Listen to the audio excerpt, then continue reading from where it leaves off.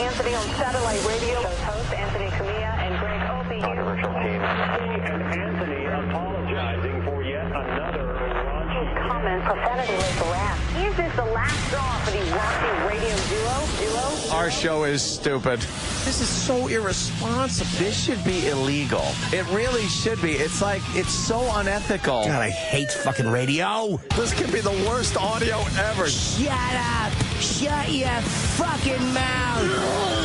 This is terrible. We just suck all around. I hope you show restraint in fucking my girlfriend. This stinks. Fucking shut the fuck up. We get it. Get it. But enough of this palaver. Let's get the show on the road.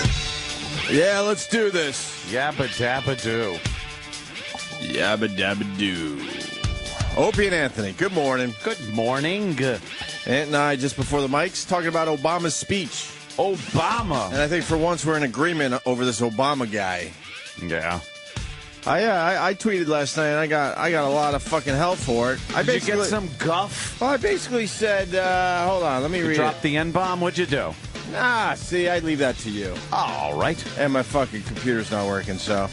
I basically said that the nation needed you. I wrote right to Obama. You can do really? that on Twitter. Barack Obama. Think he's reading it? Hell fucking no. I'm not stupid. But, no, I was replying to something that I saw on Twitter, and I said, hey, man, you know, the nation really needed Barack Obama to talk to them. Yeah. We've seen this in the past with, and I'm not going party lines, Clinton and Reagan were great at talking to the American people. I'm not saying Yes, their they policy was great or any of that. I'm just breaking it down. When it came to some major shit going on in this country, fucking Clinton and Reagan knew how to talk to the people. They certainly did. And there's Barack Obama. I'm like, the nation really needed you to talk to them last night. Hamna, hamna. And you just read off the reading machine. He does. And then that everyone's every like, time. well, what do you expect? Him to memorize a 17-minute speech? I was getting killed. And I'm like, okay, if you're going to read it, make it look like you're not reading it. Because the American people really want to feel like you're feeling them. Yeah, that's all he does is read the teleprompters. That was my major observation. And then what he was saying, it's like, oh, it all sounds great, but how the fuck are we going to do that? And people need to know, how the fuck are we going to just blow off fossil fuels and go with alternative energy? Sounds like a great idea. It didn't work for a lot of fucking presidents that came before him, including good old Jimmy Carter was the main one, right? Jimmy Carter. You know, when you get on TV and start talking about during this disaster they got going on in the Gulf, and you use it as a great opportunity to drum up another tax, a fucking carbon tax. He wants to just have an energy tax, more tax. Stop it already, would you? And then even MSNBC, which he can go there and they will just lap his ass. Sure. Even they were like, yeah, they didn't. I'm not feeling this one. Not many people were feeling the speech last night. You know, I mean, I'm more of an Obama guy than Anthony, although anybody would be. Although not as much. The Klan is. Although not as much as I was, a year and a half ago. Well, same thing. You look at the polls; they say the same thing. A lot of people aren't as much Obama people as they used to be. But I'm about the people, and I want to see a personality on the guy, and you don't see it. Personal. He's like a robot. People's livelihoods are getting completely destroyed in the Gulf, and there he is just reading some shit last night. He's another one of these presidents that wanted to run for president, but then to be president is a whole nother story. He was very good at running for president, and then now he's having a little bit of difficulty in the job of president. See his hair? It's just turning gray by the day. Right. It's more and more gray by the day. He needs some of that oil from the Gulf and just splatter it in his hair and cover that up. Just pop it on. Because it's, oof. Yeah, oof. I was not impressed with the speech. I mean, we got some quick highlights if you want to go over them. Highlights? Lowlights, Love right? The highlights. And what are they saying, man? Up to 65,000 barrels of crude oil is being spilled into the Gulf? I've heard so many every different hour figures, or something like that? Or no, every day, right? Millions a day, and I don't fucking know. And they could only collect 10,000 gallons a day? They can't. 10 or 15,000 gallons a day. So there's still 20 to 40,000 gallons of oil being poured They're into that having damn Gulf. some problems. And now it's hurricane season, man. This is Please, just oil hurricane. Come on. His disapproval rating on how he's handled personally, whatever, this crisis, is the same as George Bush's was for Katrina. okay. So, and if you remember, wow, his wasn't very good. No, not at all. Got like a 52 or 53% disapproval rating on how he's dealing with this. You know what? We might as well go right down to where it's, sort of the ground zero of this one. Mike in New Orleans. Mike. Good morning, Mike, how you doing? What's up, Mikey? Man, you guys have had a hell of a run down there, huh? Yeah, it's been pretty interesting, man, over the last 5 years. But I couldn't help but notice last night that Obama, during his speech, referred to us people here in the Gulf Coast region as America's neighbors. America's neighbors. All that horse shit. You're just the neighbors? You don't live here? Right. All that. Busting out. All that feel-good shit. Just fucking talk. No one talks like that.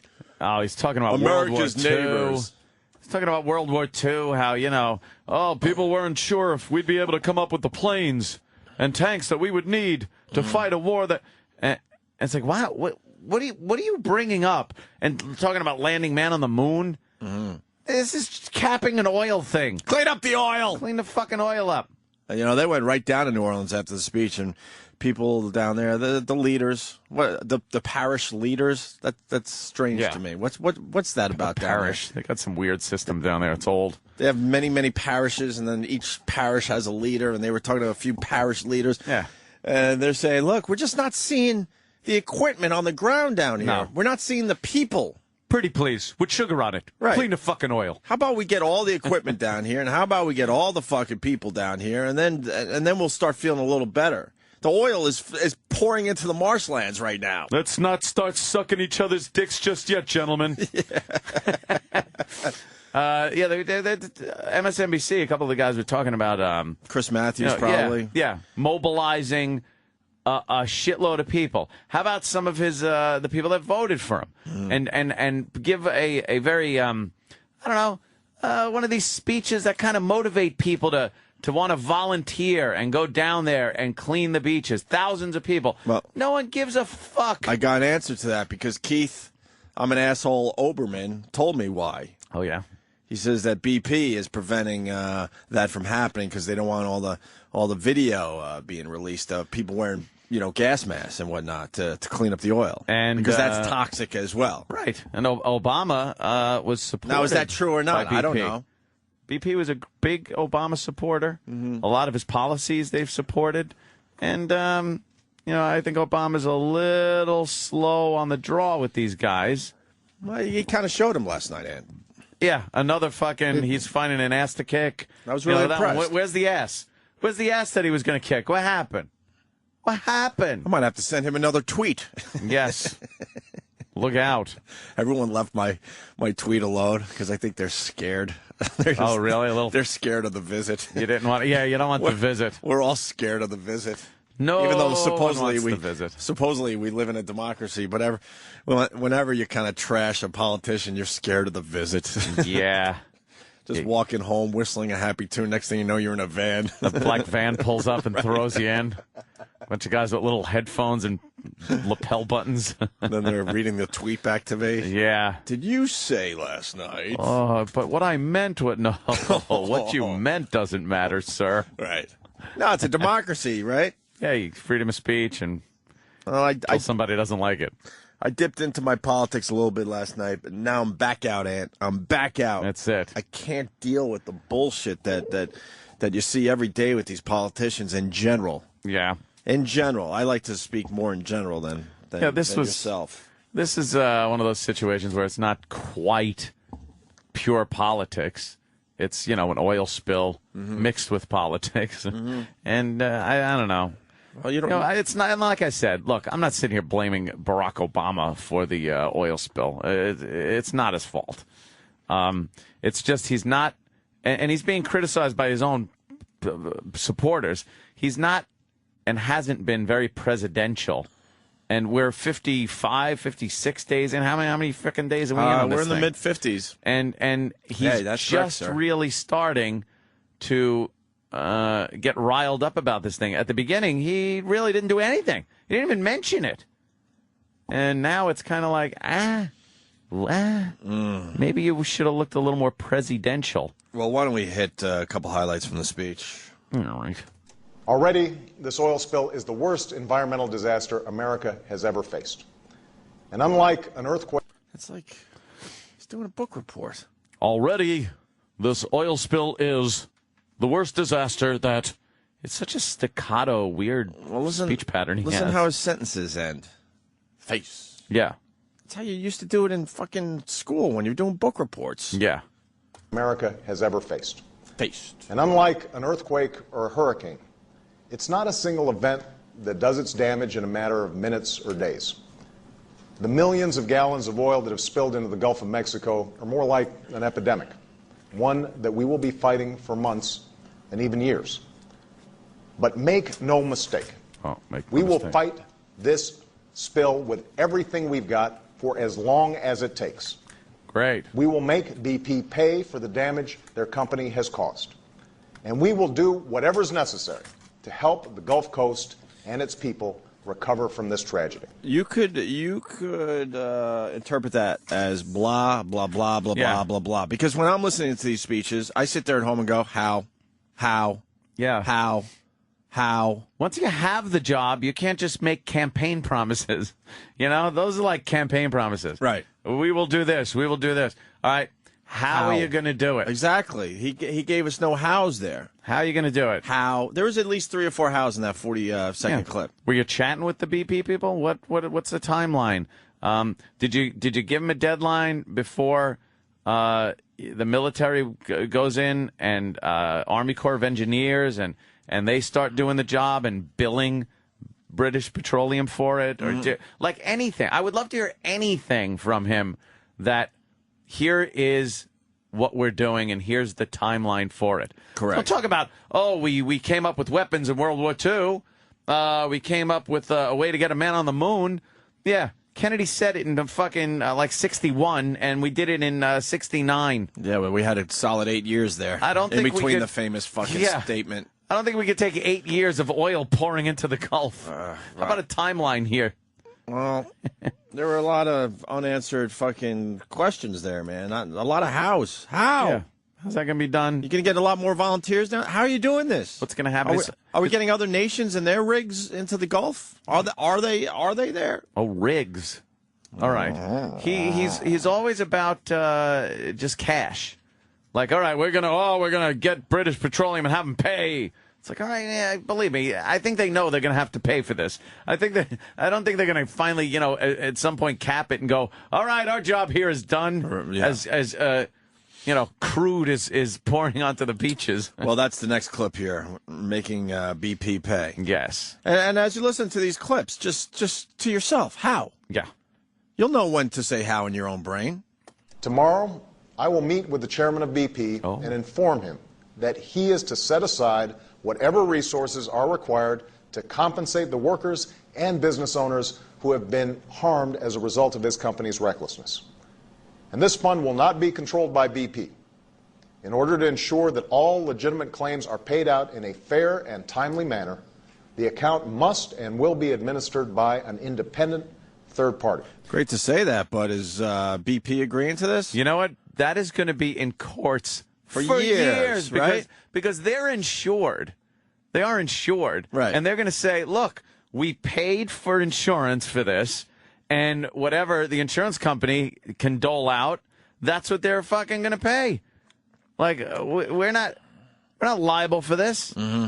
As far as personally, they just, they're insured. Fuck it. And you can inform anyone of anything. He just did, as a matter of fact. He goes, tomorrow I'll be informed. That's what I mean. BP guy was watching? Yeah. Going, oh, shit. I'm going to inform. That's great. Yeah, he knows now. That's wonderful.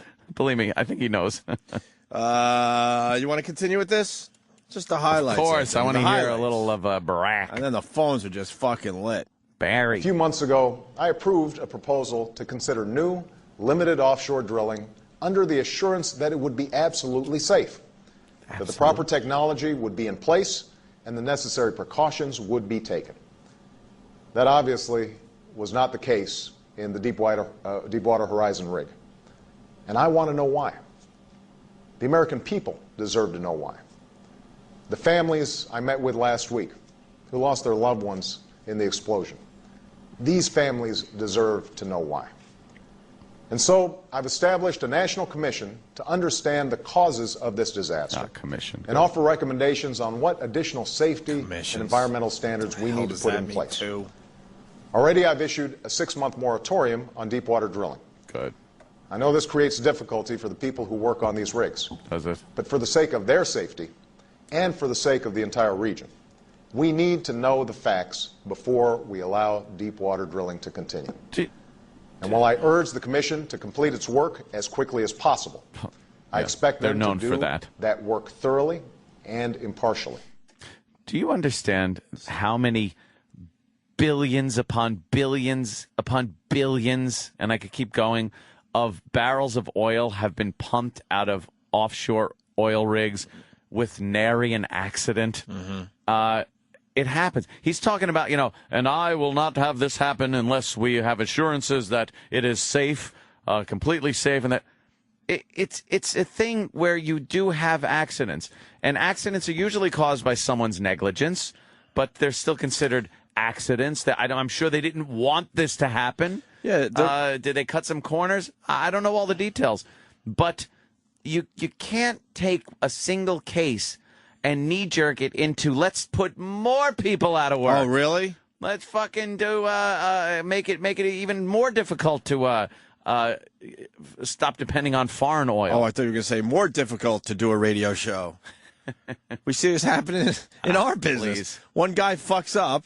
Yeah, and everyone. And the fuck needs up, to pay. I have in quotations, by the way, because I don't think the DJ fucks up.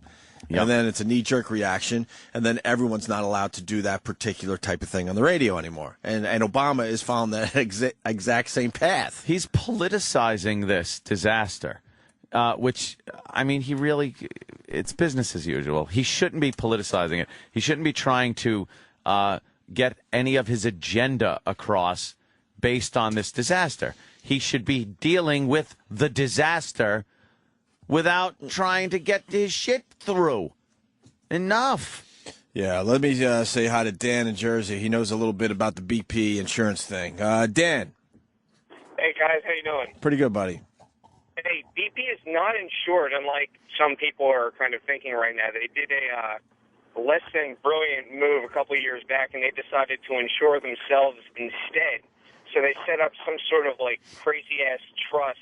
I forget how it was specifically set up, but they're not insured. Well, if they set it up themselves and it was approved, then they're insured. They're self-insured, a lot of people are saying. Good. Right. They're self-insured, but the thing is that it's not as if you're litigating between two different parties, and it's not as apt to be tied up in the legal system as it would be if you're dealing with. Oh, really?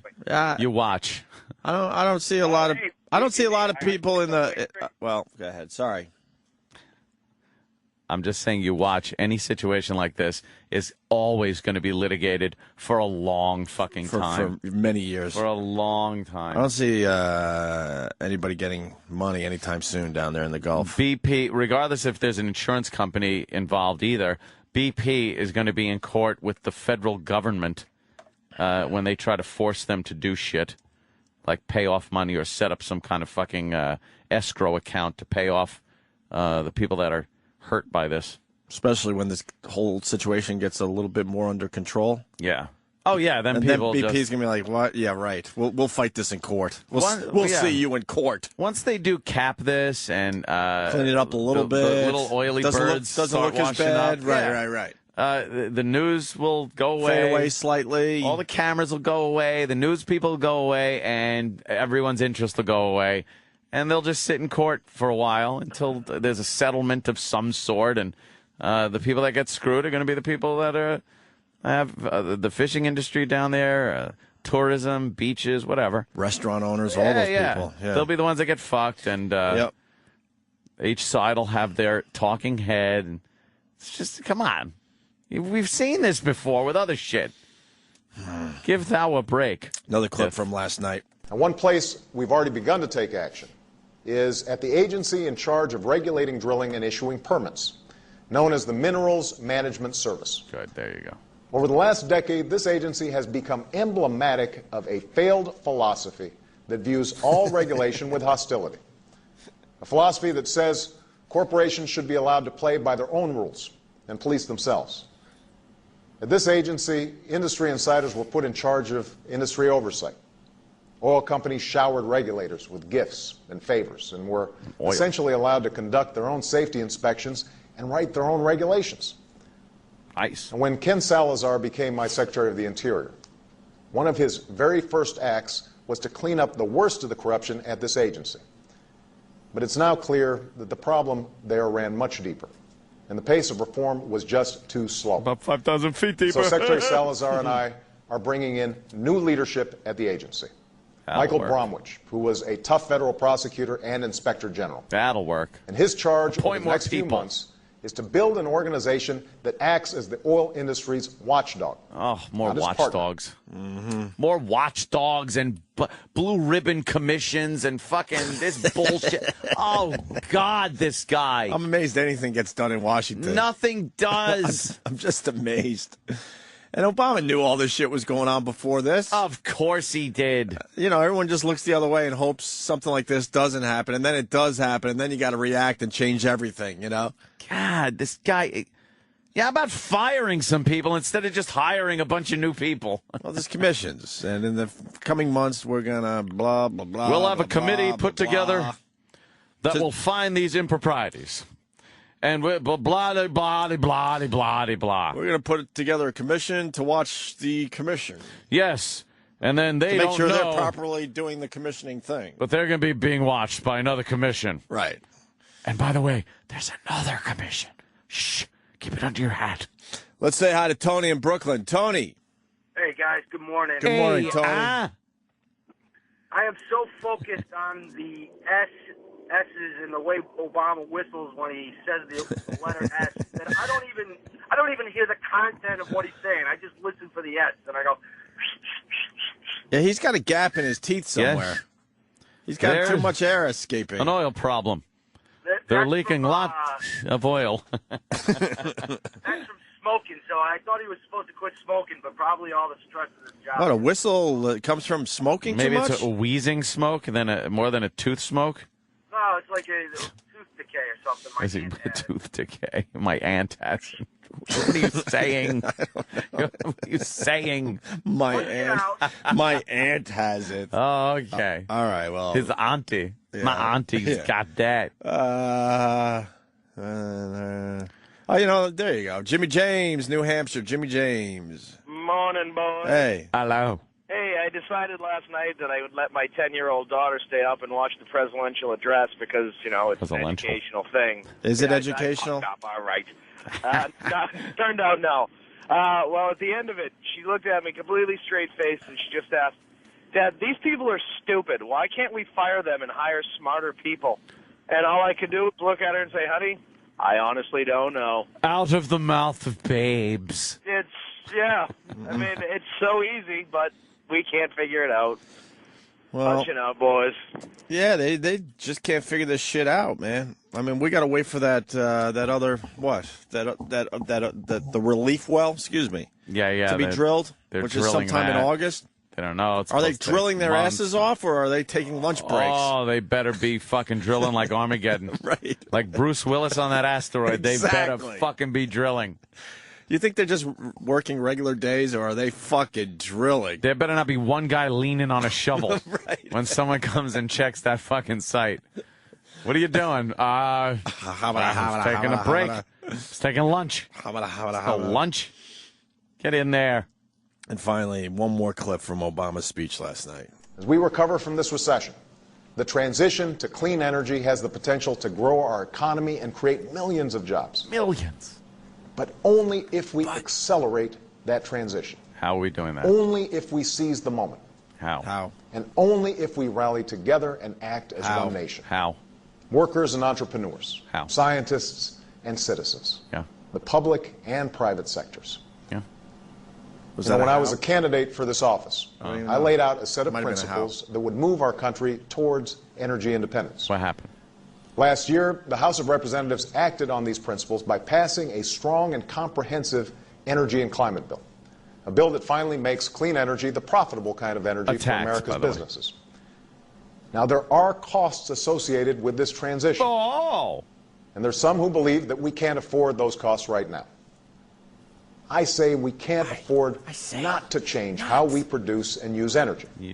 Because long-term costs to our economy, our national security, and our environment are far greater. Yeah, good for you. Yeah, the cost, again. More tax. More tax, babble. tax. More babble. 5 years ago, let's replay this audio. Yeah. And we'll all realize not much changed from this huge disaster. He's the committee appointing guy and the let's just tax the shit out of the top 2% of the country guy. Oh, my God. It's a blue ribbon commission. And then this guy writes, what the hell is a blue ribbon? I know. Where's the blue ribbon? What does it mean? Rhetoric. Is this some rhetoric? He's just getting up there using it to pass his little agendas and bullshit. Tired of it. All right. Let's say hi to Mike in Minnesota. Mike. Hey, boys. Hi, Good morning, Mikey. He's been handling the whole situation like a boob from the start. There's no foreign ships in the Gulf helping, for starters, because he turned down aid from the Dutch when this first happened. They've been turning down aid from foreign countries continuously with no good explanation. And unlike Katrina, when Bush temporarily suspended the Jones Act, which prevented foreign ships from going from American port to American port, it's a protectionist act meant to protect union jobs. He won't suspend that act. He won't provide a good reason for it. And that's why there's no foreign ships helping us out right now, even though people want to help us out. And, as far as his suspending American operations drilling, that's just putting American people out of. There's Chinese next door to the guys in the Gulf continuously drilling, and they're not affected by any of the proclamations. Oh, so the Chinese get to continue doing exactly what caused this disaster, right? Yeah, exactly. The Chinese, the Cubans, the Venezuelans, people that aren't even in our hemisphere are drilling in the Gulf. Get the fucking Dutch over here to help us clean up this goddamn oil. Something. Right? Just do something, please. My God. I mean, we make our jokes. Do something or nothing. We make our jokes about this whole situation, but Jesus, this is a bad one. Don't just make it sound like you're doing nothing. Let me go to Derek in Tennessee. Derek.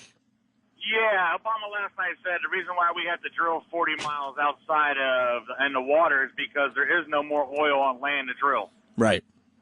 Wait, what about Anwar, North Dakota, Montana? But the environmentalists won't let us drill there, who are all Democrats. So it's his own people stopping him from drilling on land. This mess would have never happened. Yeah, we can't drill anymore. They shut down all these refineries, and then they just go, well, now we got to come up with alternate fuel. You know what? We got some really good fuel. It's called oil. And until it completely runs out, that's the only time we're going to come up with something really viable. When that last drop of oil comes out of the earth, the next day you will see brilliant people come up with something that is amazing and replaces oil and is as convenient, as economical, and but until that day, we got oil. Fuck it. Or if the oil completely destroys the Gulf. Yeah, just a big, completely. Big fucking just black surface on top of the Gulf. Don't forget about this energy. Oh, the wind? You like the wind? He talked about wind turbines last night. It's hard to fucking drive your car with a windmill on it. We're building wind turbines. I like the wind turbines. Yeah. They're cool. Yeah, they fucking generate power and shit, but you know what? Earl, my friend. One asshole in this feedback doesn't think we should be talking about this, really. This was a huge fucking speech for Obama last night. Sorry. Phones are fucking lit. The instant feedback is spinning to the point I can't even read it. I want to apologize to that guy. I want to send him down to Louisiana. Yeah, exactly. On vacation. This kind of was a big one for Obama last night. A big one. I think he He didn't come off as presidential as he should have or could have. No. Not like you said, when you got a Reagan in there. Oh, Reagan would have talked to the people of the Gulf. Yes. Yeah, he would have fucking really gotten in there. I'm swimming down myself and cap that whale. BP, cap that whale. Exactly. Like, he would have fucking done something. You just see Ronnie Reagan with his bad, in-shape, out-of-shape old man fucking body, like, just in those swim trunks from the 50s. Like Charlton Heston in Planet of the Apes. Sucking in his gut and diving off a rock. Right. I'll be right back, Mommy. I'm going down to that whale. The whale. You got to move your head around a little bit if you're talking to people. Yes. Obama had a stiff neck yesterday. You got to move your head around a little. Yeah. Put a knife in his teeth. Jump into the water. Fight off some sharks. Get down there holding his breath. And cap that thing and come up and go, problem solved. He would at least talk to the people, made him feel a little better. Yay. And, Clinton, same thing. Clinton was good at that shit. Oh, yeah. Not saying that he would have got anything done, but it makes you feel good about it. He just stuck his cock in it. That seems to be how he fixed every problem. I'm just going to go stick my cock in this thing. That'll clear up the problem. Stick his fucking huge Bill Clinton hog in there. That's great. The good old days. I don't know. That oldie time bathing suit. Just like convicts, escaped convicts. No, but Ant's talking about. There's a list of guys Anthony was just talking about. You put Charlton Heston on that list. Oh yeah. John Wayne in his westerns, where he was an older guy, sort of out of in shape. It's the in shape, out of shape, back in the day actor. Like now, a man's actors man. take their shirt off and it's like fucking, they're ripped and everything. They haven't eaten a cookie in a decade. No. Back in the 50s and 60s when they have the big Hollywood stars in these movies and they had to take their shirt off. Yeah. It was just like this barrel-chested suck in the gut where you could see like the fat and ribs kind of. John Wayne takes his shirt off in a Western and it's like bordering on baloney tits. Yeah. They have the baloney with tits. With fucking hair that pops out almost 6 inches, and women would just fucking faint. Oh, they'd swoon over him. Not even that. See, that guy's in shape for the time. Dan. Yeah. We're talking about, you got to go movie stars. You got to go John Wayne. You got to go Charlton Heston. I'm trying to think of someone else to add to that list.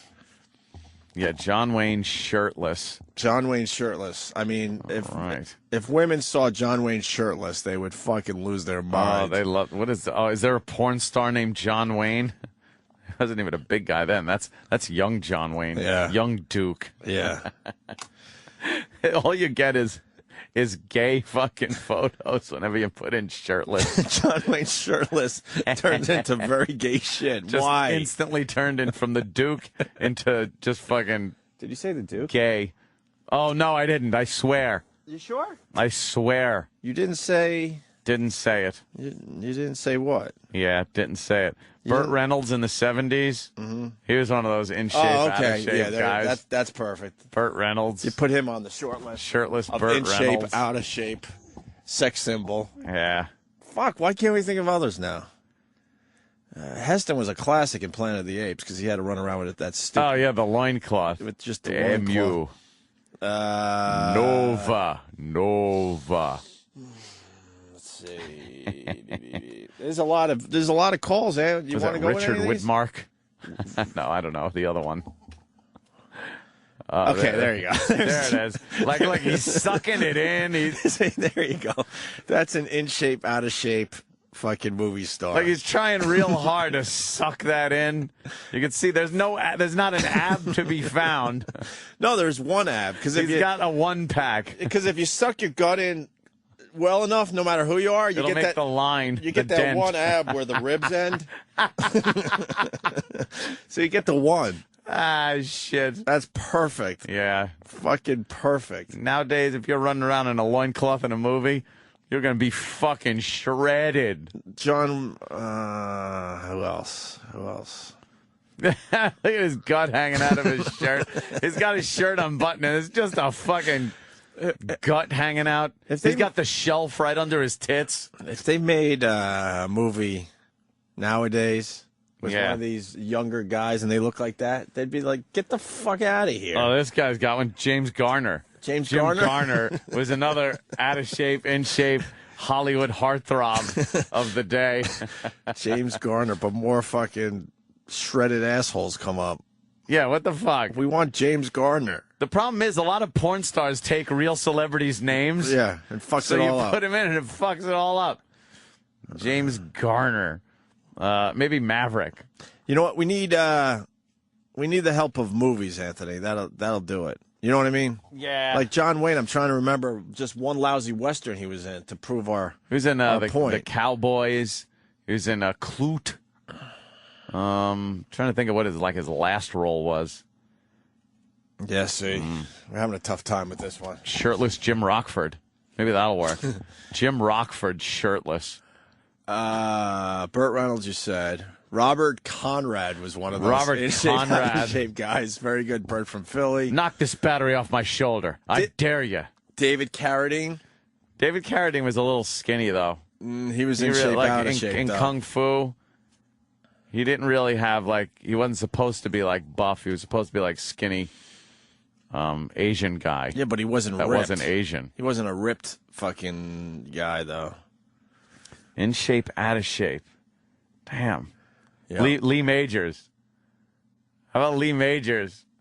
Come on. Lee Majors is a good one. That's a good one. Some people are coming up with some good, good ones. All right, I got one, too. Charles Bronson. Charles Bronson's a good one. Kirk Douglas and Spartacus. Kirk Douglas and Spartacus. Try Kirk. Yeah, this Kirk Douglas is he should be the epitome of in shape, out of shape. There you go. All right. Here we go. This is gonna be bad. What is that? He's wearing. It's terrible. Google image Kirk Douglas Spartacus. What He's wearing the fuck diapers. Is he wearing? That's a diaper. He's wearing a diaper with a giant fucking padded hog. And then he's got the in shape, out of shape thing going. He's got the barrel going. Yeah.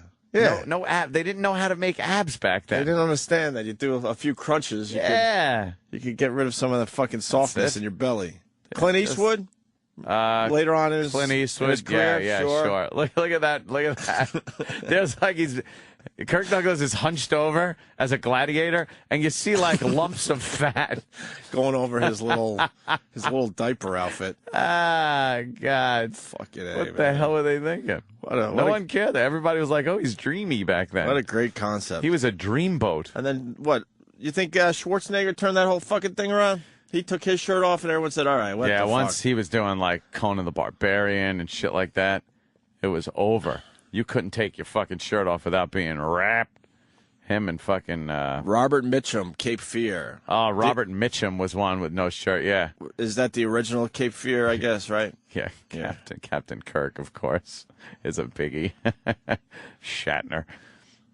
Yeah. Yeah, so... That's funny, man.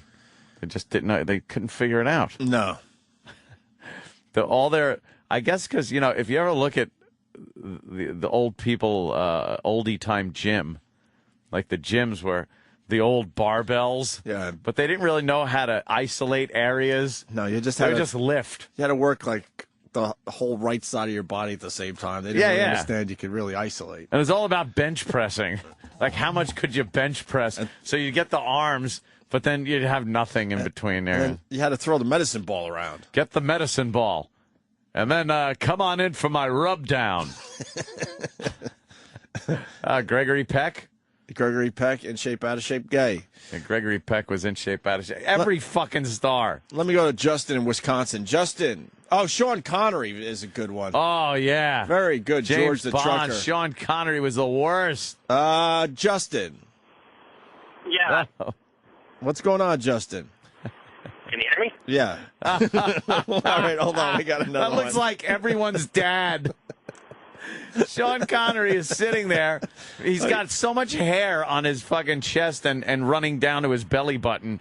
And he's just sitting there. He's got small arms, a little paunch.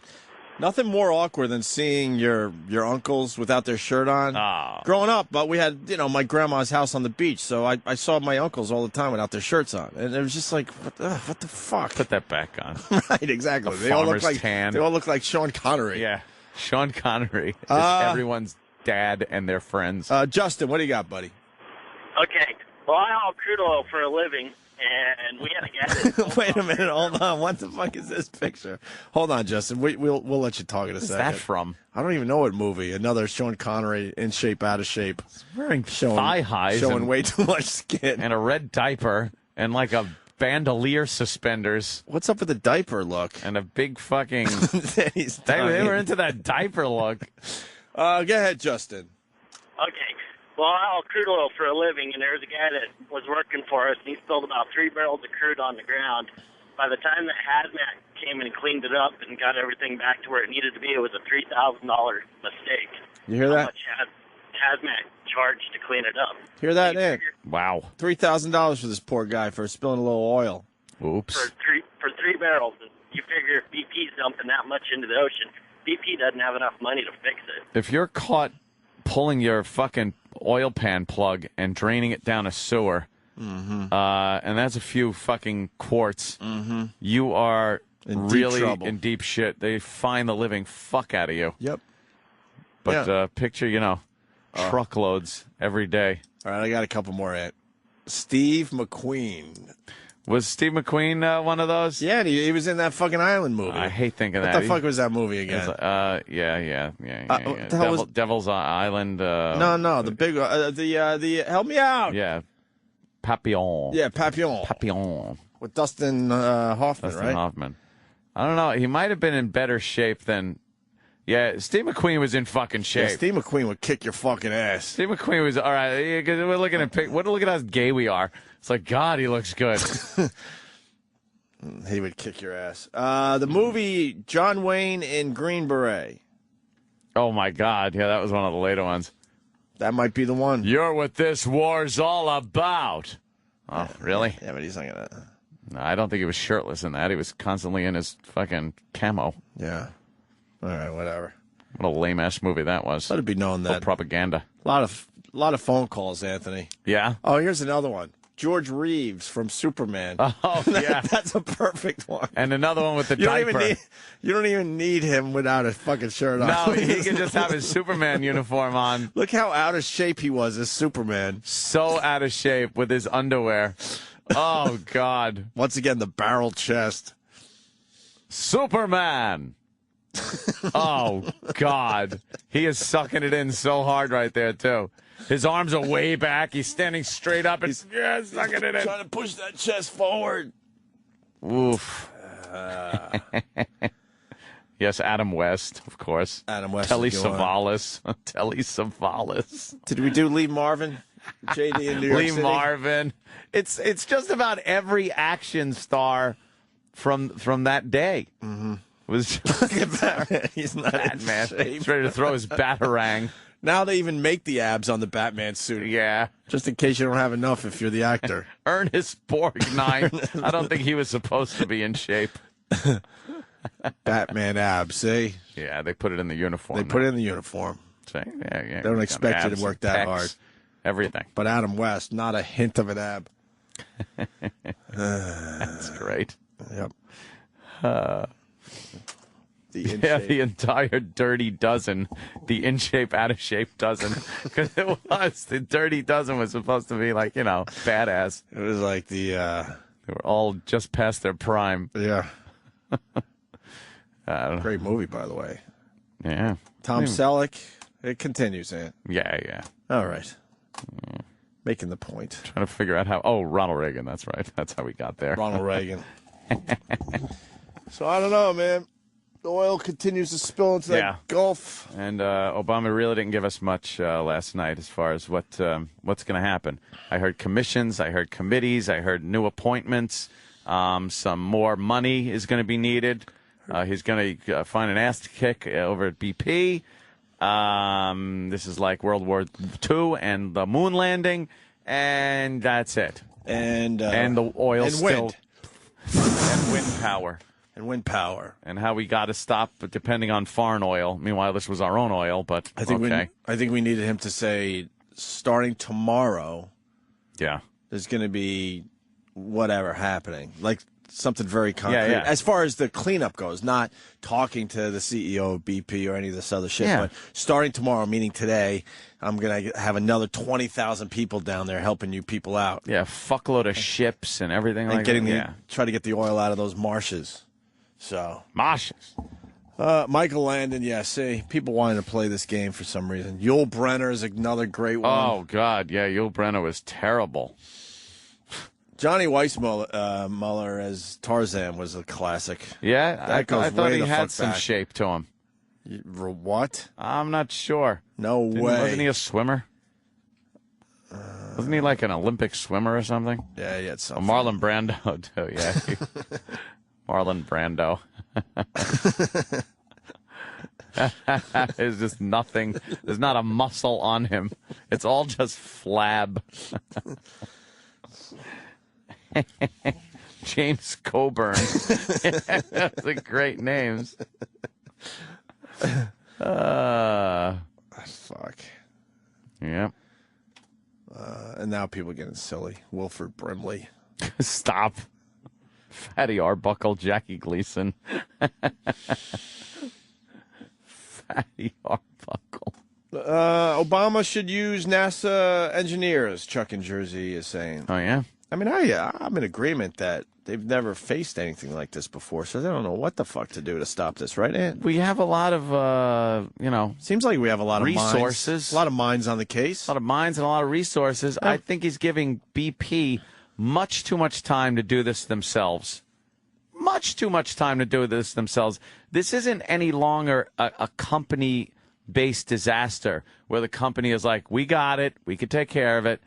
This is a disaster that's affecting the United States, its people, food supply, industry, and I think we need to use the resources that this country has to go in there and start cleaning some shit up. Mm-hmm. Well, we got Kevin Costner. Clean it up! Didn't BP buy some Kevin Costner rigs? I saw him on TV yesterday. I didn't hear the sound, but he was babbling. Babbling about his fucking invention. I think they bought some of them. Did they? I think so. I think that hit overnight. Now it's just so huge. You heard about the congressman, right, with the Harry Carey? Oh, yeah. He was a little this will wrap up oversensitive. Our sad break for the morning, the BP oil spill. Our sad oil break. Although we worked in some in shape, out of shape old actors. Oh, of course. Wonderful actors. Yeah, that was why Stephen Beishow was reminding us Bill Burr's take on the actors back then. It was like they were considered in shape if they had a tan. That's all they needed was a tan. Well, tans do make you feel healthier, right? Yes. So you got Louisiana Congressman Joseph, how do you say his last name? Cao. I guess he's an Asian guy. I would say Chow. Chow? Or Cow. Cow, probably, It's probably right? Sting. Who knows? But he had this to say. Mr. Chairman, the oil disaster has caused great economic impact to my district. Hundreds of businesses have closed and thousands out of work. Mr. Stern asked Mr. McKay to resign. Well, in the Asian culture, we do things differently. During the samurai days, we just give you a knife and ask you to commit harakiri. My constituents are still debating How about do it with a hot dog? What they want me to ask you to do. But with that being said, the cleanup process has been a disgrace. The claims process has been dismal. And 1 week into the oil spill, I approached BP about establishing a trust account, and I received no response. Now that the president is asking you to establish an escrow account, what would be your response? Your response. You know what, also, that is so racist. If that guy did something and some other person got on mic and said, you know something, sir, Mr. Chow, whatever your name is, I believe because of what you did, you should do what Asians did years ago, take a knife and commit harikari. Wow, that guy would be fired. A lot of people would be fired. Completely fired, offended. That guy would be like, oh, my God, you're using a stereotype because I'm Asian, I'm supposed to do that. But he's able to say it with impunity. That's what just doesn't make sense with all this crap. We have so many racially based double standards that will never be one nation. Black under God, people indivisible. allowed to say the N-word. White people aren't allowed to say the N-word. That's just... No, that's really you're allowed. strange to It's me. just what company are you in at the time? In general, you're just not allowed to. Anymore, Yeah, though. it's pretty off limits. But they use it like it's nothing, which they use it in a way where it doesn't have any power whatsoever. But for some reason, when a white person says it, there's a lot of power behind it. Yeah, but man. the black community That's what they says say. it so much that it has lost its power. That word has lost its power. Nothing to it. Stop. It's a goof word now. All right. Enough. We got Patrice O'Neal coming in today. Thank God. I think Jimmy's in Pittsburgh. I think he's filming something for Leno that's going to be Leno. on later on this summer. Meow. And then Jimmy's going to be where next? Chicago. Right. So we got Patrice today, and he should be here within the next half hour or so. He's got to be very... Well, I was going to say he's got to be very happy, but I guess he's not very happy because... L.A. forced a Game 7 last night. They certainly did. They kicked the Celtics. Oh, sorry, the Black Celtics. The Black Celtics got their A's handed to them. That's right, and Patrice is a big Black Celtics fan. Well, coming from Boston. Right. That area. But we got a Game 7. Holy shit, this is fucking... David Stern's got to be jerking off in his office today. Biggie. You get Game 7 with the Lakers and the Celtics. Are you kidding me? This is the perfect scenario for the NBA and David Stern. They plan all this in advance. Sometimes you wonder, Ant. You know, it's like sometimes you wonder. You're like, how could that happen? Sometimes you wonder about that shit. There's a lot. It seems to be a lot of Game 7s. And what's going on with the Vuvuzelas? Any updates on the Vuvuzelas? Oh, there are Vuvuzela updates. I have some personally, and there's somebody working on getting it taken out of the broadcasts. They're trying to filter it out. Filter it out. Why don't they put the announcers in some kind of booth? Because I guess you want the ambient noise of the crowd. You're going to need the sound of the game. You're you need right. Crowd noise. So how are they going to filter it out? With magical programs and equalizers that cancel out the Vuvuzela sound. Ooh. I know. It's quite amazing. Quite amazing. But at this point, don't you want to hear the Vuvuzelas if you're watching World Cup? I wasn't watching World Cup. But now you're watching, right? I came home and it was on. I had a lot of people at my house yesterday doing work and whatnot. Right. And Ange was over there, and she apparently is into it. She's into the World Cup? I don't know because it was on. So I wasn't going to change the channel. Did you ask her if she's into it? No, I just assumed. Okay. Or either that or the TV entertainment center people that were there were into it and put it on. But I don't know. I just sat down on the couch and pretty much passed out. Mm-hmm. But during the time I sat down, I was listening. It's intolerable. It's just this droning hum throughout the entire thing. It's a torture. Mm-hmm. If you fucking made an Al-Qaeda guy in Guantanamo listen to that for hours on end, it would absolutely be considered torture. There would be investigations and blue ribbon commissions and everything.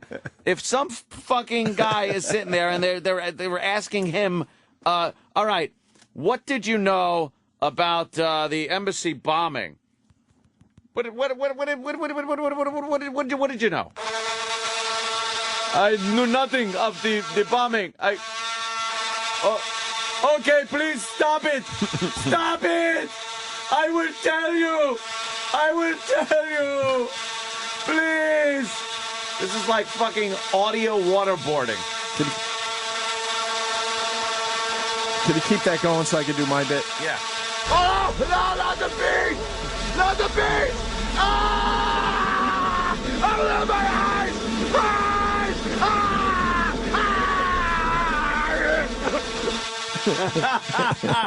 Ah! Yeah. Not for the Vuvuzela. You know, you make a very good Add it point. with the Vuvuzela. You make a very good point. People would talk.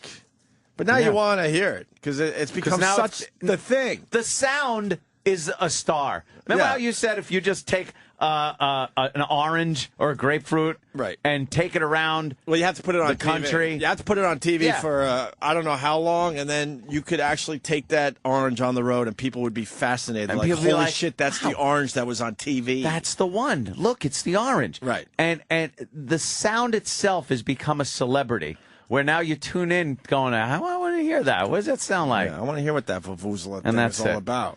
And is the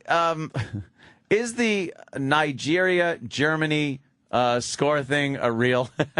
No, it's totally fake. Yeah, okay. But I saw that over the weekend. Did they play each other though?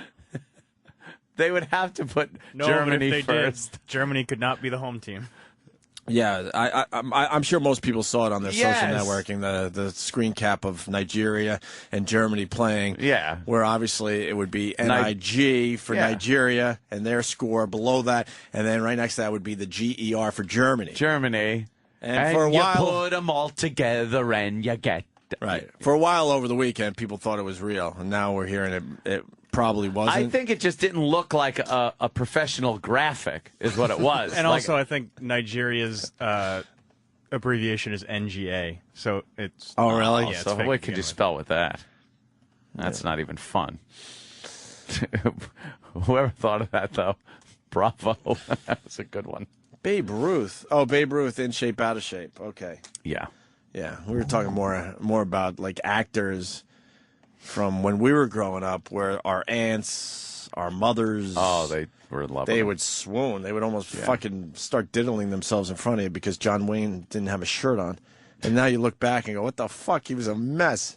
There it is, NIG, and then GER over there. Yeah. So, what else did you have on the World Cup? That was it? Oh, yeah, I was just watching a little bit, and I really could not get into it. There was a lot of running back and forth, a lot of guys kicking toward that goal and just missing the goal completely, a lot of guys working it all the way up to the goal, and then just another guy comes sliding in and kicks the ball away. Now, why wouldn't they maybe take two players off the field from each side? Yeah. Doesn't the game get way more exciting? I think it opens would. up the field. Yeah. Or how about this? It's so hard to even get close to the goal to score. How about no goalies? Wow. Think about it, though. How many saves do these guys have a game? The whole team has to get in there. And yeah. People love their soccer, man. Every time we talk about soccer, I get killed because people are like, man, I fucking love this sport. How could you trash it? You don't understand it. Blah, blah, blah, blah. I know. We just don't understand things. What do I know? We're just stupid. Just a sport I just never got into. But yeah. But I definitely watching more and more of it, though. Well, like I said, it was on, and I didn't turn it right off. Right. Not out of interest in the sport, but just interest in the fact that people are interested. I guess The that was Vuvuzelas. it. And the Vuvuzelas. Could you imagine it's your job to make an announcement to the stadium to stop blowing the Vuvuzelas? I don't think that would work. You don't think that would work well? I don't think that would fly with those people. And those people. And what you're hearing is just thousands and thousands of people just continually blowing those damn horns. They won't stop. When do they It's stop? constant. Right. And then a few guys stop because they have to take a break, but there's more people that are continuing. Oh, yeah. All around them. It's not going to stop if one person stops. If you were sitting in that stadium, though, and you didn't have one of those horns to blow, and you were in the minority, fuck that. You would be out of your mind. You would have to leave the stadium. They said they're running out of earplugs. Oh, what? They're selling earplugs for the people? Yeah. They're running out. You don't want to sit there with that right behind you. Imagine that shit next to you. You're just surrounded by vuvuzelas. Danny, I got something for you today. This guy's saying 8 shots on net per team for a 120-minute match. Bert from Philly. Is that accurate? Because then my taking away the goalie thing isn't a crazy idea. Because you would adjust your defense a little bit, too, knowing you don't have a goal. Course. So even those 8 shots wouldn't be 8 goals, I mean. No, just because they're So it'd still be a going in the right relatively direction. low-scoring game if you didn't have goalies. How many shots on goal? You're talking per game. Sacrilege, by the way, as far as soccer goes. I know. You're talking about changing the entire game right here.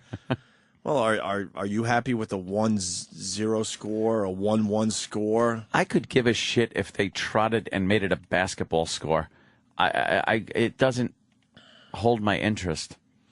I just one guy scores and then he's got to run down the field, right, and take his shirt off and wave it around. I love that we just took the word football and made it our own. Yeah, we said fuck you. And look how pompous we are. Our sport, that is called football, they barely use their feet. A couple kicks here and there, a couple field goals. That's it. I know.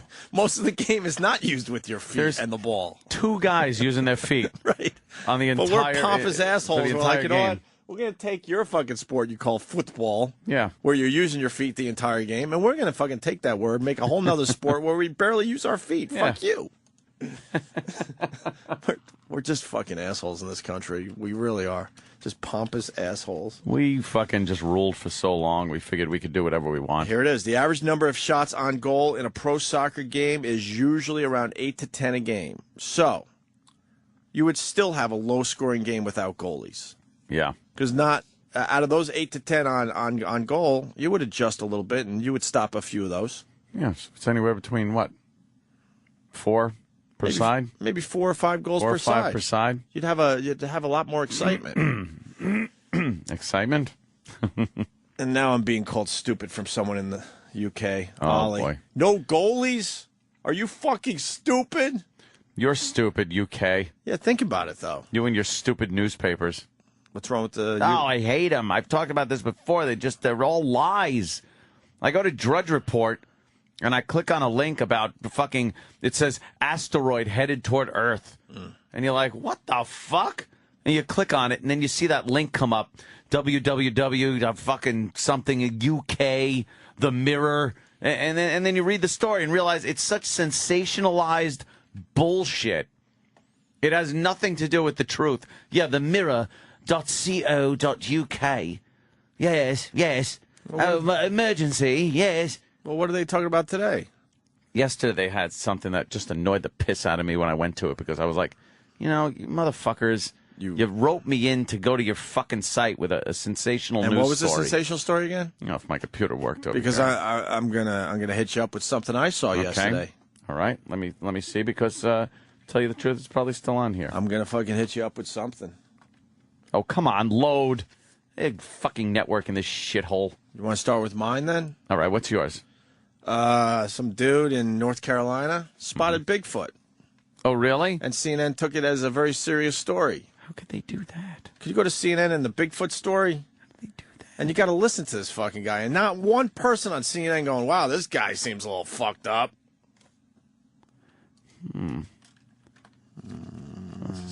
It just hit yesterday.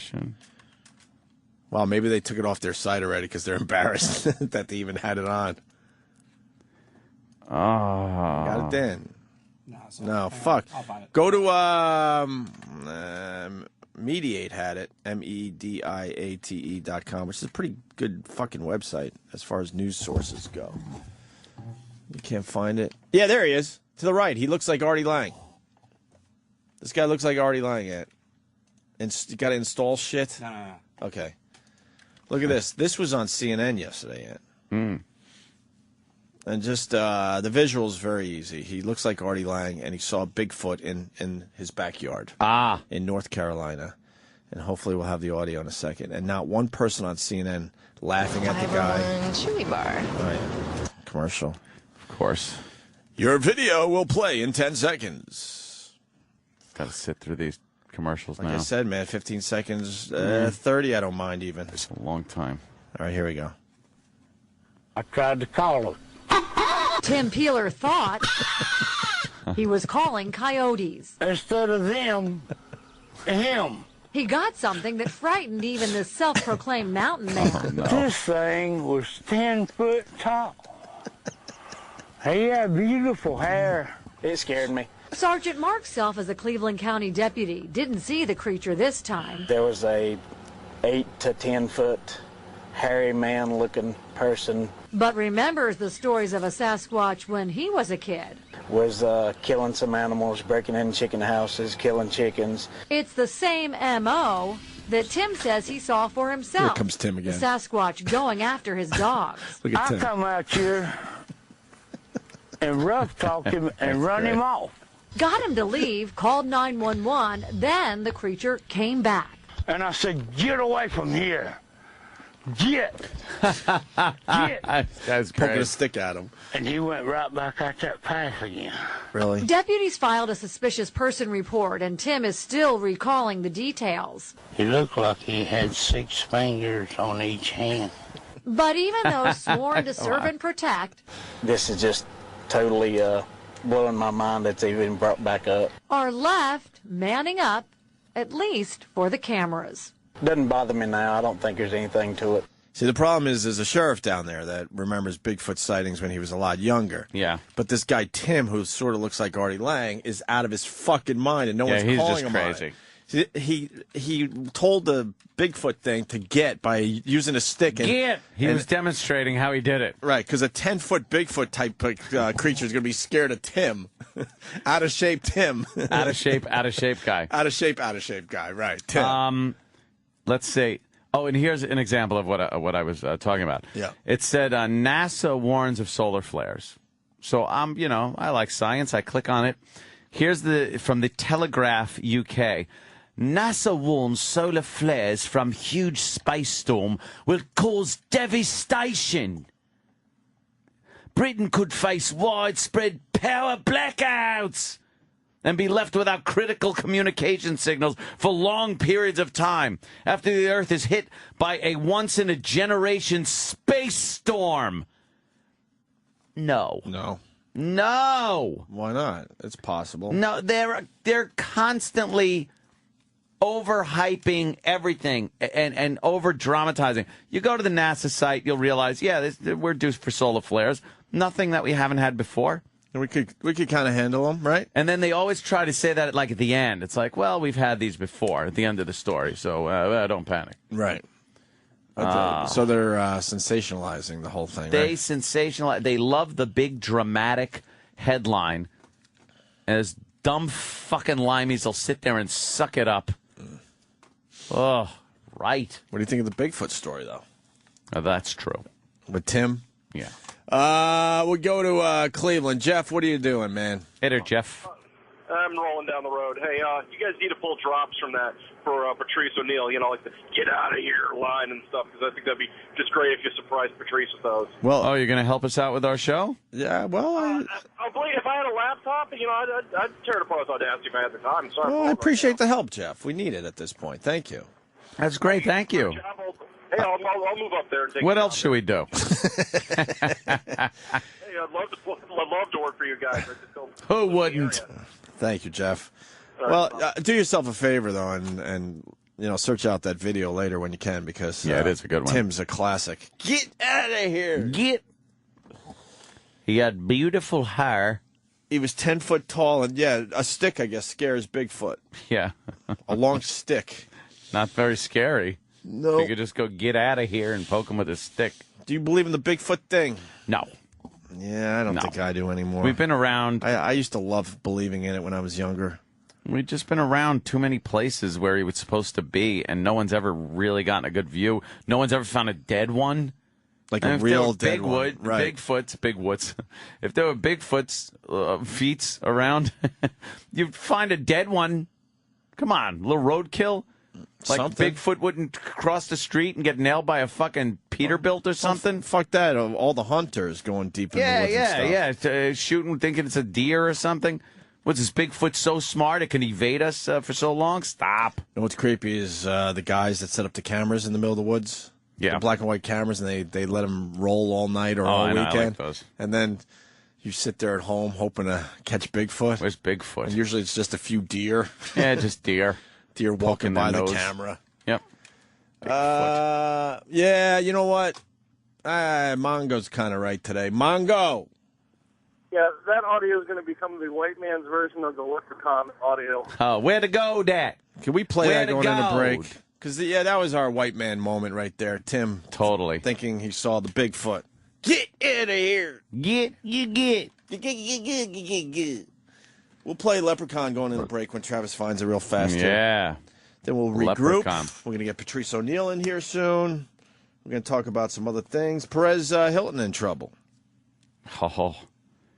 I'm torn with this one. So bittersweet, this one. I'm torn with this one. I Because know. I kind of agree with what you were saying before the show about that, Ant. Yes. But Perez Hilton is the biggest fucking douche on the planet, so you wouldn't mind seeing him go to jail for something stupid. Mm-hmm.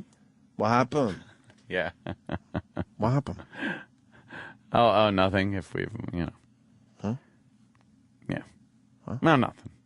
Okay. I'll let you know when we're in commercial break. Want to do the Leprechaun thing? Yes. Curiosity leads to large crowds in Mobile's Crichton community, many of you bringing binoculars, camcorders, even camera phones to take pictures. To me, it look like a leprechaun to me. All I gotta do is look up in the tree. Who else seen the leprechaun? Say yeah! Eyewitnesses say the leprechaun only comes out at night. If you shine a light in its direction, it suddenly disappears. This amateur sketch resembles what many of you say the leprechaun looks like. Others find it hard to believe and have come up with their own theories and explanations for the image. My theory is it's casting a shadow from the other limb. Could be a crackhead that got hold to the wrong stuff. And it told him to get up in a tree and play a leprechaun. We're going to get down to the bottom of this. Yeah, it's still on there, guy. Don't be afraid. Don't be afraid, man. This guy helping to direct traffic says he's prepared for his encounter with the leprechaun. He's suited up from head to toe. This wars off spells right here. This is a special leprechaun flute, which has been passed down from thousands of years ago from my great-great-grandfather who was Irish. I just came to help out. Others just came to get lucky in hopes a pot of gold may be buried under this tree. I'm gonna run a backhoe and uproot that tree. I want to know where the gold at. I want the gold. Give me the gold. I want the gold. Opie and Anthony Show on the Virus, Sirius XM.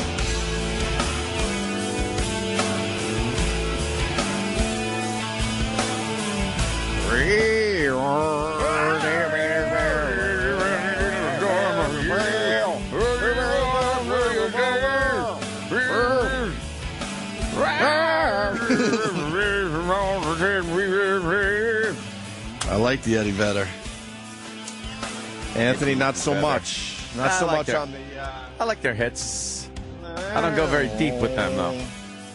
Hey. We're talking about music. Oh, we better shut up. People don't like when we talk about music? We don't know anything about it. That's why. I never claimed to be an expert on music. We just talk about what we like. I know. That's the oddest part.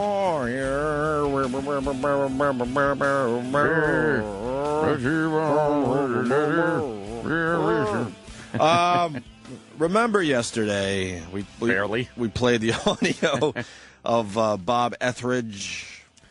Bob Ethridge. He's a representative, or is he a Republican? That REP always messes me up. Is he a representative? He's a Democrat. So he's a representative. Yeah. REP. Yes. All right, and remember that little student went up to him on the sidewalk down there in Washington? Yep, student went up to him, didn't even get in his face, just went up to him with a camera, a little flip cam it looked like, and asked him a question about Obama. Hi, Congressman. How are you? Do you fully support the Obama agenda? Who are you? Who are you? Whoa. Who are you?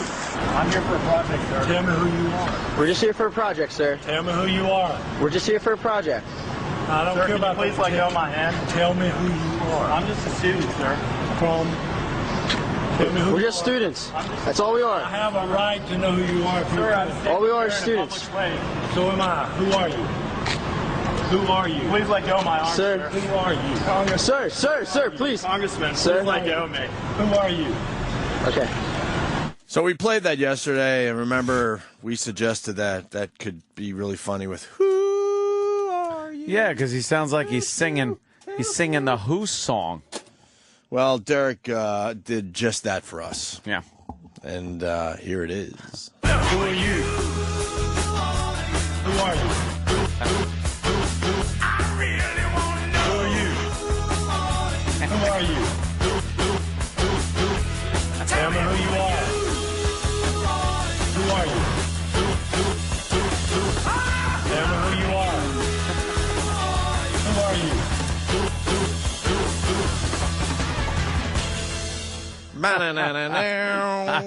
I like that one. Come on. Who are you? Tell me who you are. Long way for a joke, right? What a fucking prick, though. Just a fucking asshole. You represent the people. Those are some of the people that are coming up to ask you a question. Well, Anthony. And you go bullshit on them. Just about all of them are assholes. Grabs him by the wrist and squeezes. What a tough guy. What's this guy's past? As soon as what kind of fucking skeletons this guy got? As soon as he grabbed that kid, his right arm so hard like that, I think you have every right to give him a left hook. To pop him with your left? Absolutely. Well, another thing that was caught on video that I think is completely taken out of context, and the way the news is treating it is just ridiculous. In Seattle, there was a police officer, right, and he punches. A white police officer punches this black chick in the face, and it's the news is all over it. I haven't seen this yet. As police officer punches woman in face. Now you watch the entire video and realize this guy is. Oh my! Yeah. God. See, look at that. But he's totally justified. He is completely justified in popping that fucking annoying instigator right in the face. Holy shit, I haven't seen this yet. Oh, and you know what? She backed right the fuck off. Back off, bitch. Now, a couple things, Anthony. That's all you see is that clip, by See, the that's way. the problem. Where's the long-form clip? Yeah. Because this guy's got to know better. We talk about this all the time. Cops, you're being filmed all the time now. Oh, yeah. He knew he was being filmed. There are other people with cameras all over the place. So where's the rest of this video? Because all we're seeing is a 5-second clip over and over again where she takes a right to the fucking forehead. Buzz-cut white cop grabs a black chick and just pops her right in the face. Right in the face. What's the backstory on that, Ant? What are they saying so far? Well, they're saying she was being uppity. Okay. I'm teasing, of course. She was interfering with an arrest he was trying to make. Oh, here's the long form? And grabbing him. Yeah. This is the original arrest. So the cop's trying to arrest this one woman. There's one woman in the black shirt. And he's trying. And then look, the one in the pink gets in. And at one point, he pushes the officer. And he pops her in the face. Because now, look, the other chick's on his back now. He's outnumbered. Are you serious? And then this guy. Are you serious? Are you serious? Who's this guy saying, are you serious? Can you turn this... The cameraman. Serious? I know, the cameraman, but who's he? Just some black guy that came over into the crowd. Are you serious? They have a word for this on nmania.com, by the way. And she's not fucking complying. She goes, take your fucking hands off me! No, you're being arrested, dummy. Why you socked her? I saw that. Hey, man, you're ripping her clothes, man. Shut up. He's trying to arrest her, you dummy. You just socked her in her face. Yeah, she's crying. This guy's having trouble. Why can't he battening her down? Yeah, why can't he get her cuffed? Because she's trying to grab me. No, she did. No, she wasn't. Yeah, she was. We saw that on the video. Don't banter. Hey, don't. This cop is brave because where's the help? I know. Where's his backup? This looks like it could be an ugly situation at any Anyone moment. could reach over and grab his gun. You ain't got to do that. And she's not putting her arms behind her fucking back. So he's twisting her arm back. This cop is completely justified in everything he did. Stop there. You stay right there. You stay right there. And he's telling the one he popped in the face to stay right where she is. Fuck that. Get arrested and shut up. And he got the cuffs on And he finally. Got the cuffs on and she Holy starts shit. screaming and crying. That is so fucking annoying. If he had a taser, he'd have used that fucking thing. I'm sure he didn't have one on him. So, because he's completely outnumbered, by the way. Yep. And he's trying to take down that one black girl. He's trying to get her arms behind her back. She will not comply. She is completely resisting arrest.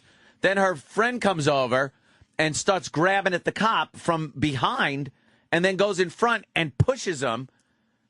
So he just grabs him by the arm and punches her in the face, taking her out of the mix. He did exactly what he was supposed to do. I'm amazed that other people on the scene here didn't get involved. Well, you know what? One cop trying to deal with this whole situation. You pop one in the face and maybe... wow, that's so a hell of a pop. And she left the fucking situation. He made her a non-threat. And then I see Danny shaking his head. What are you seeing on this? I just don't understand how, you think that it's okay wherever you are to put your hands on an officer and you're looked at as, like, and then this guy, I'm having a hard time. No, it's all right.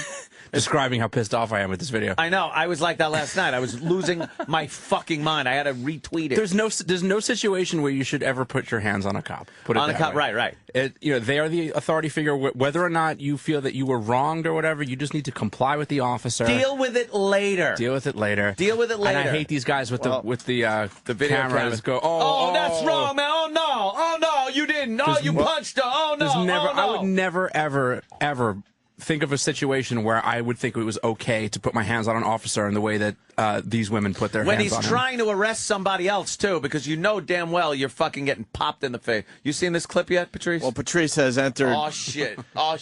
Entered at a great time. Yeah.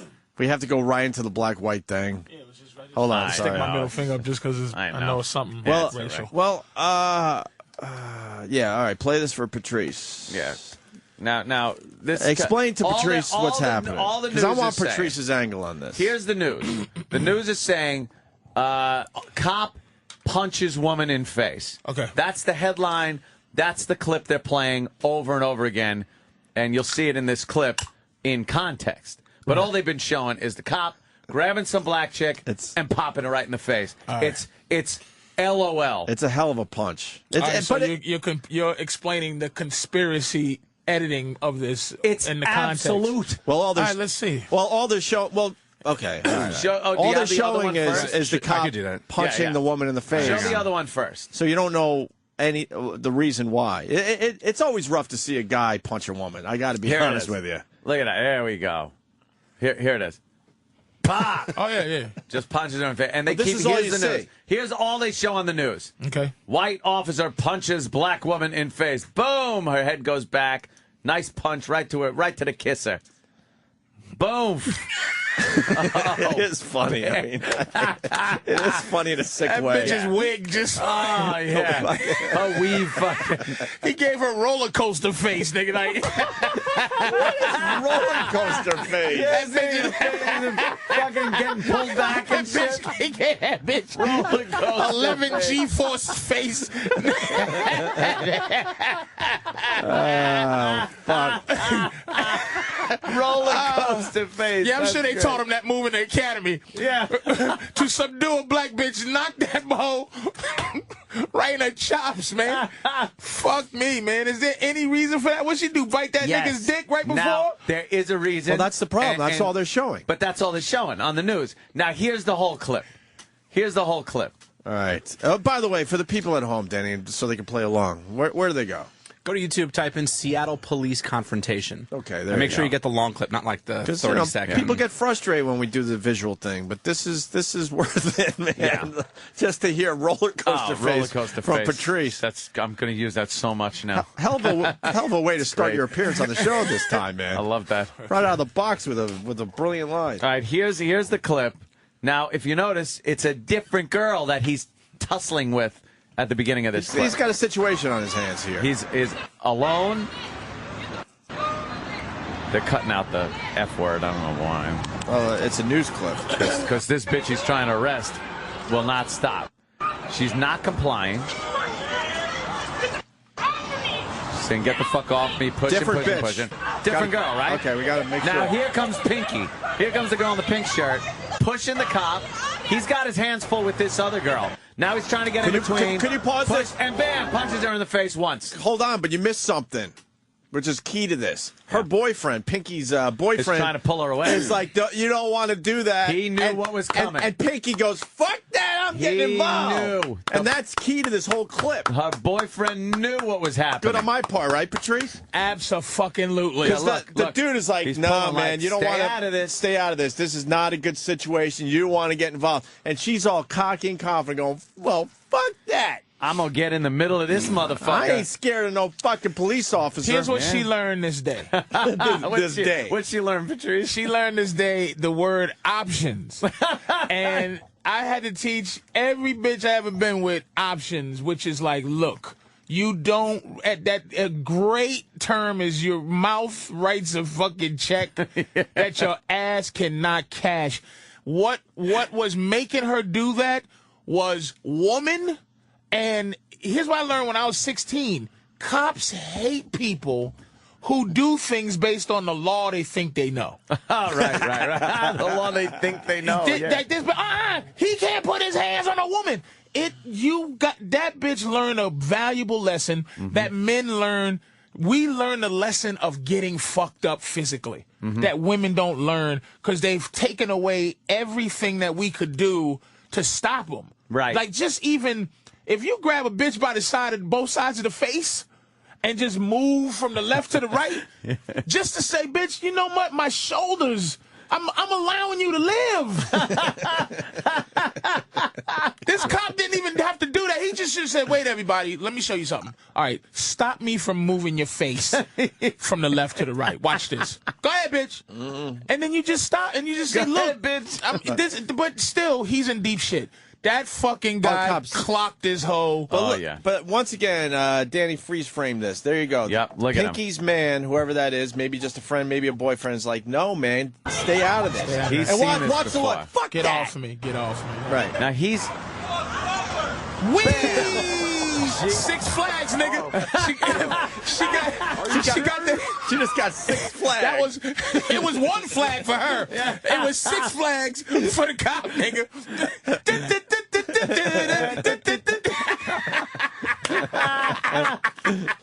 Fucking bitch, stop. And now he completely took her out of the mix because she backs right the fuck off now. Oh yeah. And he goes back to the other girl who will not fucking comply. And the guy with the camera now watching the cop punch this bitch is like, oh no, like he did something wrong.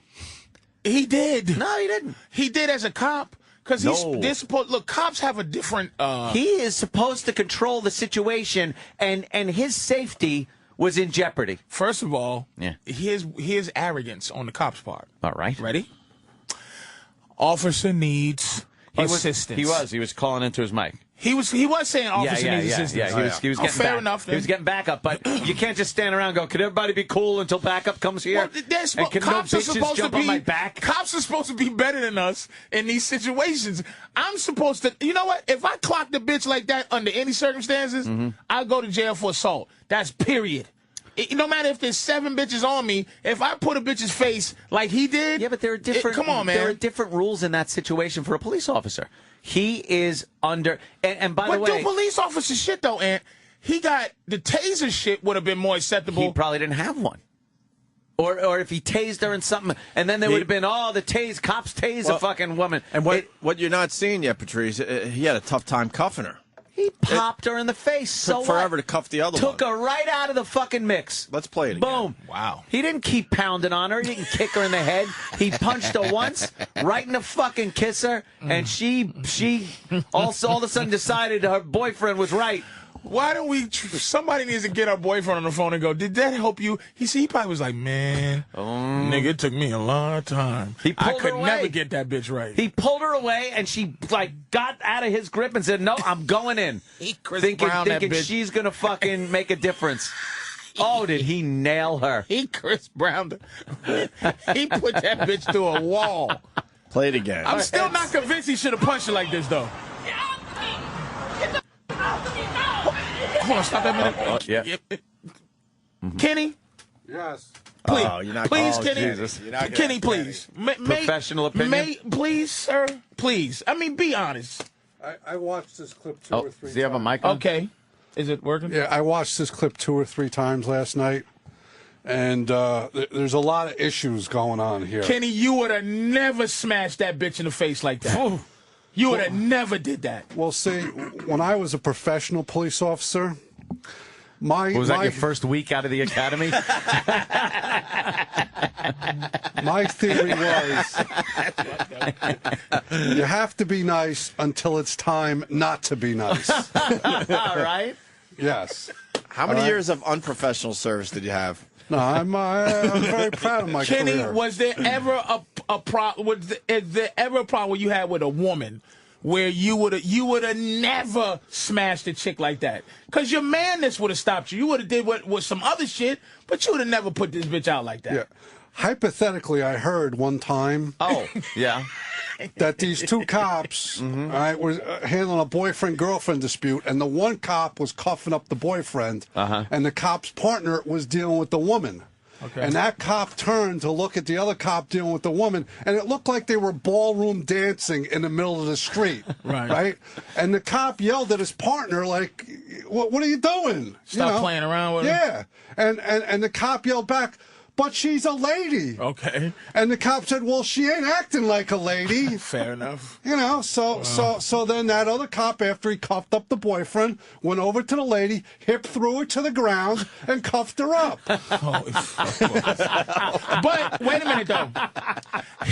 Hip throwing is an I'd have took a hip throwing more than a. But that was a non-police fucking move. If it was one girl, if you noticed something after he dispatches Pinky, he's got that other chick that he still has to deal with, and he never fucking laid a hand on her as far as punching her, and she was putting up a fight.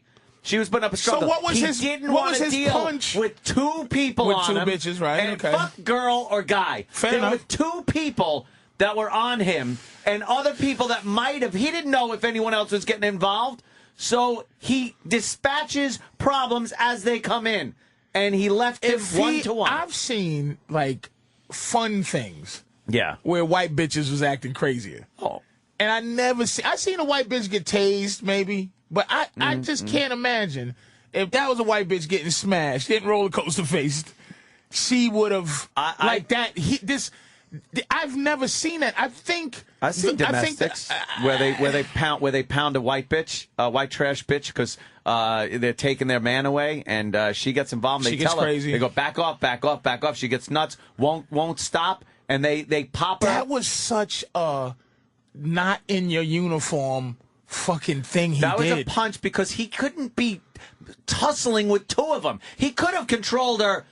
Maybe by shaking her. I'm on his side in a lot of degrees, but you know that the racial shit immediately has to bubble somewhere. Well, I don't want to make it race, but it's I know. To me, this guy, dude, any bitch should have gotten punched. Well, let's put the mash on. Any bitch doing that should have gotten punched in the face. Let's play the clip again there, Sam. This cop's in a no-win situation. Yeah, well, he's really going to get screwed for this. Of course. Even though he was justified. But Kenny, did you think, did you think, would that move, like, Kenny, that punch was, you would have never did that punch. That's a man thing there. That wasn't a fucking, like, cop thing. This motherfucker. You can't make it look like a man punch. That's what it was. You know what I mean? It was not government issue punch. Right. It wasn't. Right. You can't. He fucked You got to strong up. arm her a little bit, or something, or bitch slap her. You can't do the man punch. I just pray he has a good lawyer. Yeah, he's in trouble. I just pray because of that punch. Yeah. All right, let's play the clip again.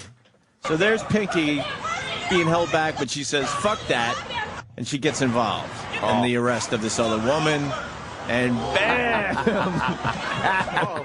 No. Are you serious? She coming up. Are you serious? Hey! Are you serious? Are you serious? Oh my Lord, have this mercy. whole get the fuck off me thing. Are you serious? I don't understand the get the fuck off me shit. But see, put your hands behind your back, and he will not be doing that to you. Little pause. Is this? This is the thing. I know. I do a joke where I go, look, white women do something to get killed. Black women do shit to get hit. Do you know that they need to get some lesson there? Some man lesson. Lesson. That is egregious what this bitch is doing. It's like, stop doing what you're doing. But this is it. I don't know if it's girl or it's black. I don't know. I really don't know. But do you understand something? If that woman put her hands behind her back, do you honestly think that that police officer would be slamming her around the fucking car? I don't know. I've seen some shit. I've seen some shit where niggas just limp like. I know. He goes in a stiff ballet dance, and that motherfucker still gets beat down. I've seen some shit, and it's usually after a car chase. They drag him out of the car. They're all pumped up, and they're fucking just bashing the shit out of this guy. I understand. They mad because they took him on his journey. Yeah. They're kind of mad. They were going home. They were on their way home, and I'm not sure what I'm seeing here. This bitch should just fucking stop. He's trying to just get her arms behind her back. If she did that, guaranteed he would have cuffed her, put her in the car, and none of that shit would be going on. And this is why I'm saying, and I think I'm saying this to Kenny because of this. I always say, look, cops should be able to arrest you if they weren't cops. Meaning, I want my police to be better than me physically. Yes. This guy might not be better than a girl physically, man. This seems like I think I would be laughing as this bitch is going, because it seems like he got a neck move that he can do to cause her pain that wouldn't happen. That might have been worse pain than the punch, but he got some shit they taught him. Policey. He's trying to like get her in an arm lock. He's wrestling with this bitch. Yeah, but he didn't know how to do the arm lock. He did it backwards. He did it backwards. I saw that. Yeah. Untrained motherfucker. Yeah, this guy, he's going to be laughed at the police department if he doesn't get incarcerated. This guy, Keith from Detroit, is a cop on line 4. He deals with Detroit bitches. And so he's got a little bit of of experience with this. Hey, Keith. Hey, what's up, fellas? How you doing, man? Keith? Show. Look, let me tell you, black bitches, when you try to arrest them, are the worst motherfuckers in the world to put the cuffs on. Really? Because first of all, they think, oh, take your fucking hands off. It's always take your fucking hands off me. You know why? Excuse, sir. I'm going to interrupt. Why? It's the law shit. You ain't supposed to touch me. You a man. It's like, get your hand. They look like, get your hands off me. Yeah. Like, no. And this guy's black, right? This guy. It's official. I am black. It's official. And you just have like a very tough time with the black women? No, it's like this. Someone teaches them this jailhouse bullshit law stuff, and they think they can't be arrested. And when they come out there and you want to arrest one, the whole neighborhood comes out, and you have to crack some fucking heads. Wait a minute, though. Officer, but if you watch this clip, I guarantee you, what's your size, by the way? I'm 6'2", 255. You've never punched a woman like that. You've done some rough shit, but you fucking clocked the bitch. Imagine that big meaty fist. As a matter of fact, Patrice, he should have knocked the bitch out. Oh my Lord, have mercy. That would have sent a message, all right? Because when you are engaged with one individual trying to arrest them, you don't need another one. So guess what? Eliminate the threat as soon as possible. Yeah, that's what he did. Damn. Yeah. Black cop saying this. Now, okay, so now it's not racial. Now it's a cop thing. Okay, sir, is that by any means necessary kind of law that we don't know about? Like, I didn't think you were supposed to be clocking women. Like, isn't there? What's the police procedure? There's no procedure. She is considered a threat when she put her hands on him. Right. Okay.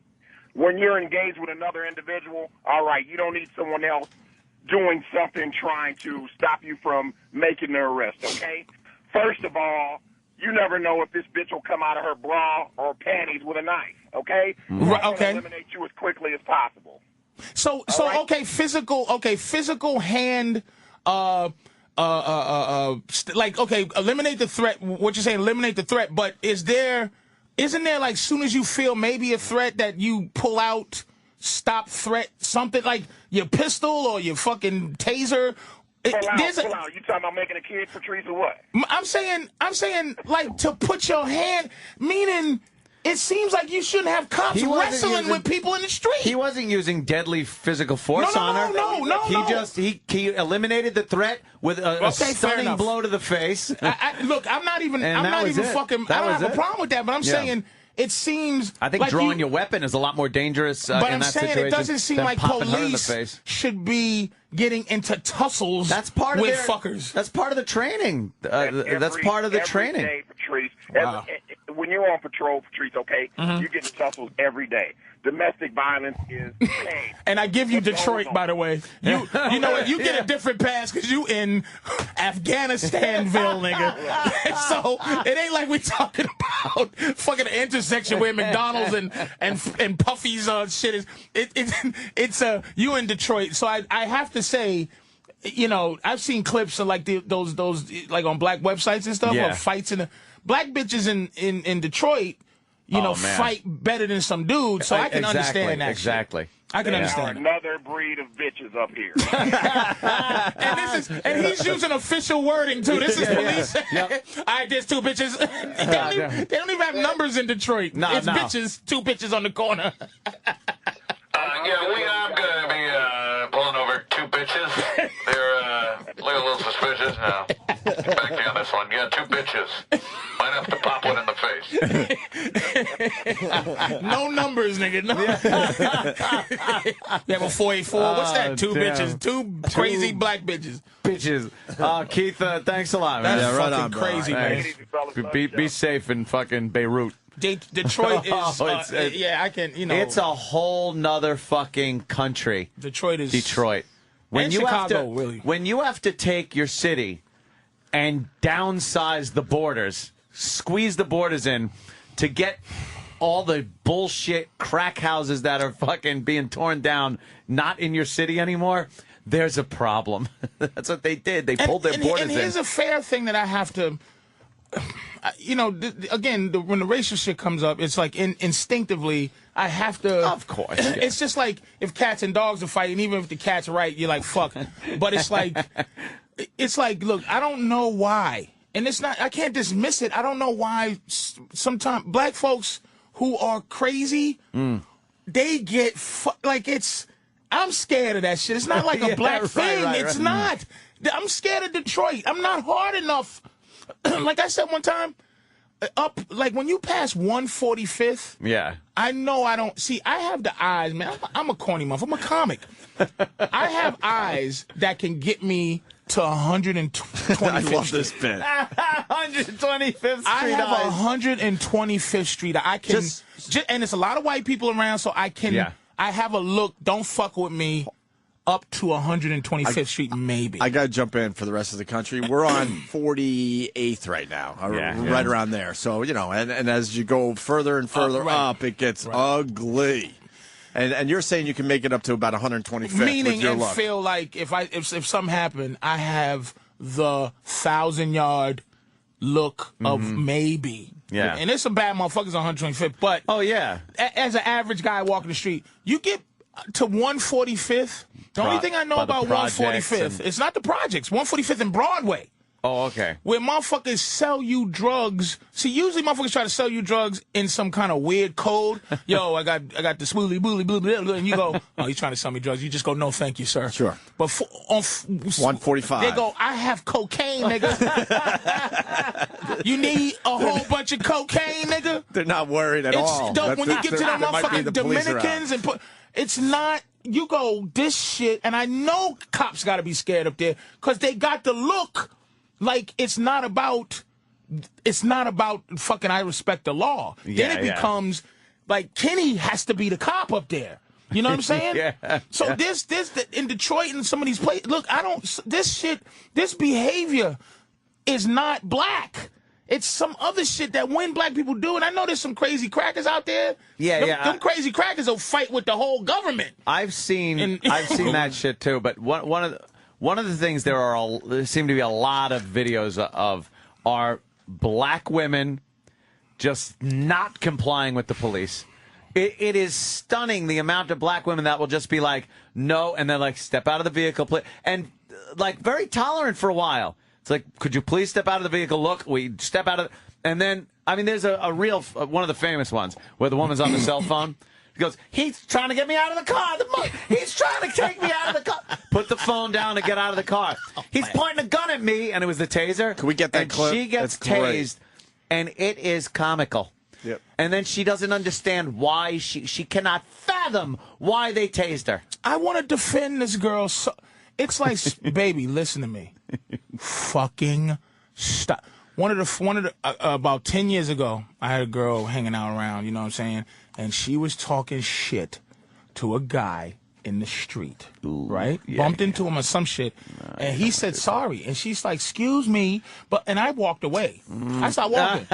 Yeah, you're so not. She's I'm talking not to me like, mother, why would you do? I'm going, what would you have done, you know, up to the point to where he put his hands on you? Right. What would you have done? You would have looked at me. Yeah, now you it's was your getting turn. me into some shit. This guy could have been very dangerous, knocked me out. You're risking our relationship because you don't know how tough I am. We were being man and woman. I know I'm tougher than you, and that's all you should know is you look at me like a man, but you fucking with somebody, and then when the shit hits the fan, you're looking at me to take over for you. So you acting like, as if you're my manager. This is not wrestling, bitch. You fucking put us at risk. Right. Our relationship at risk, not just me.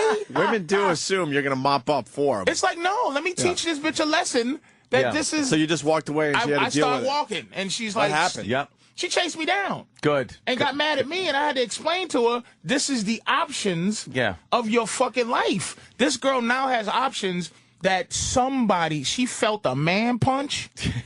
Yeah. Okay.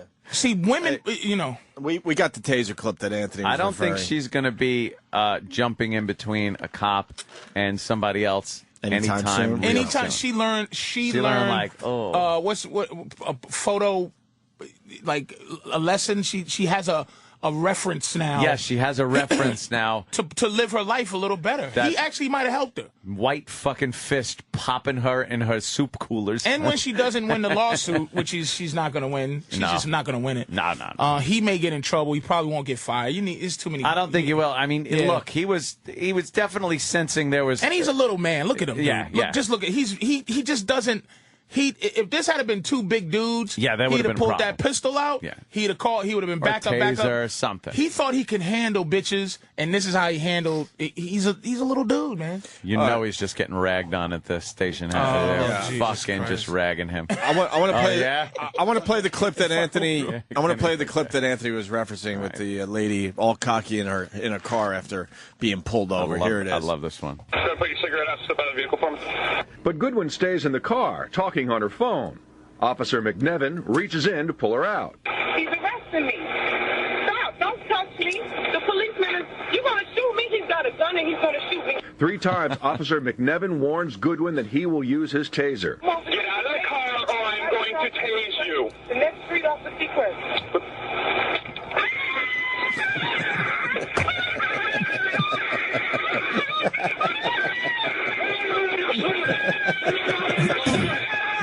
On your stomach. Do it now. Put your hands behind your back. Do it now. Do it now or you're going to get tased again. It's over and done with. We've been tased before. We know it's not that bad. So put your... I don't care what you say. I've never been tased before. Okay. Now you have a reference. Wait a minute. He went, okay. Now you have it. You can explain it to all your other big mouth niglet friends. Yeah, please go around the neighborhood and let them explain know what that feels like. Mr. Hughes, can we be fair, though? And can we please find something where white bitches being there's plenty. Fucking policed? Oh, there's just plenty. so black people can just know that it's we can't find any. There's no white bitch police. We can't find any. Come on, nigga. There's plenty. I believe we've been looking, Patrice. We've been looking for you. We have the clip of when Betty Grable was getting rambunctious. But yeah, the clip of the grapefruit clip. Yes, with the mush in the Jimmy face. Cagney grapefruit clip. That's as far as we have. One of the greatest clips ever. Can we play that today? We haven't played that in a while. I know it's old school, but that grapefruit to the face of that bitch. It's pretty goddamn funny. What is this It one? began as a routine accident, but when it was over, a Shreveport woman was lying in a pool of blood at the Shreveport Police Department. And the police officer who had been with her wound up being fired. KTBS 3's Chrissy Coyle joins us tonight with more on this story you'll see only on 3. Chrissy, this was all caught on videotape. Oh, boy. Well, Jody, at least some of it was, but a lot of this case revolves around what wasn't caught on tape. We want to caution you, some of the video you're about to see is very graphic. Right. Love hearing that. Okay. After Angie Garbarino had a wreck, Shreveport police took her in on suspicion of DWI. As this video shows, she was very argumentative. You're not going to let me call anybody. You're not going to let me call anybody. No, I need to call somebody. Well, I know we have some rules we need to follow. We need some rules, and I have rules too. Officer Wiley Willis was required to read her rights, but Garbarino was insistent on making a phone call. You've got to let me call somebody.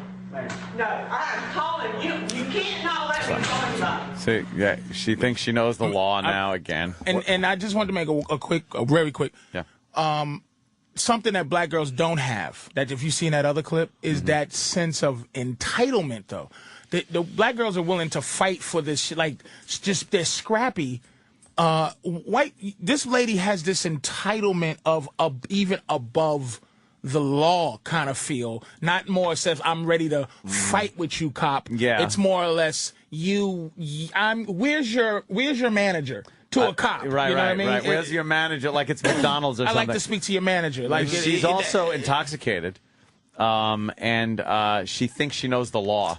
She's like, she always in the cartoons they always get one phone call. They get their phone call. Right. It's like something. Right. No, Right. You're not getting your call right now. Right. It's right. Yeah. Exactly. So they get these misconceptions about what it's like being arrested. It's on. It's everywhere. It's big news. It's huge news. And all they're showing is the punch, and then they're not showing that the guy tried to hold the girl back and not to get involved with the arrest of the other woman. They cut it right when the boyfriend pulls Pinky away. Guy's so fired if that's the clip they're playing on the news today. The riot over there at South Street Seaport. Yeah, we'll get to that a little later. That's another good one. A little free concert. Motherfucking Drake was playing, bitch. A little free concert that went horribly wrong. And is there more black people doing shit? Yeah, there's some white. It's a white boy. I saw a thing. You saw the whitey throwing something. He was Hispanic. Okay. Patrice just went. Look, but the chair got launched. Oh God, no! They tried to do a free concert at South Street Seaport. I'm telling you, it's a very revolutionary kind of shitty undertone I'm feeling, though. People, it really is. Yeah, people are really upset with something. I will not deny that. You're absolutely right. It's bubbling over with the Negro president. The Negro president. Who, by the way, I heard you guys talking about two things. One, your hot dog line and Harry Carey did not get enough credit. You motherfuckers should have laughed hard at that. Made me fucking laugh. But second, there's some kind of undertone, dude, that's very it's very like fuck the government. I wish again it wasn't Obama that it was overflowing on. Yeah. But he lost his authority. I'm gonna tell you when he lost his authority. I'll give you one guess. When people say fuck you. And it's not the oil thing, obviously. It's not the oil thing. So one little thing. Little thing? It should have been little, but it was big. Was the beer? Yep. The beer. What do I get? No, you get a good job. You get nothing unlike it. Bush would have never let anybody fucking tell him to do. He had a beer with that fucking cop. He called that cop foolish. And if he should have said fuck him, he was foolish. Now what the fuck y'all gonna do about it? I still got 3 more years to go. He didn't HNIC that shit. He should have Joe Clarked it. Joe Clark. I'm telling you. But after he did that, no one believed. He can't even handle his punk ass citizens, let alone this oil thing and these big government. He fucked himself royally. That one lousy thing, huh? When he had beer with these guys and had a fucking sit down with that fucked up cop. You think the cop was fucked up? He in that was one? Let me tell you again. I keep saying it. I'm just saying. I keep saying it. One thing I hate, and not from you, not from the show. Yeah. I don't like white people's lying attitude about subversive racism. I don't like how it has to be a Klan member for it to be racist, or a skinhead who's saying nigger, who has a tattoo, niggers ain't shit on his eyelids, for it to be racism. So when a cop does these things, right, that you feel a racist, you can't prove it. It's this nah, quiet shit about racism that I don't fucking like. He was being racial. Okay, fuck racist. He might not have been like a frothing at the mouth fucking nigger hater, but he was being racial. It was a fucking black guy in his own house. There was some kind of... It was Cambridge. He would have not did that to the average white boy or the average white version of that black man. A fucking... But he was called there. He didn't just pass by and think, I'm going to hassle a black guy in his house. If I said that he was dumb, and I get the thing and be like, look, I would have fucking faked it as the president. I wouldn't have said, oops, my bag, time for tea. He fucked up his authority when he did that. He just, it's like the country got mad at him and he had coffee with the guy. He might have fucking sent 10 motherfuckers down to knock on the door and go, officer, we're from the government. We think we made a mistake, and we're here to say sorry, and we're going the fuck out. And but not open. He fucked up with that. Now nobody listens to him. I heard that oil speech. It was just like, really? Yeah. 2 months? Yeah. Right. Bush did a lot of shit. One thing he did that was good, he did a lot of I don't give a fuck. So, and I heard you, all those authoritative presidents, the ones that we felt comfortable with, fucking Reagan and Clinton, they did a lot of I don't give a fuck. A lot. Yeah. Oh, yeah. It was just how it's just how they talk to the public I liked. The best presidents are usually the ones that are the I don't give a fuck. They don't listen to a lot of people. They have an idea what they want to do, and they fucking do it. Bush didn't go down with Katrina. When he left, Bush still didn't go down for Katrina. He still didn't go down for the war, the longest war in the history of the planet Earth. Or this country. He didn't go down. He laughed at shoes. This nigga just said fuck it to every. Obama should just go, look, we trying, and look, president's going on vacation. He's doing too much. And then he's making this, and then we have 30,000. It's like, man, dude, it's something he lost, and I feel bad. I feel bad for him. There's an authority that I think white people are nervous about black authority any goddamn way. So you see the names you named. It was like when you was naming who would have been good authority. Not a nigga in sight. Not Sidney Poitier didn't come up. Fucking Mr. Timms had a little bit of somebody. He had a little personality, right? Mr. Fucking Mr. Paul Robeson. Oh man, River. A deep voice nigga. Somebody. Martin Luther King or somebody. Malcolm X. To be an authoritative president, but white people. And this is the thing. You might say it because you're openly racial. Another white guy might go, no, that's not true. I would love Martin Luther King. It's like, just fucking be honest for a second. That some of that shit's racial. Yeah, there's a lot of covert racism. The Tea Parties, some of it's not racial. Eat my ass. I don't think it's as racial some or of it's not racial. I don't think it is as much as some people think it is. I think a lot of people it might not be racist. But it's definitely, look, man, white people are annoyed at the black president. Economic. I think being taxed for some of these programs. Let me ask you a question. Be honest, as a white guy, is some of this shit, if as honest as you can be, if there was a white president right now, would this same things be this uprising feeling in the country? Would the same things be happening if it was this stern white authority figure like doing the same things McLean? Obama's doing? If McLean was the fucking president. McClane? John McClane? Would wipe, yeah, John McClane. John McClane. John McClane. Or McCain. McCain. Did I say McClane? McClane was at the I kind of like Nakatomi Plaza. There was a new Republican coming up in the ranks. Nakatomi Plaza. If Bruce Willis. I'm sorry about that. And you know these cocksuckers got me for that. I know. Really, McClane? I'm sorry. Really? If McCain was the president, would I would say There's the president in some ductwork with a zip up. I would say yes to that, Patrice. I would absolutely say yes. Maybe not as much because it is a white president, but definitely. There's something going on out there. We're fucking had it as a society. Let me think honestly. Something's the way bubbling. I feel, having a black president makes it bubble a little more. I'm thinking. at least I'm at least that. I'm serious. You'll never hear a motherfucker that ain't you guys say that shit in the street. There is a problem with a lot of people looking at Obama being a black president, not just because he's black. It's because of what he does because he's black. He appoints certain people based on his own race and his own race's ideology and wants. And I think it's a little... There's not that many black people doing a fucking thing in the government. He's hiring a lot of lesbians and fucking Puerto Rican... Attorney General and fucking, you know... Who's the Attorney General? What's his national... Is he black? He's a black guy. Okay. And that's how come no one, if the president... Bush, by the way, had a lot of black people, but Clinton didn't. Mm-hmm. How come if it was... This is what makes... I would love to be fair all the time racially, where it's just like boom, boom, boom. But it's like Clinton, and he didn't hire that many black people, man. But you never look at if there's a white attorney general like Janet Reno.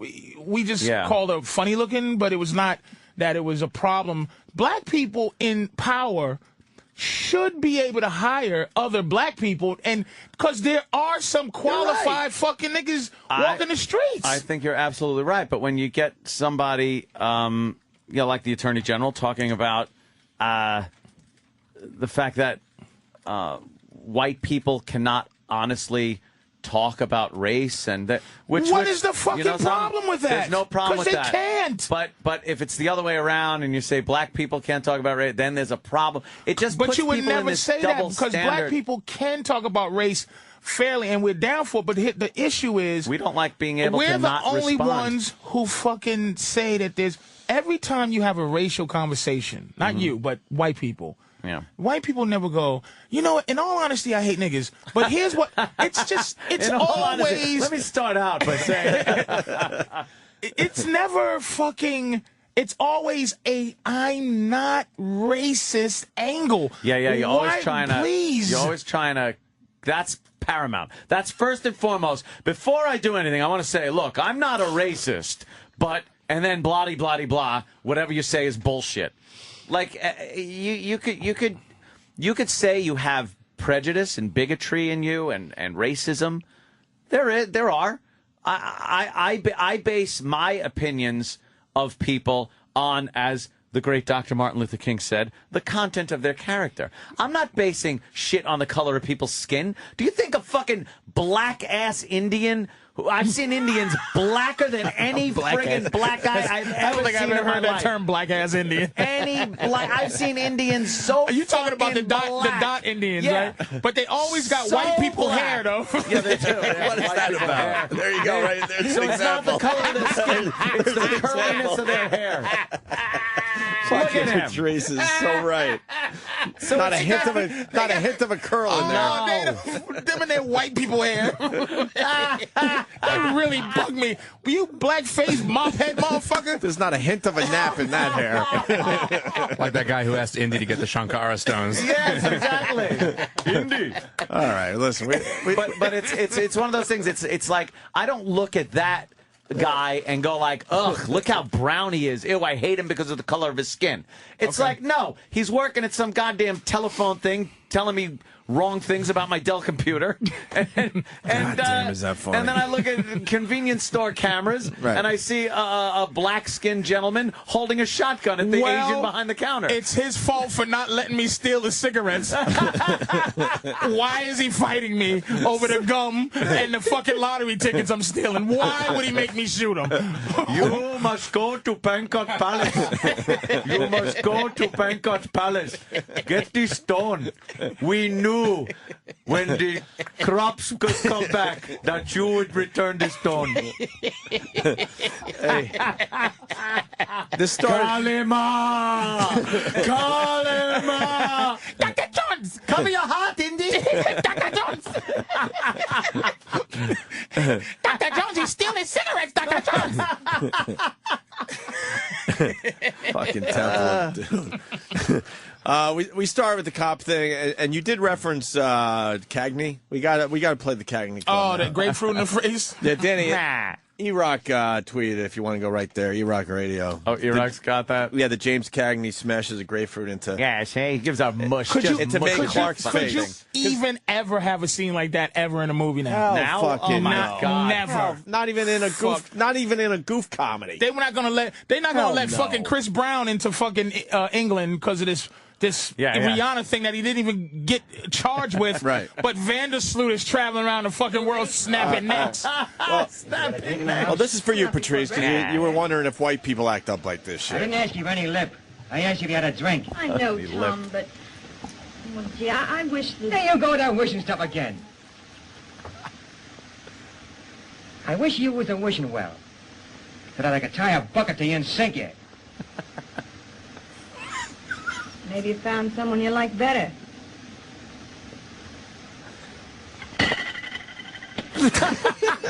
He belts her with it. Belts her with a grapefruit. Fucking yes. He didn't even mush her with it. He hit her with it. Yeah. And then she just starts crying. And wait a minute. She was kind of cute. End scene. Yeah. An end scene. That's it. And you know why he smashed that fucking... It's because this is about me leaving you? You fucking bitch, I love you. Here's what I'm gonna do to you. Smash you in the head with a brick, because I care. I'm here, you fucking whore. I have a bucket to you and sink you. Because you're annoying me. Yeah. I'm a guy who wants to be with 20 bitches, and you're annoying me? Here's a grapefruit, and I hope some of that shit got in your eye. It looked like it did. Juice, yeah. It looked like it did. I don't think that crying was totally fake. Here's how abusive that scene was, by the way. It was a real grapefruit, and they did 47 takes. Yeah. And her eyeballs was burning. Okay. All right. Clear the set, wipe her face off, and let's go for another. All right, James, you okay? Is your hand hurt? Want to make sure that grapefruit didn't hurt your hand. Clean the bitch off, and let's do it again. There's probably a whole Miss Crabtree makeup on her. There's probably a whole crate of grapefruits on the side that they're just going through. A grapefruit cutter. Some black guy. It's some Negro. Hurry up, nigga, with the grapefruit. How's it coming with the grapefruit? The Negro's cutting those grapefruit even. Last one side was a little smaller. We want a lot of juice going into that bitch's face. Mr. Cagney, are you okay with this? I was moving as fast as I can. Mr. Cagney, do you want us to wash the grapefruits afterwards because the Negro touched it? And they won't let the nigga have a sharp knife, so he's cutting it with a fucking butter knife, because they're not going to let no Make sure he doesn't have a sharp knife. You know how those people are. They can't be trusted with the sharp knife. He's cutting it with his long nigger nails, because he's pulling them apart. I was trying to pull them apart. Oh, damn. 2 hits per grapefruit, too, by the way. Yeah. 2 hits per grapefruit. She just looks over and starts crying, seeing a big bushel of grapefruits, knowing everyone is going into her face. Until they get a good take. But that's when they fucking... that's back when they used to kick the little rascals in the kneecaps. They'd have poor Steiny falling off a chair, hitting his head. Hal Roach. Cut. Okay, get the little nigglet. Give him something to drink and bring on the other one. Where's Farina? Then they stop playing that do-do-do-do-do-do as they end up crying. Turn it up louder. Oh, shit. Right the fuck on. Holy shit. Game on today, brother. Game on. Ah, this is funny. We should fucking break. The Grapefruit Smash was an ad lib. She had no idea it was coming. She looks like she's crying. According to the Big real. Bopper in Michigan. The Big Bopper.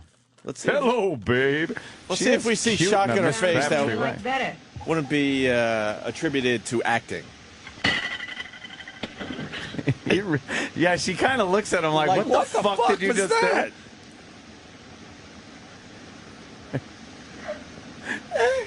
And then they just fade out. What a soldier. Fuck yeah. She probably thought that wasn't even the scene. Yeah. That was like, she probably was in the middle. They were just actually talking like, Mr. Cagney smashed the grapefruit in my face. He's probably pissed because he fucked up his own line. Said, oh, fuck.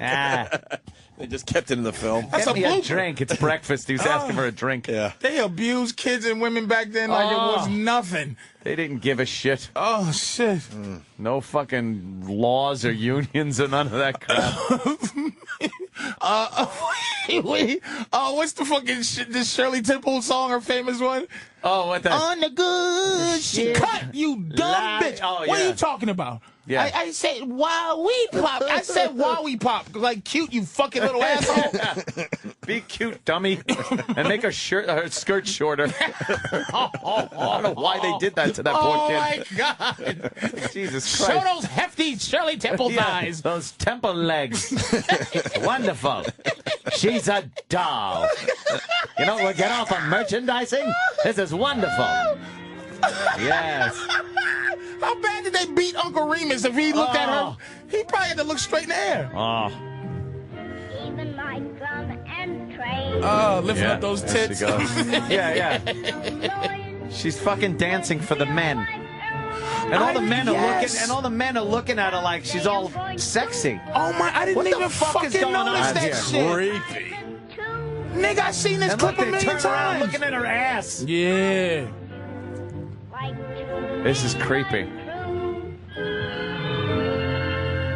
On the good ship, lollipop, it's sweet. She was America's sweetheart, though. What the fuck is she doing on that fucking train? I think it's a plane. Is it a plane? Yeah, some kind of oldie plane. Flying in white girls. Oh, look at this now. She's giving lap dances on this plane. Look at this shit. She's on a lap now. What's this guy's got her in his lap? You couldn't do that to a straight Grabbing kid. her legs. Look at it. He's throwing her to the men. This is NC-17. This is sick shit.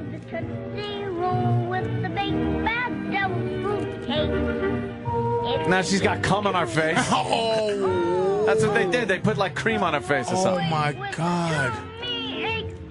They're touching her tits. This is never horrible. do this. Now. This is worse than what Perez Hilton did with the upskirt fucking picture of Miley Cyrus.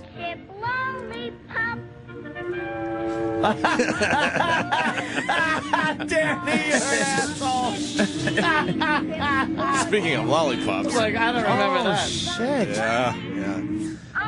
All right, why don't we take a break? Jesus Christ, dude. I never noticed that shit. Yeah, she's fucking giving a little song and dance, lap dance number for these guys on a fucking airplane. Where's the dollar bills, boys? Yeah, come on, boys. They got that look in their eyes. I don't do this for nothing.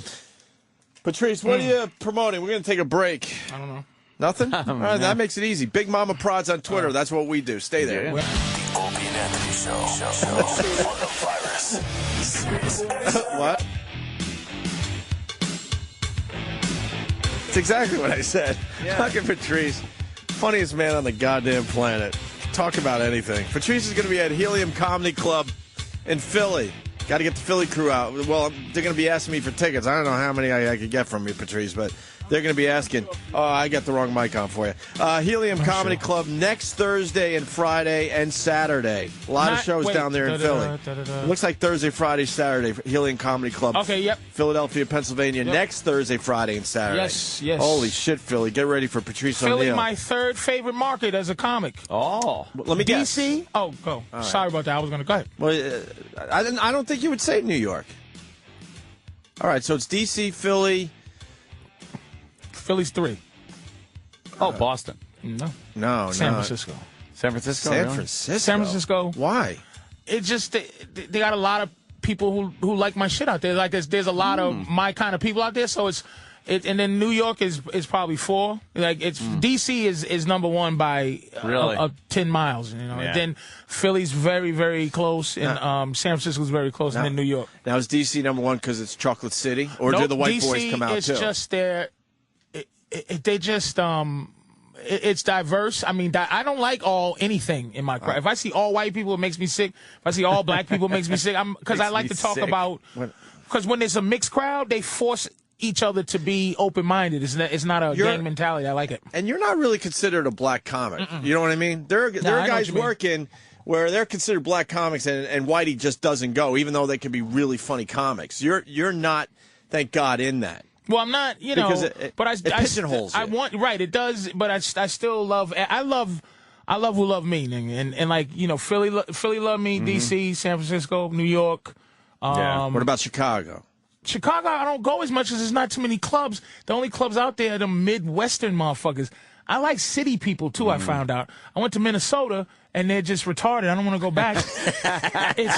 It's like I'm a city guy. I'm major cities and then all of Texas. Believe it or not, Texas cities are. There's no like goddamn. It's absolutely great. Houston, Austin, Dallas, San Antonio. Texas is a great place for me, man. Really? Yeah, Minnesota, Midwest.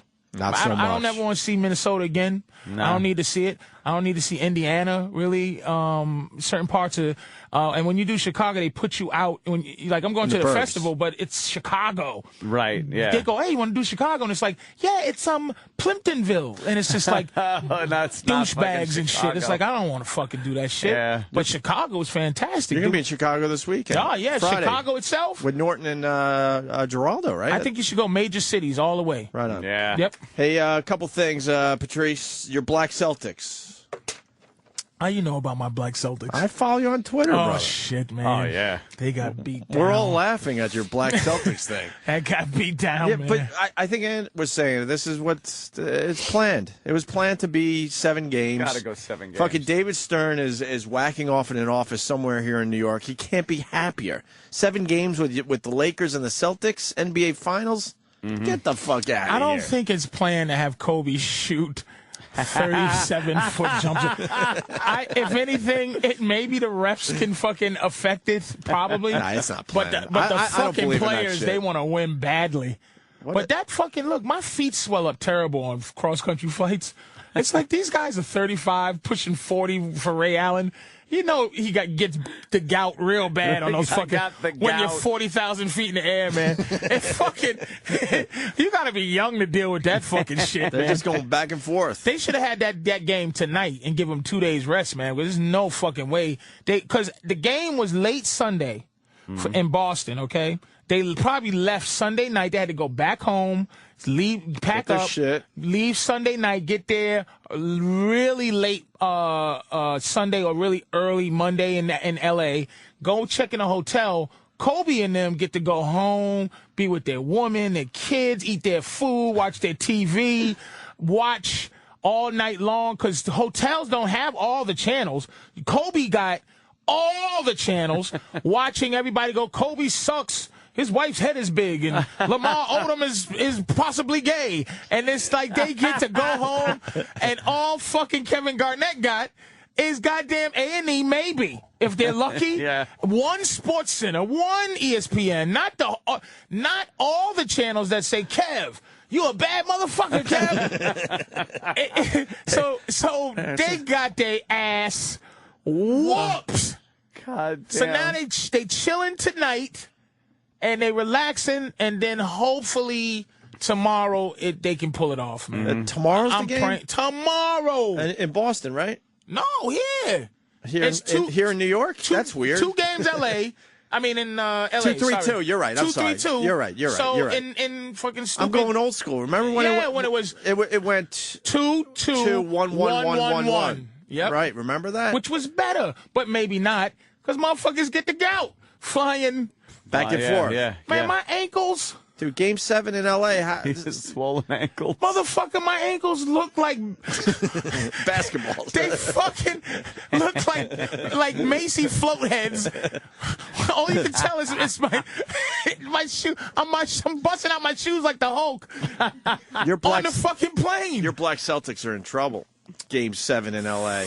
What are you thinking? You're done. Come on, Black Celtics. Come on, Black Celtics. Come on, Black Celtics. Ever since you said that on our show a while ago, but you're shocked that we know this. I think you started on our show, and we popped up the picture of all the Black Celtics in their Celtics uniforms. Just so out of place. The black fucking Celtics, and they are black. And let me tell you, not because of their color, they got Nate Robinson's a thug. Big Baby is just frothing at the mouth. Fucking Kevin Garnett. Everybody in the league at one point was scared of Kevin Garnett. He used to travel with his boys. He was a fucking rough motherfucker. Paul Pierce is from Compton or some shit.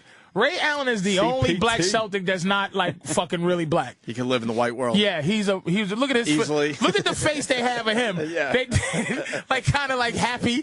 But Nate Robinson throws gang signs during the game. Dude, when Nate does good, he throws gang signs, man. You don't want to see this shit. You know, like where it looks like your fingers hurt. And like you have arthritis. But he can't play unless you allow him to be a gang member. He cannot play correctly under rules. That is you got to let him do his gang shit. Him, Rasheed Wallace, and Doc Rivers knows that. So when he tries to get as much out of them as he possibly can, but he's a gang member. Look at him. Yeah, look, he's throwing up. He gang can't signs. stop.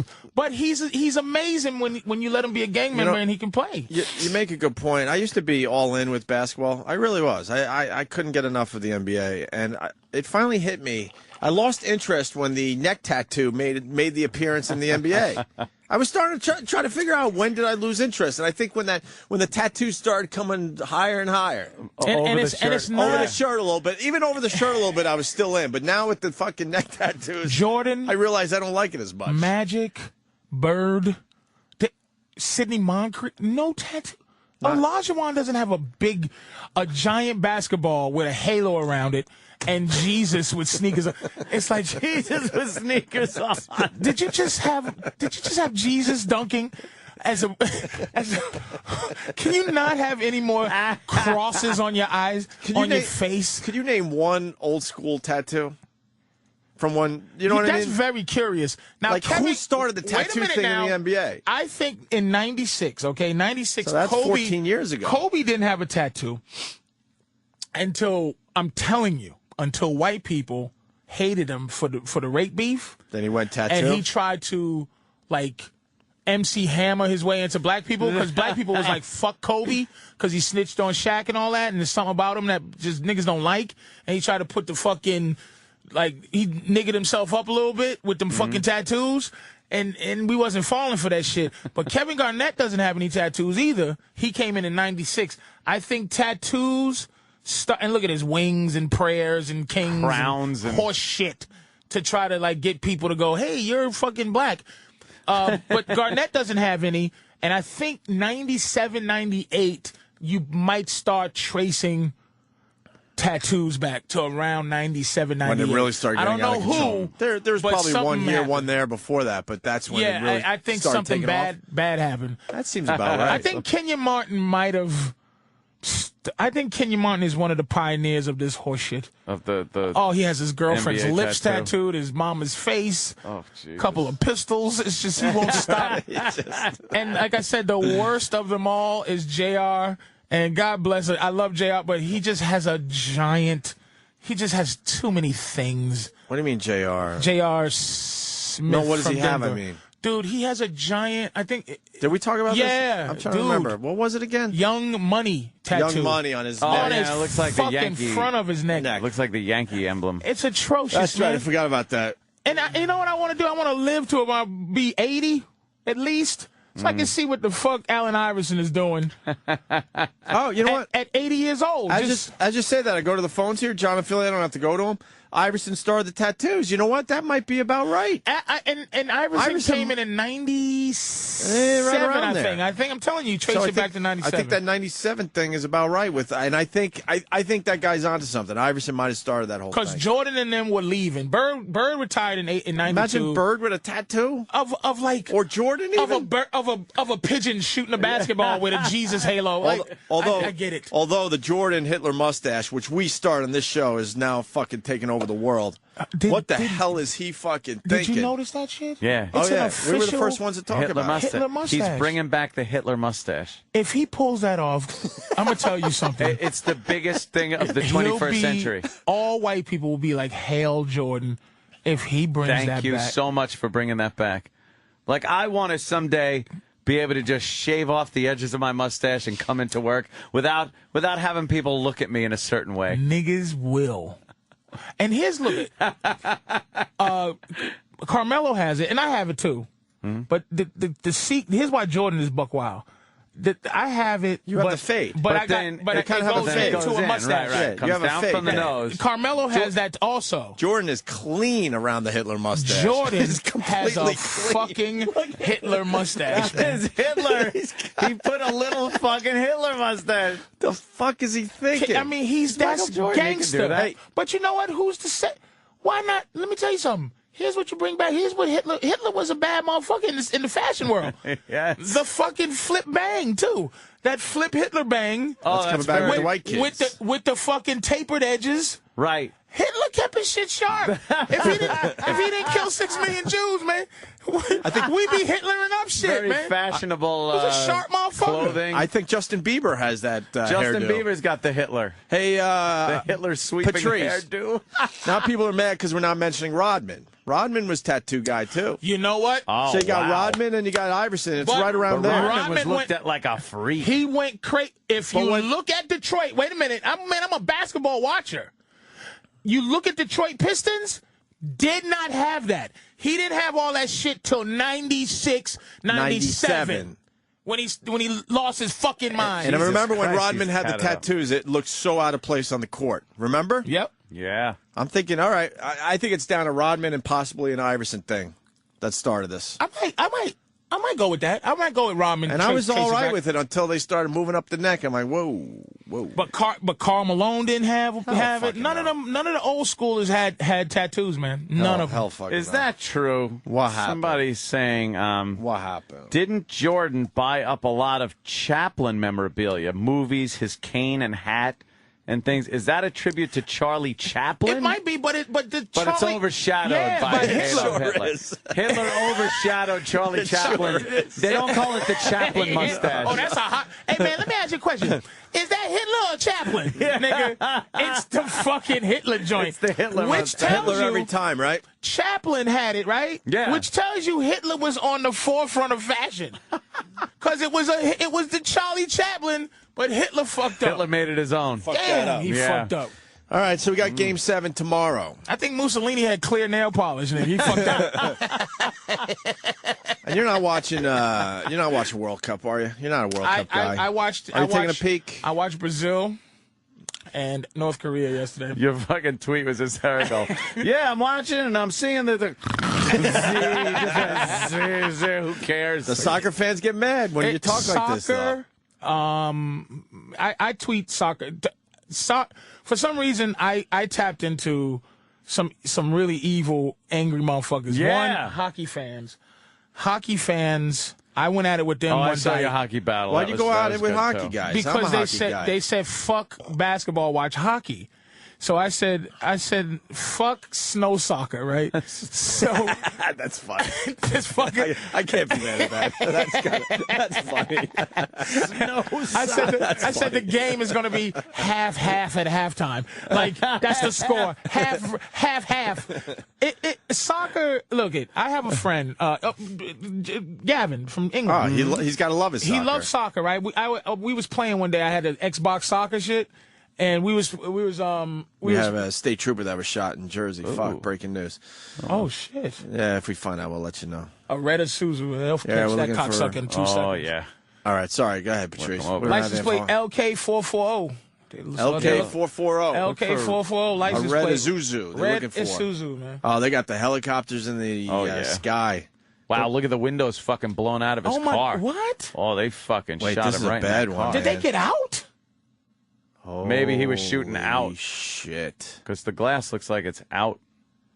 I don't know what the fuck happened there. Oh, boy. Yeah, when we get info, we'll let you know. Uh-oh. Probably a traffic stop. In New Jersey? Yeah.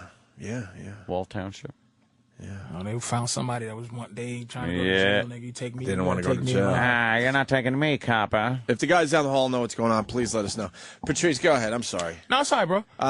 World Cup, Gavin, but it's like soccer. we was playing this fucking Xbox 360, and soccer. So I'm beating him like 3-0 or something because I'm just playing like a girl plays.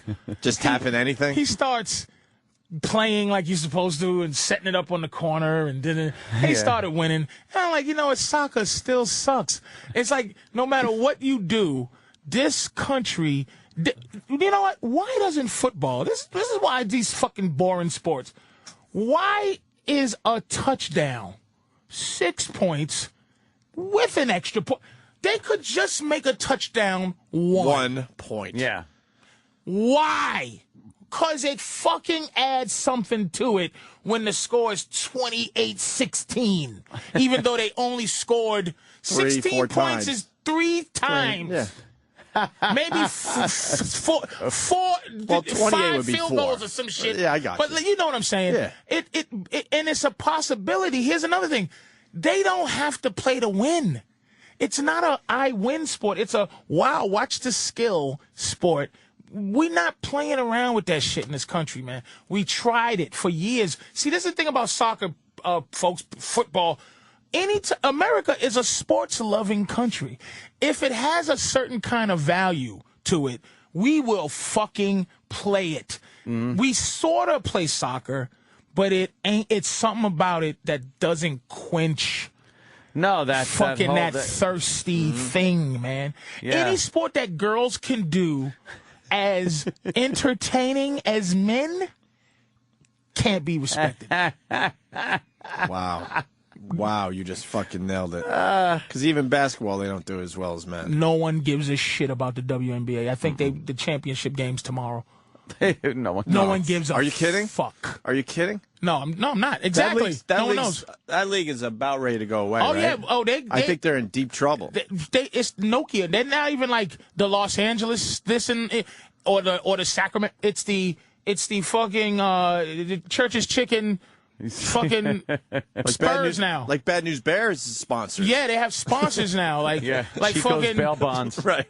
Like fucking. I didn't know that. Yeah, like PokerChips.com is. Oh wow. Yeah, they're because no one. And here's the thing, girls are fantastic, man. I love girls because they're girls. If you play basketball in panties and the nipple was out, or it just you fucking eat each other's pussy at the foul, I'd watch it all day long. But you're playing man shit with girl legs and bodies. You're on a fast break by yourself. All right, Cindy got the ball. And she lays it up exactly the same way she would have if someone was there in front of her. You're a girl. Do any shit with it. They fucking suck. You can't take off from the foul line. They can't jump. Do a 360. They can't run. Here's what they should do. Lower the rims, shorten the court to the where the men's court ends at half court. That's where you put the other rim for the bitches, so it moves faster. They did make the ball smaller for them. Because they're girls. Stop trying to be dudes. You fucking sit down to pee. I'm going to tell you, soccer, you watch women's soccer, same excitement level as men's soccer. Yeah. It's not like you're watching. Look, and here's another thing about soccer. There's a new best player in the world every day. There's a new Ronaldo that ain't the nigga from last week. How did they figure that out, though? If they're not scoring a lot. That's what I'm saying. I don't know how they figure that out. Messi from Argentina, best player in the world. Really? What happened to this other guy I got used to? I thought he was the best. Ronaldinho was the best last week, and then Cristiano was the best the week, and then Beckham was the best 2 years ago. They change the best too often. There's 10 motherfuckers. They don't score, and here's the problem with even the score.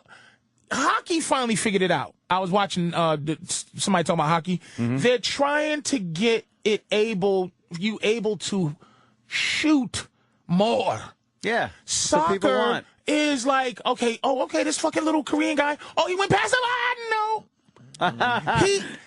No, the guy kicked the ball, and that's it. It ends in disappointment way too many times. Now you don't even see a setting shot up on the goal. We did this earlier, Patrice. The average soccer game, 8 to 10 shots on goal per team. What? 8 to 10 shots. Soccer fans. And that's what, 90 minutes of action? Stop being so protective and having an ownership. You notice football fan, if you said to a football fan, hey man, football sucks, they would go, wow, really? Nice talking to you. There's no argument. Football doesn't suck. You'd be like, I like it. Football doesn't, because even when things are going bad, this I argue with about rugby. Rugby's a sport for men. Oh yeah, it is. Yeah. But it's a constant bunch of horse shit. In football, here's how Americans make things make sense. It's rugby where I hit you, you run until I fucking stop you from running. I hit you and things are done. Get up and try it again. Rugby's like that. Rugby's yeah. Scrums, and this guy's flipping backwards, and then a guy puts it, and it never stops. And there's no projectile hitting. There's no you run as fast as you can and hit a motherfucker. Smash into somebody. No, that's what I'm saying. They go soccer. Do you know they can't barely? I watched some of this shit. They can't barely show a replay. Because soccer don't stop. It doesn't stop during time. It does. The timeouts are not like, okay, huddle in, let's talk. Yeah. Timeouts happen. You call this guy off. He just runs off and another fucker runs on. and they all look like they're doing the same fucking thing. We don't like it. Listen, soccer fans. We don't like it.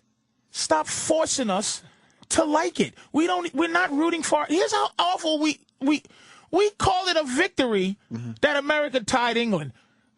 Nobody gives a fuck. Big victory. And why is the soccer field so large? Why does it have to be that large? And they make you tired. They run too much. What the fuck are you doing? These niggas, it's just...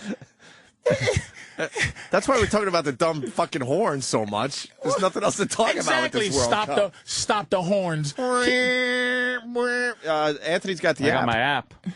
My app. Get the fuck out the of here. Vuvuzela app. I got my Vuvuzela app.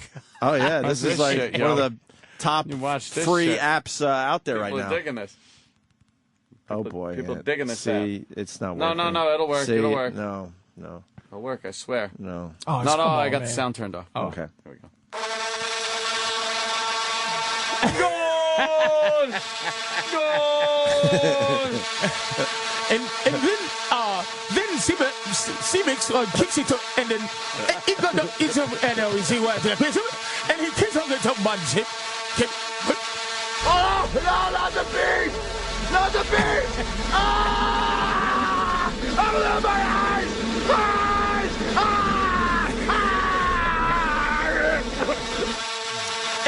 And then Friedrich that's all you hear. And Friedrich How fucking annoying is that? And then Friedrich Gumbaki and Gumbo Kaka. Get the fuck out of here. You were watching yesterday, though, Patrice. You were watching. I try to enjoy every sport until I go, this officially sucks dick. Right. I'm going to tell you what's a more fun sport to watch. Women's softball with their underhanded fast throws. Yeah, you like that fucking what where they whip their arms around? Those little fucking stubby little rock'em sock'em robots. It's more fun to watch. I watch college paintball championship the other day. Paintball. Was that better than the World Cup? Motherfucker. What channel was that on? This is Mike Tirico here with two foreigners that you don't give a fuck about. What do you think about this?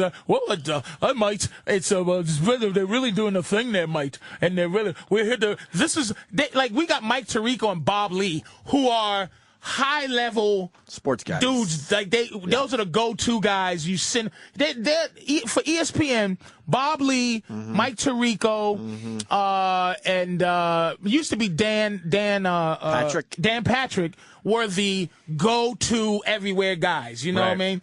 These fucking guys are now talking to the world's best guys. This guy named Dullet.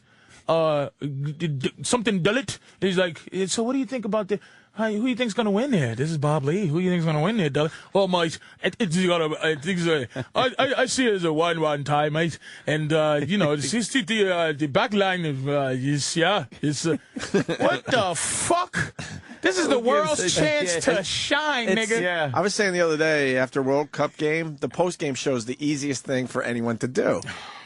What are you talking about after the game, especially when it's a 1-1 tie? You could wrap up the game in 2 minutes. Let's go to the highlights. You can win the World Cup and not win a game. Like it just could be a bunch of ties. Yeah. And the point system. And the if goals it's 0-0, you get nothing. Yeah. Well, it's just look, people who enjoy soccer, don't get mad. A lot of people enjoying it. Just say, okay, you don't like it. Listen. This is how America. This is why we're losing. We're losing our arrogance. Yeah. Look 4 billion people are watching this fucking World Cup, and America doesn't give a shit. And people want America to like it. So they really do want us to watch it and like it. Don't you understand? We don't watch it, but there's 4 billion of you watching it on one TV. I might add. Just one TV. Not even a flat screen, an actual real TV with antennas. I was in fucking Brazil last World Cup, and fucking the hookers stopped working over there. Yeah. It's fucking really? completely empty in World Cup time, boy. They love it, but we just don't like it. But stop being angry. If you don't like football or basketball, I don't get mad. They really I like it. They really get pissed. They get mad. Really get pissed. It's just not enjoyable for us. It's not it's something they do is not right. No. Oh, make a goal 10 points. I like that idea. You're right about football because technically it's only scoring basketball 3-4 should be times. won. Yesterday's score should in the NBA should have been 45-20. Like, but we want it's something about more bigger numbers, more higher score. Make a goal 3. Let me tell you something. When you're saying that an attempt at goal. It's only been 10 attempts a game. 8 to 10. Make an average. Attempt. If you get a clean shot off in a certain area, make that count as a half a fucking point. Not the worst idea. A goal is a full 2 points. An official attempt in a certain area. Goalie has to make the save. It's a fucking dude. Yeah. The only thing we care about, right, in a hockey game, and for people who don't like, people who don't like hockey and not like soccer, we do love the mano a mano. All right, goalie's going to stop you from trying to score thing. Oh, that's good. Here it is. I love the soccer kicks. I've never seen the goalie stop that. It's basically, I'm going to pretend I'm kicking right. And the ball will go left. The goal's just too fucking big for him to defend the entire thing. So, yeah, when it's just a player against the goalie, it's going in. What? You see that fucking English fool? It just hit off his face. English fool. His family's probably has things painted on the door. His fucking sister's gonna get raped now because of that horse shit. Bill Buckner, people go, oh, Bill, you suck. But his life, he gets to live. Yeah. In Brazil, if they lose, one of those guys is gonna get stabbed in the stomach. Yeah, they'll kill him. Well, that makes it kind of a cool sport. It's the coolest part. Yes, if you lose, your fucking awful fans stab you. Imagine they do that in the Major League Baseball. You know, come on, man. I watched England, USA, and I tweeted, I just watched this whole game. I don't know if I watched a good game. And I was being honest. I had no idea. And people were trying to explain it to me on Twitter. Please, what is this? This is why. And even their reasoning was like, one day weird. I want you to explain to me one day I want you to explain, because I have a friend who loves baseball. And I just say, look, I'm a sports person. Please explain to me one day, and a soccer guy explain to me one day, and just what is the fucking thing about soccer? Please tell me what the allure is as a fan. I got an open mind where I've been asking that question, and I don't want to get hate soccer. I just do. I don't have anything against it. It just looks exhausting. Just these poor. How many miles do they run in one game? I know basketball, they're running up and down, up and down, up and down. But they stop. They do stop. It's called timeout. Soccer, they're just constantly just running and running and running. You ever see the time? Sometimes they run as fast as they can to just stop the ball and do nothing with it. Juggle it with their fucking shoulders. You look tired just talking about it. Let them, you know what? Ready? Soccer? Yeah. Let them use their hands. Fuck it. Just fuck it. You should be able to punch at the ball or Everybody something. can fucking use their hands. Just grab the ball and run with it. Just pick it up. Like football, yeah. And just... Oh, that's too bad, Finch. Finch not liking the Patrice. That's really too bad. He hates me. Yeah, fucking Patrice is killing today. What's wrong with you? Fucking Finch. Yeah, Finch, you're the problem, not Patrice. Finchy. Yeah. You're the problem. Patrice has given us some massive laughs so far today. All right, so that's what you got on the World Cup. Yeah. I think we did it for sports. What about the Al Gore situation? That's getting a little shady. Well, Al Gore. Something's going on there. Al Gore. 2-year affair with Larry David's ex-wife. That's what came out. But everyone, is denying this. Yeah, but you know what?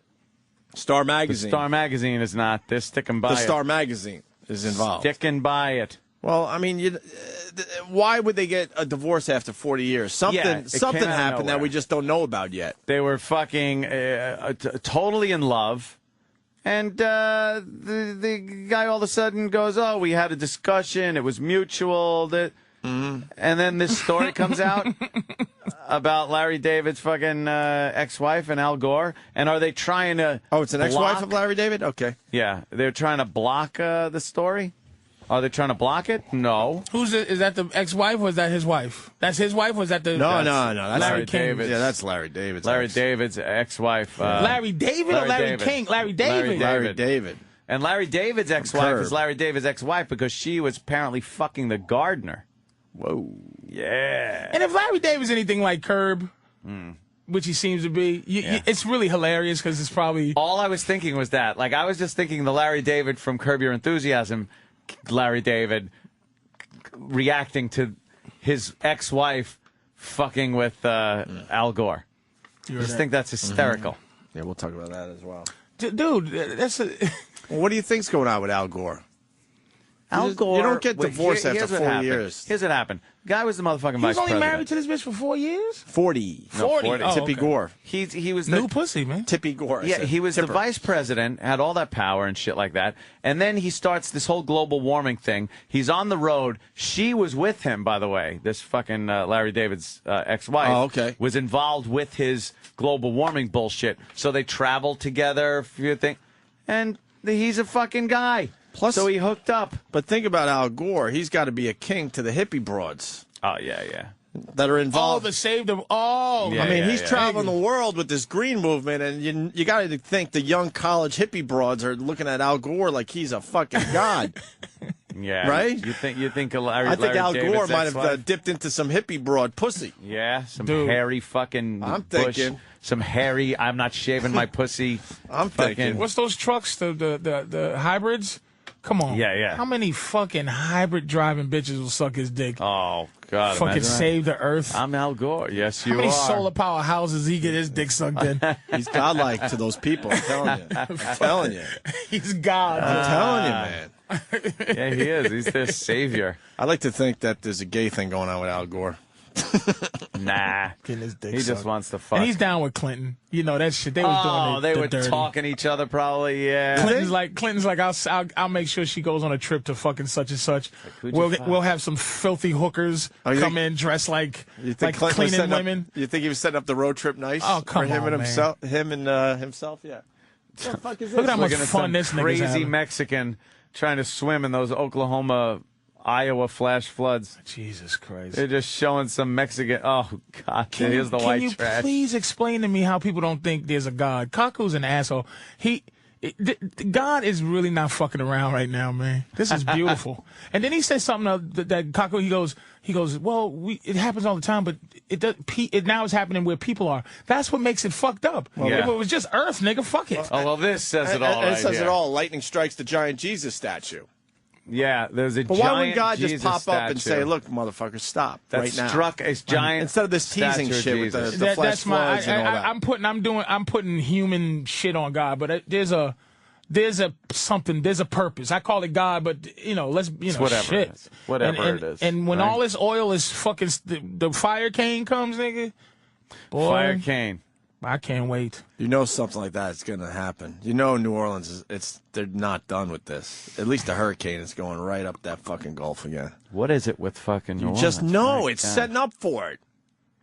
New Orleans has been one of those weird fucking places for many, many years. It's in a weird spot. It's in a weird spot. They have all that voodoo, that Cajun shit, the fucking vampires. You turn it into evil and shit. Yeah. I think there's some evil going on down there. That's where they just did the movies at. Oogly boogly. Great oogly boogly. Don't forget the water boys from there, too, nigga. It's not all bad. Come on, man. Don't forget delicious crawfish from over there, too. That is delicious. Patrice, I'll read this just from one soccer fan because, they do feel like they just get beat up on this show. Let Patrice know that the World Cup has higher ratings than the NBA Finals. Is that true? I don't give a fuck. I guess that's got to be true, right? There's people who like soccer, but as a country, we're not galvanized behind soccer. I don't give a fuck. Let me tell you something. Desperate Housewives gets better ratings than the Larry Sanders Show did. I don't give a fuck. Does that make it better? Yeah, no. 2.5 Men has been the number one show for Family forever. Guy gets lower ratings than fucking Lost. I don't watch Lost. I don't give a fuck. Who cares? More people watch it. That's your point? Do you understand that that's your point, dude? Do you understand that why you suck? Because that's your point. More watch. Shut up. Stop being emotional, nigga. Stop. No one likes soccer in this country. They can't get over it. Fuck. We like football. We're pompous, too. I said that earlier. That's our soccer. We took their fucking name for their sport and created a whole nother sport where we don't even use our feet. We barely use our feet in football. Exactly. You know what we use our feet to do? Motherfucker, we're going to call this football. To walk. Yeah. And we decided to call it football. You know why? Because it sounds good. We took it. We did. What are you going to do? We took it.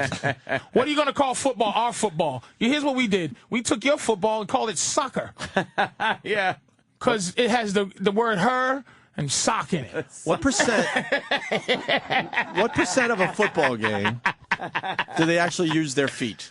What percentage of a football game? To do anything. Nothing. Oh, my God. It's only to move. Field goals and fucking... Oh, good one. Yeah, field goals and punting. So it's got to be less than 5% of the entire game. And our foot is more important. If the score is 14-14, it scores 14-14, field goal can win 17-14. The foot did that. The score is 13-14, the foot did that. Mm-hmm. You know what I'm saying? The foot is you know what the foot is in our football? Just a little seasoning for the meat. Just a little bit. Just in case sometimes it's very important. Like you go, oh, this meat is disgusting. It needs salt to make it important. But that's what, doesn't come in. Foot is not the meal. No. Foot is everything to your sport. And then they try to make it interesting the other day by showing one of the Brazilian guys. I get it. I can't do it. No one I know can do it. The thing where he waves his foot over the thing, and the guy's going, hey, mate, how can you stop that? It's amazing what he's doing, mate. It's like, let's watch the intricacies. A sport sucks when you have to sell it as you, like, watch everybody who hates it. No, just have the one guy go, goal. We like that. We love the goal guy. Goal guy. That's what y'all was on to something. But stop being emotional. Just make me like it somehow. The fuck? I don't like it. No one I know like it. Fuck it. Nice. All right, we're gonna break so we can get into the Miley Cyrus thing. Oh, little twat. Yeah, we got a lot of stuff to get to still today. Scrumptious. Lots of shit, just man. Lots of scrumptiddlyicious, I say. I want to get your take on that, Patrice. I already know Ant's take. There's nothing I've been fly. around too long with Ant to know exactly what he's thinking with this one. If it's nothing better than pussy meat. Pussy-esque. Oh, yes. Pussy-esque meat is just... Almost a pussy's great. Scrumptious. All right, we're going to discuss... Almost a pussy. We're going to discuss that next. But Patrice O'Neal, the big gig is next weekend in Philly. Helium Comedy Club. That's a good joint, by the way. By the way, Philly, I don't hate hockey as much as I hate soccer, so come on out, hockey fans. Yeah, right on. Thursday, Friday, Saturday, next Thursday, next Friday, next Saturday, Helium Comedy Club, Philadelphia for Patrice O'Neal. Hey, this is Dr. Michio Kaku, and you're listening to Opie and Anthony. Opie and Anthony. Oh, I'm sorry, Ryan. Hey, this is Dr. Michio Kaku. You're listening to Opie and Anthony.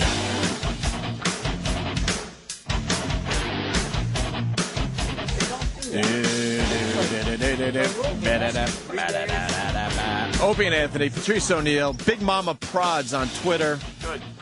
We did the BP thing. I did that too. Me and Patrice are just talking about loyalty in the corporate world. You can't have loyalty with any fucking corporation. I don't even know if loyalty is the word, though, but something else. It's some kind of fucking... maybe individuality, something. We're talking about he has his insurance company, and he's paying like $900 every 6 months, and then they fucking you got like a 3-day lapse. Yep. Because I forgot to fucking pay after fucking 4 years. Man. Yeah, 4 years, 3-day lapse, and now they want $1,800 every 6 months instead of what? Doubled instead of $900. Okay. They want to double the fucking thing because so I had a lapse. They called it a lapse. And I said, Miss, you know, sometimes, you go into a good role of, like, you get them to be human for a second. Yeah. Sometimes, rarely you get them to be human on a nice level, on a sympathetic level. A lot of times you get them to be human on an anger level, where you just go, you're the dumbest idiot I've ever heard. And then they turn into a human being as opposed to blah, blah, blah, just blah, blah. spurting the company line, right? And I go, Miss, do you understand? I said, you're a hard worker, aren't you? And she's like, yes. And this is, can I say the name? Yeah. It's Geico. But I had Geico car insurance. They were great. I got my car stolen. They gave me the money. They didn't fuck with me. I broke down one time. I had my radio on with my back. They came out, sent somebody up. Geico was great. My mind was fucking gone. Missed that payment. Found out I was canceled because I went to pay it. And they go, oh, we have to redo your thing. I go, Miss, let me just pay it. Let me pay my. Yeah. She's like, no. Take up where I left off. It's over. And then they came back. I used to pay $900 every 6 months. Came back with me $1,800. Doubled it. Jesus. I said, the world we live in, for real, you would do that to me, and that's your job. And then I said, I have to leave. Yeah. I can't afford this. Can't pay double what I was fucking paying. Not only can I afford that, meaning, and also it's principle, I can't afford it, and it's like to say that I lapsed at your company when you see that I've been a great customer. Why can't they look at that? They can't look at the fact that you went 3 years, 4 years. You don't get one. And look at my record. World. They could look back at your records and go, look at this guy actually paid in full, on time, for 4 fucking years. One fuck up for 3 days, and we're fucking him over for double the money. And I think then the woman, somebody should look and go, no, just sign it back up. We'll fucking. I think the woman went. My plea was such a plea. She went to ask her, could you go to your supervisor? I mean, I was like, please, miss, help me. Help me. She understood on a human level. She did. I felt her. She said, oh, my God. I said, miss, you're hard work. I know your last name ain't Geico. You must be. If somebody told you that your next bill would be $900 more than it is right now, that would have to be shocking to you. I said, I have to leave your company because it's like if you go out with a woman Y'all break up for a week, get back together, and then you go to try to fucking touch her tits, and she goes, no, we have to start all over again. We got to start with. And not only do we have to start all over, I'm going to double how hard you have to work to fuck me again. And I said, do you realize that I can't do that now? Even I have to go somewhere else and pay $1,800. I'd rather pay someone else $1,800 than to pay you $1,800. You would do that to me. Yeah. Well, we established something, I thought. So when you moved on, are you paying $1,800? Paying $900. Oh, so you're going back to $900. And guess who's an asshole? Fucking the guy from the unit. Fuck Dennis Haysbert in Allstate, can eat balls. There's another one I went to, Core, which was a Jersey one. The guy was nice, O&A fan, you know, but Core doesn't give you it's a no frills. They give you nothing. You break down, nigga. You're like, help. Yeah. Fuck you. Help. Guess who ended up being good? Progressive. I thought so. With what's her name? If you ever have a fucking with the bitch, Flo. If you have a problem, Flo if you don't rules. have any fucking, they didn't even give a fuck about the lapse, because they're like, this ain't really a lapse. And with Progressive, you fucking do it over the computer. Oh. They tell you what you got, your thing, your blah. If you don't have a fucking any bullshit in the last 3 years, Progressive, if you have a problem with Geico's pretty good, but they're gonna fuck you now because they need money. Yeah. I got in. They was so happy a motherfucker like me got in because I grandfathered into some good money. Yeah. It's like AT&T is getting ready to charge for right, the calling plan for the iPhone. For the iPhone, for the web minutes. Yeah. That's insane, by the way. If you're grandfathered in, you good. Yeah. So they pray to God you fuck up so they can fuck you over. So they can fuck you. I've been grandfathered in with my AT&T bill for fucking 10 years. They want Flat you. rate. They want me to fuck up. You bad. You're so right. They want you to fuck up so they can redo this whole thing. Yeah, no, I'm in there. With the iPhone thing, how are people going to afford that, Ant? Yeah, they will. Believe me. You think so? They overloaded the fucking calling things yesterday for pre-order. It was overloaded at AT&T, So they're not Apple. They're going to sell. They're not even fazed by this. So many of these fucking 4s are going to be sold. It's going to be amazing. You're going to go like, this. Was this just introduced? Is this the first iPhone 4G? again? Yeah, 4G. 4G. No, it's not 4G. No, it's 3G. No, 3G. 3GS. Or 4G is not coming out on AT&T and Verizon until next year. But they got it's a whole bunch of new frills and fucking thingies and bells and fucking whistles shit you for can do. everybody. It's just a shame because you was talking about Live Leak. Or You was talking live about stream. Live stream, what they did to him. Why wouldn't they work with you? Live stream, work with me. I could bring a lot of viewers in. I could bring a lot of people to come in, and some of when those I do people are going to start their own show. Yeah, a lot of But you know what? I fucking had to go to Ustream. Yeah. I went to Ustream, and then I go to Ustream, and it's like, oh, I could do fucking 14:9 aspect ratio. I could go widescreen. Nice. I could do a few other things that I wasn't able to do with live stream, and I have no, I didn't have any personal problems with live stream, but it's like, why do I have to sit here now and have commercials thrown in every 5 to 8 minutes? I swear, every 5 to 8 minutes, my show stops and they won't work with you. A commercial goes in, and no. But you're not explaining it. But you don't know when they're going to throw the commercial in. No, because at least if you knew when the commercial was going to pop, you could work around that, like we do right here every day. I can monitor my show and what the people are seeing on my show as I'm doing the show. Right. And that's usually what I do. And then every 5 minutes, it says 20 seconds to commercial, and it's counting down. But when I get that commercial, doesn't mean everyone's getting it. They all get it at different times based on when they logged in. So if I saw that and it was all at the same time, I could go, all right, here comes a commercial, guys. I'll be right back in 20 seconds. You can stop. And then I could stop the show. But you can't because... But you're realizing at any given moment, someone's missing what you're saying. So you're talking to nobody when they're showing a commercial. They're showing it to everybody that's logged in. No, that would be good something because you at can least then I can work around it. At any given moment, someone is getting fucked. They're putting commercials on all So different how times. many? My thing is, okay, when you leave these places, I left Sprint for the same reason. I said, okay, Sprint, go eat my dick. What did Sprint do to you? Oh shit. Oh, charge me It's simple. Charge me for something I downloaded that didn't work. And I said, could you just take that off? Take that off? Sorry, sir. Which is becoming the most egregious thing I've ever heard. Sorry, sir. Not sorry. I can't do that. I go, please take this off. Man, I'm a good customer. I'm asking you. You don't see me as a person that's trying to get over on Sprint. I pay my bill. Come on, man. Just take it off. This is not a scam. I pay $100 and some odd dollars a month. I'm not Nigerian here. Trying to fucking... And they said no. I go, I think I'll just get the fuck you. I'll go somewhere else. I have the ability to leave. Fuck you. And I'm wondering how many me's does it have to be for the company to go, maybe we should take the shit off. We should stop being a piece of shit. We should probably start taking the shit off when they say, when do they care? When you take the shit off. Way too many when me's. Do they care? Way too many me's have to do it. Just yesterday, I get a phone call, and it's Cablevision.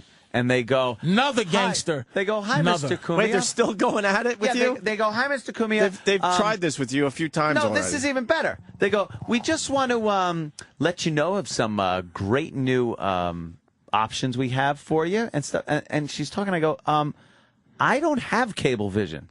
Oh. They had no clue that I don't even have the company anymore, and I haven't for about 6 fucking months. She goes, oh, what do you got have? now? I go, I have Verizon. I got Fios. Okay. I got Fios. She goes, oh, and then they got a, could I ask you why you, because I'm sure the supervisors go, if someone says they got a different company, you ask them all the questions. She goes, can I ask why you left? I go, yeah, my picture was constantly freezing up and pixelating, and I was getting a lousy signal. And with Fios, it's great. It's smooth as silk. I got more channels, more HD channels. And she goes, a lot of times that's not an issue with she's making excuses. I'm not even with him anymore. And she goes, sometimes that's an individual connection with your house or something. I go, oh, I know, because I called Cablevision to come fix it 3 or 4 times, and it never got fixed. I go, and Verizon came over, hooked me up, fiber optics. I have smooth as silk video now. And I said when there was a problem with the video and I called them up, they ran another line into my house, another fiber optic, one just for video and one just for data from all the computers I have, and didn't charge me extra for it. It was just because that was what I needed as a customer. You do realize, though, you're on the bottom. You're coming in. Oh, I know. Yeah, and it's just like when a pizza shop opens in your neighborhood. The slices are as big as your fucking elephant ears for $1.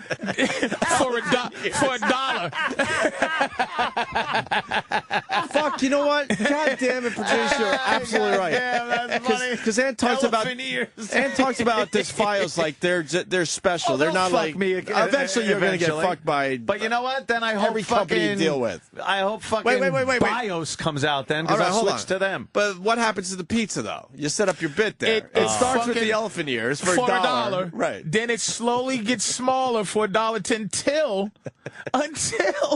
it becomes minuscule for $1.75, $2. Right. Less cheese, less sauce, less everything. When they first come around and they got to do what they got to do. Then you got to But they won't maintain that situation. You got to hope there's another place that opens up. I tell you, one time I got somebody on the phone. I'm pretty good at getting people to be human.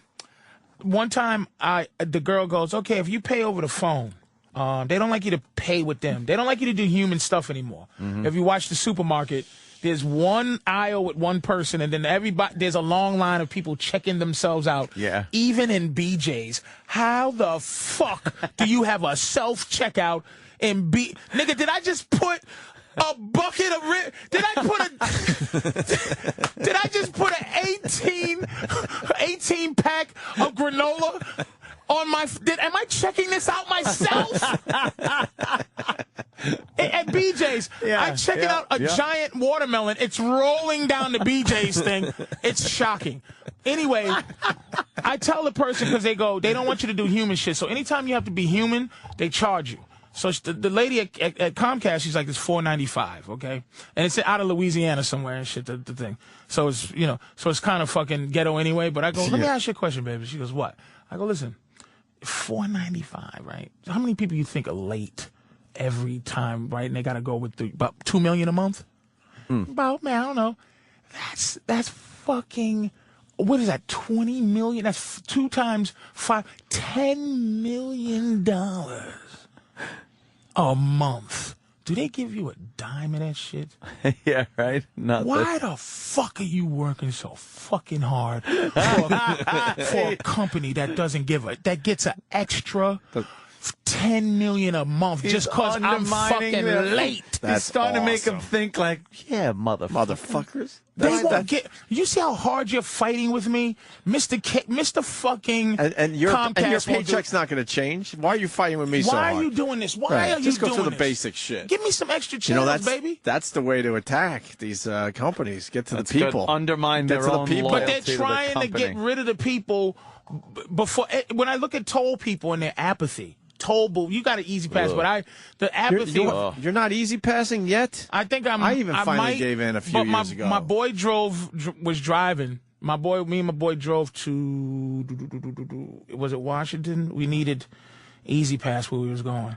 And well, anywhere south of New York, you need that easy pass. There's way too many tolls. Oh yeah, way too many. I got three tickets, three tickets for not using Easy Pass pay, and of course Easy Pass 50 cents, $25 fee for handling fee, processing fee. Right. They're 50 cents. Criminal, that evil is criminal. But he had the thing where they have these Easy Pass ones that are on the highway now. That you don't even have to slow down. But he had it, and it didn't go off. You can't hold them in the windshield anymore. Or you forget because it's not obvious you're going through those sometimes.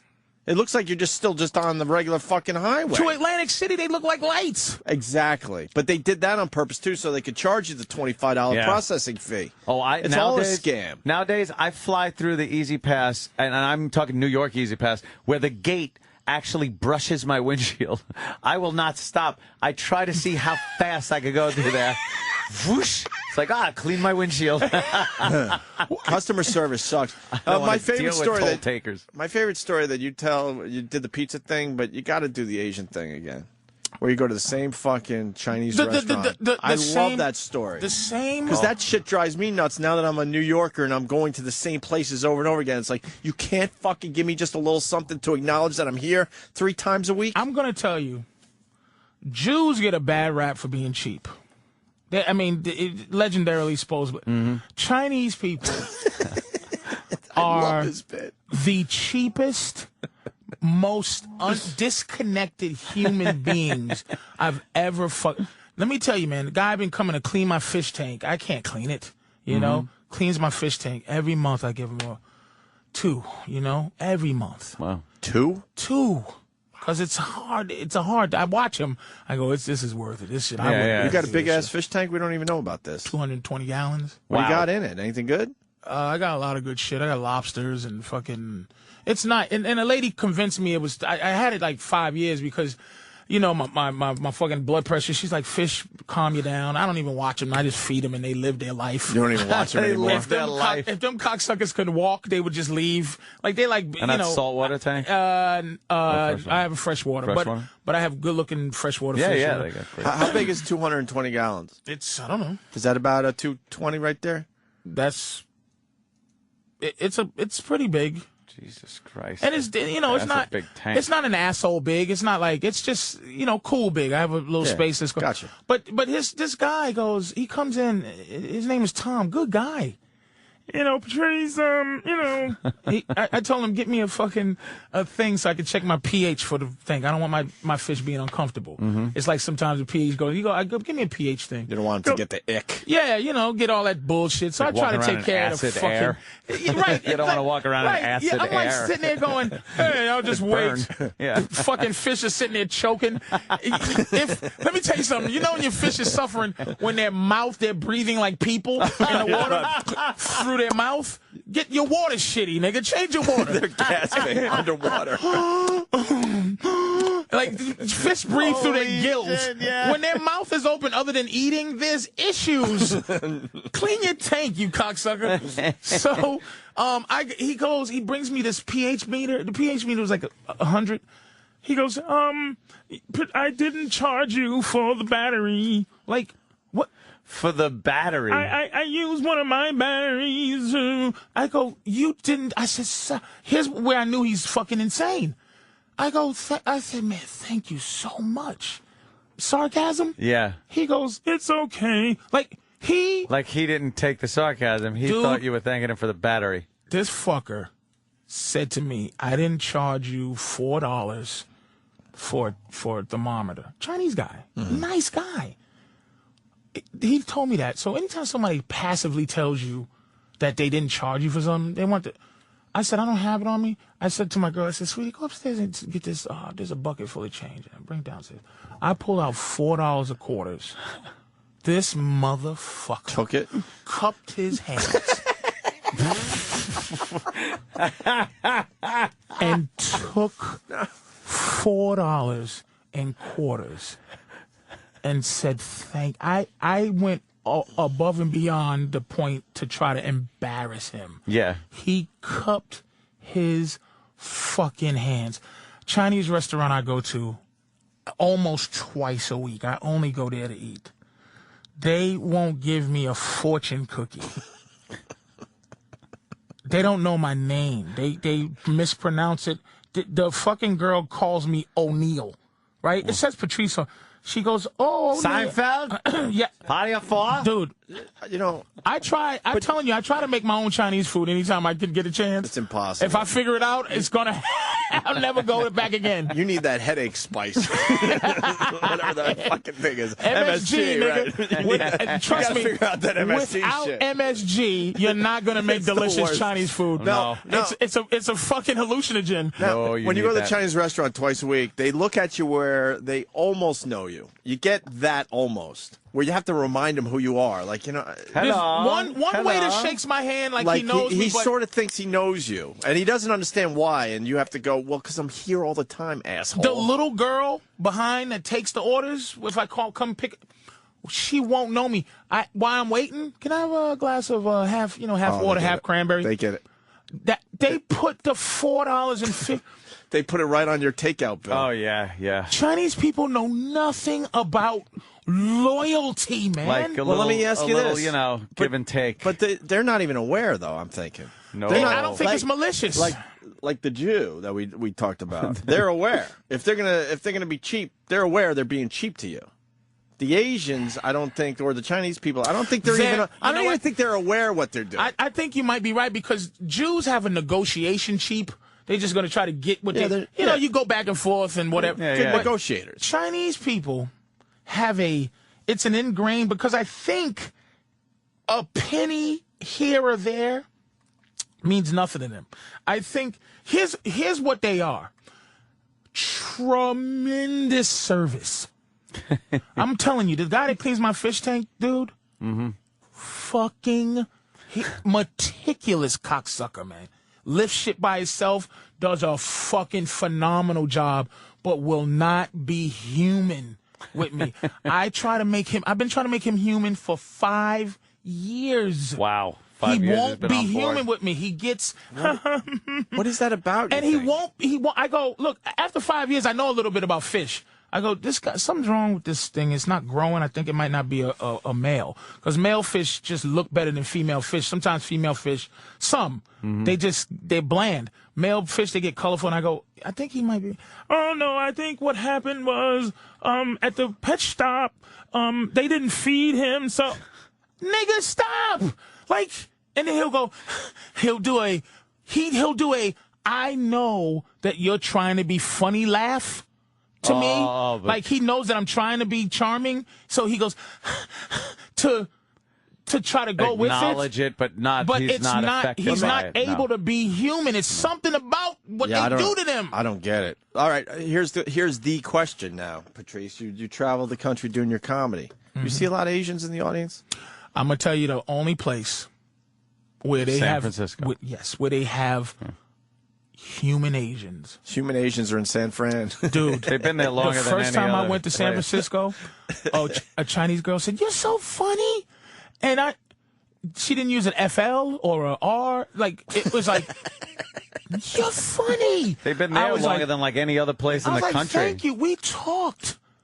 And I said, dude, I'm telling you, I said, look, I'm not bullshitting. This may sound right. Where I'm from, I'm at war with Asians, man. I'm at war with them. They just won't be nice. San Francisco Asians are the greatest Asians. They're so like people. Never have I met any other ones that's they've been there a long fucking time. Yeah, they've been there a long time. I think that's what it is. East Coast Asians, like Chinatown Asians, just it's a whole nother horrible group. You just have no idea.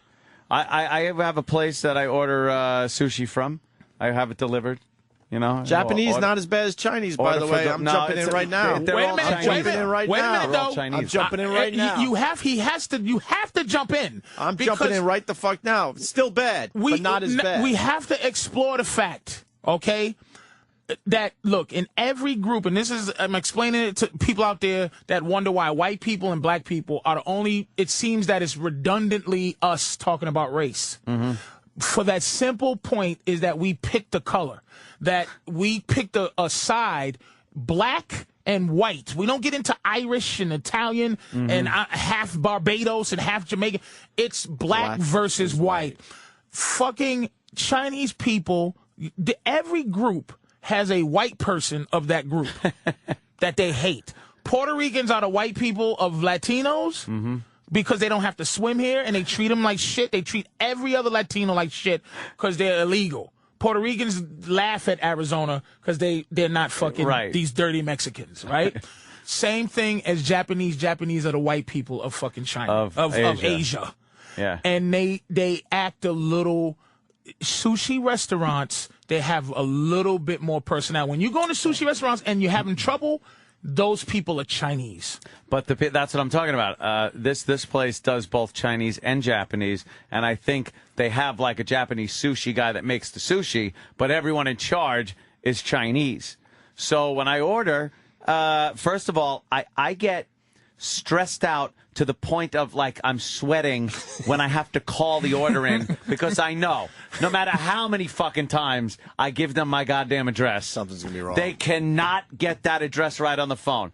I'll be like, blah, blah, blah, no, here's my address, and they give it back to me, and it's a completely different word than my street. Completely different word. And then I'm like, no, that one, and you try to get the order right with them, and it's on their menu. They wrote the fucking thing. They're frustrated. Yeah. Because they can't understand you in this great world where we speak this language. Exactly. I'm doing what I'm supposed to be doing. And now I've been like for years you use the same place because you just get used to it and everything. And I always ask for extra like soy sauce. Oh. And they bring me. I got like stacks of sushi, and I got two thimbles of fucking soy sauce. Am I supposed to dip all these California rolls in this? Right. Are you 3 serious? California rolls, and it's fucking dried up. Even worse, though, they hold back the wasabi the same way. Yeah, wasabi, everything. Did you see how much fucking fish I ordered, you fucking asshole? The guacamole. I don't care how healthy Give me wasabi it is. as big as my fist. You can't eat sushi without the the soy sauce and one little wrap of fucking rice and salmon soaks up all the fucking soy sauce. That's why you need a lot of fucking soy sauce. They do it with the wasabi too, man. I don't know what the fuck the deal is with is it hard to make or something? No, it seems like it's a cheap fucking thing. I bought wasabi powder just in case I needed it. I have wasabi in my house for the same reason because I know they'll never give me enough. You make it. It's the easiest thing to make. Motherfucker. It's horseradish. But to them, giving you 2 packets was taking care of you. Everything's counted. They can't fucking. They don't just pick up a handful of chopsticks and throw them in.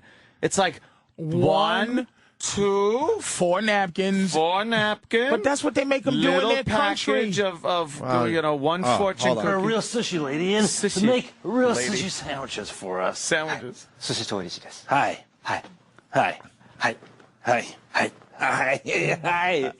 She's friendly lady.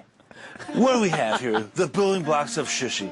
Sushi meat, peaches, and guacamole. Chelsea Riley. And guacamole. What's up? Yeah. Wasabi. It's not that hard to let other people from other countries talk to you. If they have peaches and it's just all peaches and cream all the time, it'd just be a dessert, you dungo. I love guacamole. It's my favorite. What's that? Oh, it's really hot guacamole. Guacamole.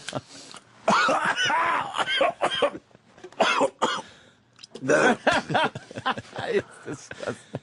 Holy guacamole! Yeah. That's just. I don't know what he's doing. I don't either. That's but like it's an hilarious. actor that has been in some great shit. And John C. Reilly. And he's doing Dr. Steve Brule. Oh, my God. On Adult Swim, and it's fucking hysterical. It's classic. Sushi meat. Peaches, when he points to the ginger. Peaches and the wasabi. And guacamole. Guacamole. Holy guacamole. This is horseradish. You're most likely to have come across it as the powerful paste wasabi that's eaten with sushi. Sushi. That's eaten with sushi. Look, I don't want to get banned by fucking it, but they have to stop, man. A lot of these people, let me tell you, dude, when I was doing the pilot, and, you know, we had some racial shit going on, and if you ask a foreigner to do them, they do the exact fucking, like, racist absolutely. shit we do. Right. They're exactly how they're portrayed. Yeah. Except for they do it. I can't do it because I'll be a fucking piece of shit. Of course. But they do the stereotype. They are the stereotype. So what's the harm in doing it, especially in a comedic context, not this hate mongering or something? What's the crime in doing it? It's they're just fucking. They don't add to funny. Indians are the same way. Just how do you get? I've never seen a more miserable. I want to just hang out with Indian men. I've never seen a more miserable group of women. Oh, don't they? Indian women, They and that never comes seem from to the be guy. having fun. They are the saddest bunch of women I've ever. Now the ones that Except the American young hot ones, who say fuck their own country. Yeah. But women who are down, who have this loyalty, and I think that's why again, black and white people are much happier. Even though we're in this racial game, we're much because we fuck each other. It's like Tom and Jerry. We fuck each other. We're like fucking Tom and Jerry. But I don't mean fuck the like Roadrunner and Coyote. Like fist fights. Yeah. We have sex with each other. White people fuck black people. Mexicans, Indians, China, they're just loyal to their what? How can an Asian woman be happy? I've watched Asian porn. You know, you watch porn.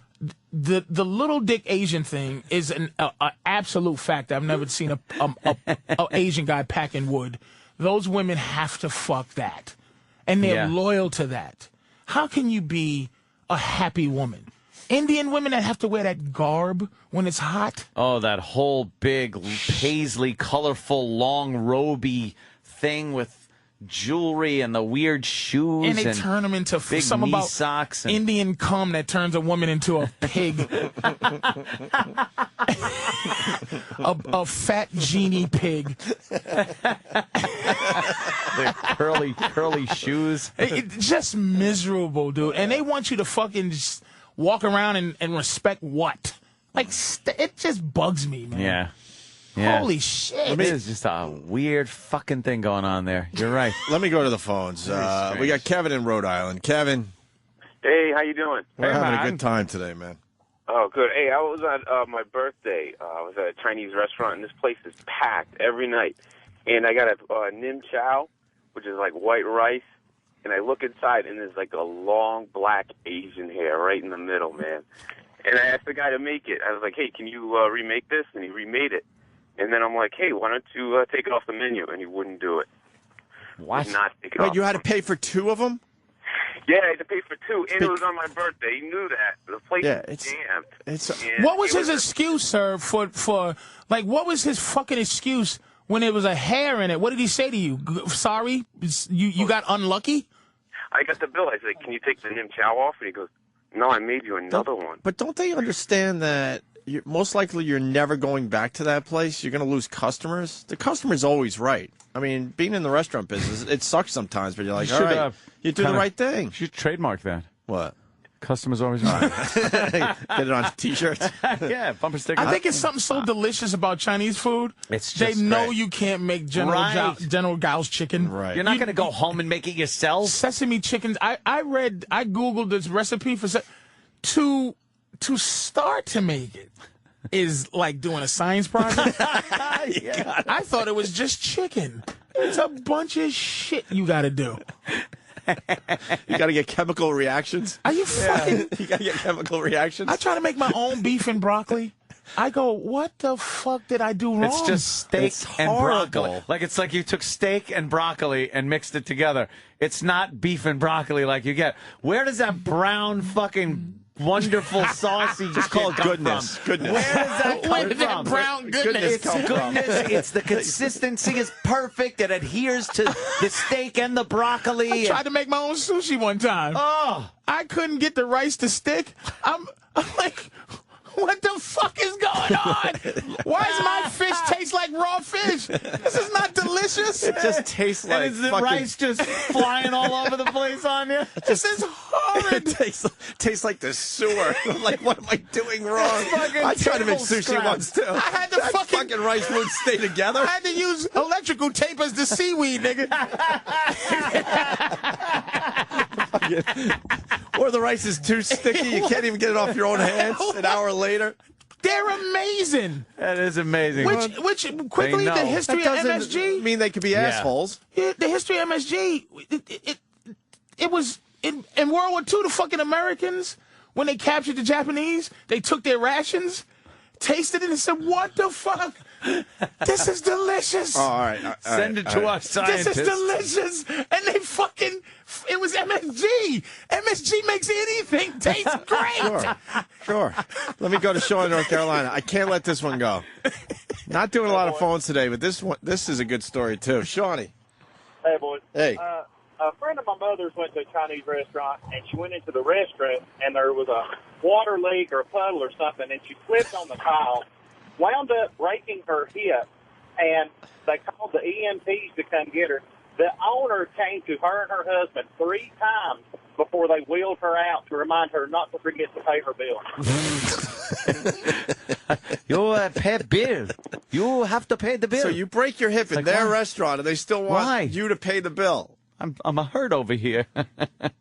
Is there any Chinese people that listen to the show that could possibly explain your people? Yeah, because in a way it almost seems unfair, but Maybe please call up and explain some of this Maybe shit. a second generation or third generation could explain their parents or grandparents. My Chinese restaurant, they once gave me oranges for free after I was done, and I said thank you, and I felt like I wasn't thanking them enough for a lousy fucking few things of oranges. Shitty dessert toothpick oranges was on the floor. They're like, oh, they did give me something for free finally. But then I felt guilty, like I wasn't thanking them enough. And you catch a couple of clean your palate pineapple toothpick things from time to time. They do give you tea, but yesterday I had Chinese food. I said, listen, I'll have the tea, which is free. Mm-hmm.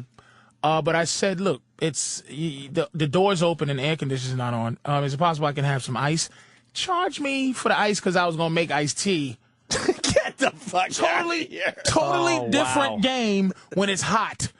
Ice is another motherfucking issue, Jack. The free hot shit, take it, nigga. But if you make it cold and delicious and refreshing, it gonna cost you $2 for the ice. It's gonna cost you. You fucking, they're shocking. They're shocked. And I don't want to be this racist, but it's absolutely true. Why are you like that? Why the fuck are you? If you're on hold and you hear dial tone, I apologize ahead of time. I'm trying to clear the line so maybe we get some Asians to, fight back a little bit because we just don't understand this shit. Because we still got Geico phone calls coming in. We got AT&T phone calls coming in.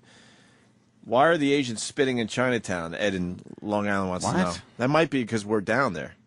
There's a whole thing going on with Chinatown I've explained on the show a few times. I went down there finally to check out Chinatown and go into one of the authentic restaurants, and I learned the hard way there are restaurants for tourists and there are restaurants for the locals. Oh, yeah? And they will make it perfectly clear to you. We watched people just marching in and getting served, and I don't even know why we stayed. I think the company was good, so we're talking. And they didn't serve us for, I don't know, at least 2 hours, at least. And then after that, the service was horrendous. And we knew, okay, we're never going back to this place. And that's exactly what they want. They don't want the tourists in some of these restaurants. Really, they don't want the tourist money? They want to keep it in the family? Well, really? You know what? No, because there's enough people that are living in that whole area. They don't need the tourists, and they don't want to deal with you. You know what? So fuck you. I won't come and eat at fucking squiggly line, effing a boat, 2 circles and a line through it. Oh, that should have been our first clue, by the way. Fucking asshole. That should have been our first clue because it didn't have an American fucking thing. Excuse me, on. what's effing a boat mean, please, you fucking cocksucker? I will never eat here at upside down question mark and fucking 3 lines over a box ever again. Pat and Philly. Pat. Oh, the Asians are taking a beating. I hope some Asians call up. Pat, go ahead. Hey, guys, you may want to call some people that were around September 11th. They said they were, I guess the Asians were charging for bottles of water when people are trying to get the concrete out of their eyes on September 11th. I heard about a few of those we did those cases. stories. That is absolutely But that was true. also a convenience store, like, a lot of people Sikhs took and advantage at people first. that were, running convenience I stores. think most of the people realized quickly that was that was a pretty bad cool. move. Can we be honest, though? And in their favor, just try to make it in their favor. 9/11 to them was just a regular Wednesday to their country. They deal with 9.12 earthquakes. They deal with disastrous shit. Every day, someone's gonna get killed. Their own government just by a wiping fucking their people suicide out. bomber. They torture the yoga people. They beat children. They have what they call honor killing. If your wife is Right. not taking care of her face, The kill her. Falun Gong people. Dude, so 9/11 to foreigners from nothing. You pay for my water, you motherfucker. They don't give a fuck. 9/11 meant nothing to a foreigner. Nothing. Let's go to Jason in New York City. Jason. Hey, guys. I just wanted to make the point. I grew up in Chinatown in the early 80s before there were any other white people there, and they were spitting plenty then. What is that about? Anyone know? What is spitting? What is that? It's obvious. A few people are calling, and it's obvious. What's it called, though? What? Spitting? What, do they just spit in the front of you or something? Yeah. They go, puh. Supposedly, it's pretty obvious that a lot of Asians are spitting down there in Chinatown. Spitting where? Just on the sidewalk. And it's hocking and spitting. So what is that about? Does anyone know? I'm still wondering 30 years later. You mean these motherfuckers are so they didn't fucking get a pass, like they say, oh, you're a good one, you've been here 30 years, I'll tell you what it is? I don't know. I mean, every once in a while you'll see someone spit in New York City, but they're saying down in Chinatown it's very obvious. A lot of Asians are spitting. Well, why don't you fucking spit? Why don't you spit when I'm buying your fake fucking Breitling watch, you cocksucking bitch? Like, you know what? Fuck you. I don't need to go down here. Nah. No, I'm not going to buy your overpriced car radio. You know what, though? They make you feel special, though. You go into the front of the store, and they go, no, we got what you need behind the secret door. Yeah, but the Africans are taking over that shit big the time. Africans are taking that I'm over? gonna tell you. Have you ever done that, Ant? No. It's a scam. It's shopping, like, yo? they look at you, and they make you feel good. Like, we got better stuff back here. Making believe like the city and the police aren't aware of the secret door. Yeah, And then you go gotcha. back through the secret door for more shit. Sorry.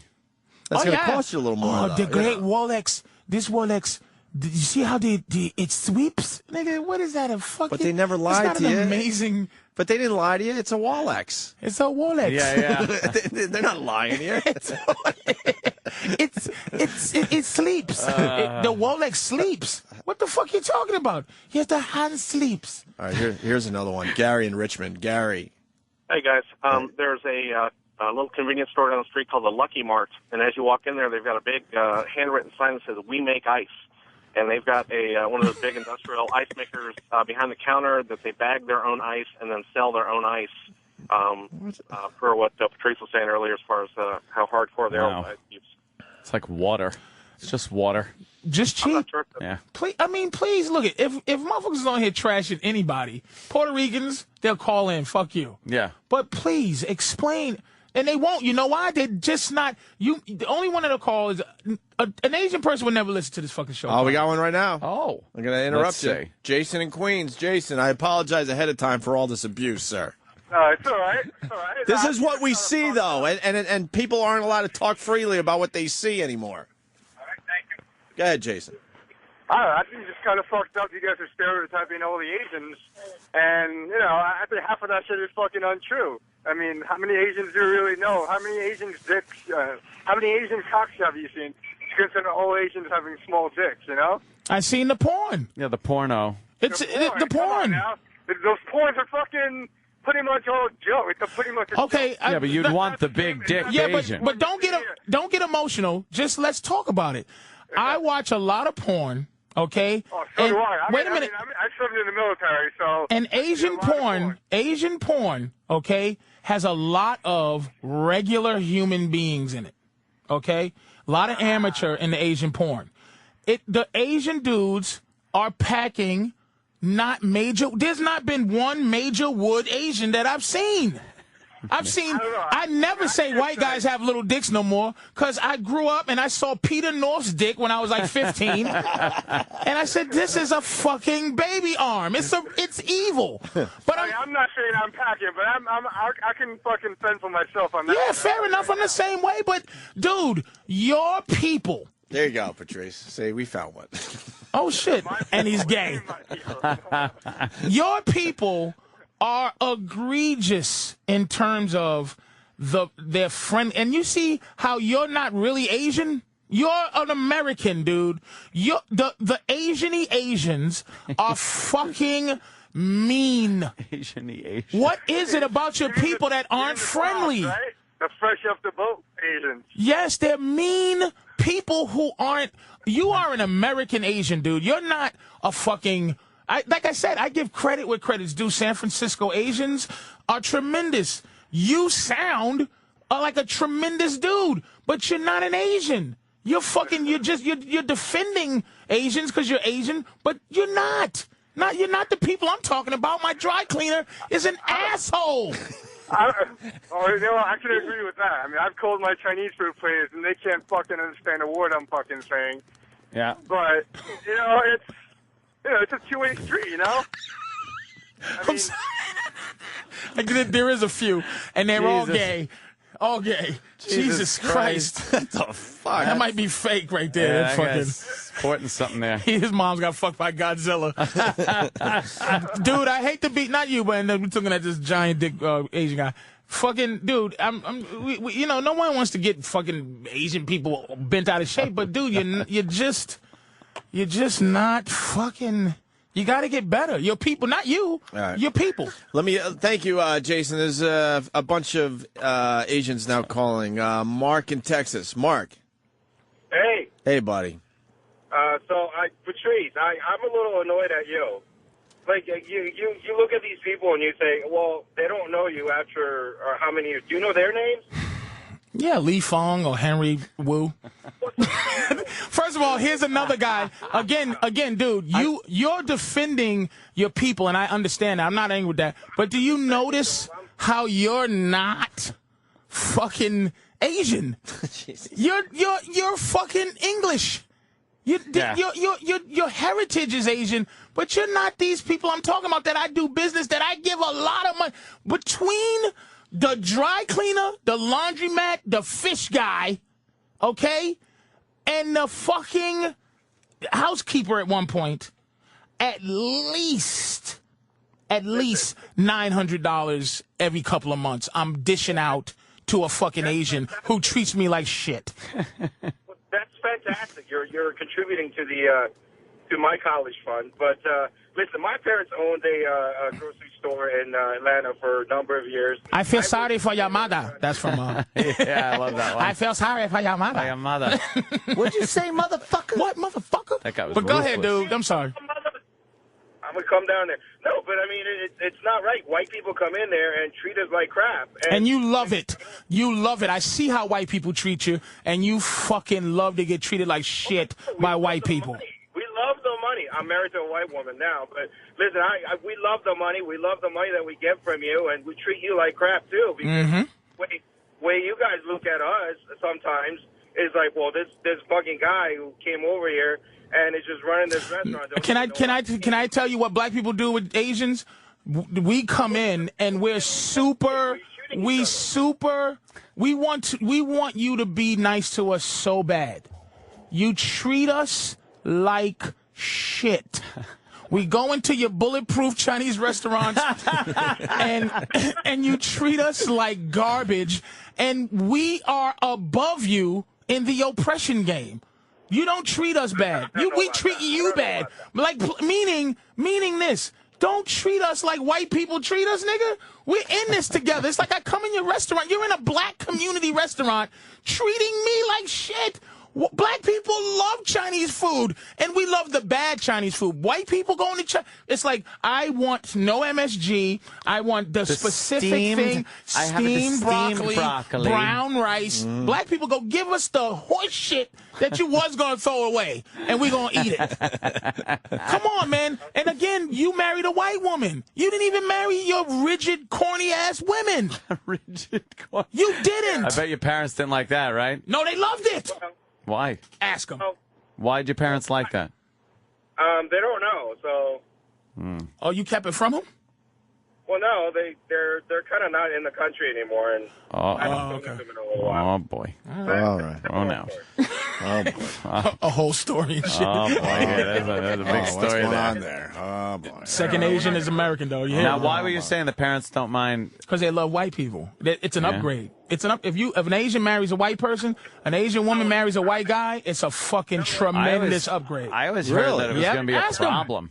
No. In other cultures, that's not the they case. Love white guys. But let an Asian girl bring a white guy home. All right, Mark, thank you. I got to give some other people a chance here. I appreciate you defending your culture there. Let's go to Justin in Ohio. Justin. Hey, what's up, boys? Hey, man. Hey, okay, so I'm Filipino-American, and I just started listening to this show. I've been into Dennis, so I'm just catching the tail end of the conversation. And a lot of the generalizations that you guys have made about Asians are fairly accurate, I must say. And I don't know. Okay. But, you know. Oh, you just lost. No, you're all right. Justin, you all right? I'm still on. I lost it. I lost my What, you get an MSG headache in the middle of your phone call? Yeah, basically. But the small penis thing, I'll admit it, I'm not, packing really anything big, but I will tell you that hey, dude, can I say one thing about the small penis thing? It doesn't matter. I'm not packing major wood like that. I'm saying as far as the misery of the women is that they're so committed to their own people, but they're so that they won't explore something else that maybe a bigger dick will make them happier. Right. But they're so fucking loyal to their fucking bullshit that they won't fuck with a nigga, fuck with a big dick Puerto Rican. That's what I'm saying. I don't know if you've ever been to Ohio, buddy, but there are so many Asian women that are with black dudes here. Yeah, but that's magical, niggas. Like, you have to have genie pants, silver shoes, and a half an afro and half fucking dreadlocks. You can't be a normal nigga. You have to be fucking. You have to be fucking. What's his name there? Maxwell or what's the other guy? Fucking Lenny Kravitz to get a Chinese bitch, nigga. You can't be a regular nigga and get a Chinese bitch. They ain't having it, man. They ain't having it. Have you seen Maxwell lately? He's a big fat bastard. I'm telling you, I take pride in learning a little bit about it because it's interesting shit. I give money to Asian people have great service. They do not bullshit, man. My dry cleaning, as much as I would want to find, I used to go to a Russian lady for my dry cleaning. Yeah, she was a wonderful talking woman, but I would have fucking jelly stains on my pants, and I don't eat jelly. This Asian guy, the service is phenomenal, but he just won't be nice to me. He just won't be nice. True. There's an Asian buffet that I frequent close to where I live, and there's this fucking asshole manager. No matter how nice you are towards him, just talk to him friendly and say hello and how are you doing. He's just a big fucking cocksucker, like, just here's your food. No thank you or anything. Just you got to deal with the fucking public. You got to have a personality. It's shocking. You got to show to me. something. Shocking. Right on, man. All right, Justin. Thank you. All right. Bobby in New York. Bobby. Hey, I have actually two examples. One, I have a friend living in Hong Kong, and he just came home for a couple of weeks, and he says, you don't understand what it's like to be spit on. And I thought, like, they were spitting on him because he was American. No, they just spit as a part of their culture, and indoors it doesn't matter. If they're clearing their throat, they're spitting out. Just like if they won't hold the door open for you because it's a waste. It's considered a waste of time. Wait, and say what's the waste of time? Holding a door. Holding a door. Like, there's no politeness because you're just... I'm going to try that one out. I wonder if that's real. And then if you get yelled at, you go, I'm not wasting my time. Exactly. Let's see where it goes. I could relate to it where I worked in a Chinese restaurant for about 4 years delivering.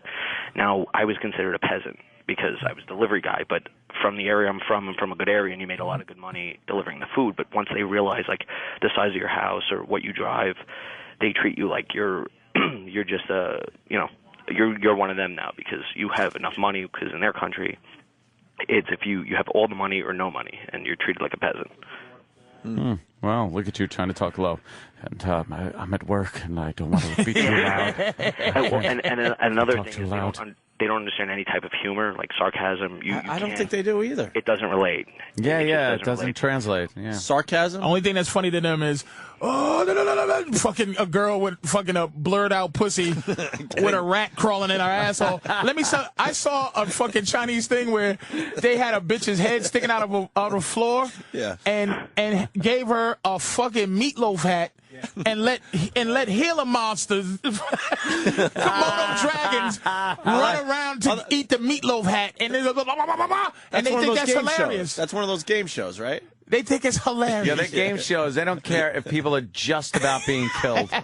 That's what they find funny, though. Like they let people run on icebergs and let them fall off and smash their face into one when they're trying to jump. And we what do they call that show on ABC? Oh, yeah. The Great Banzai. I watched Ninja Warrior and the other thing they do, the Great Banzai. I watch it for, but after a while you go, this is the meatloaf hat shit. Oh man, look at this. It's a pork chop. There's a big fucking Gila monster. A woman in danger is hilarious in Japan, man. Oh, you're out.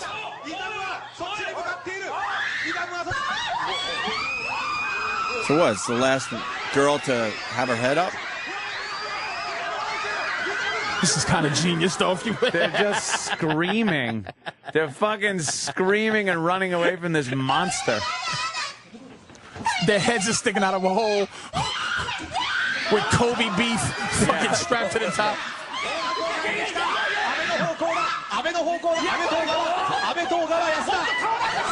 And they're all laughing.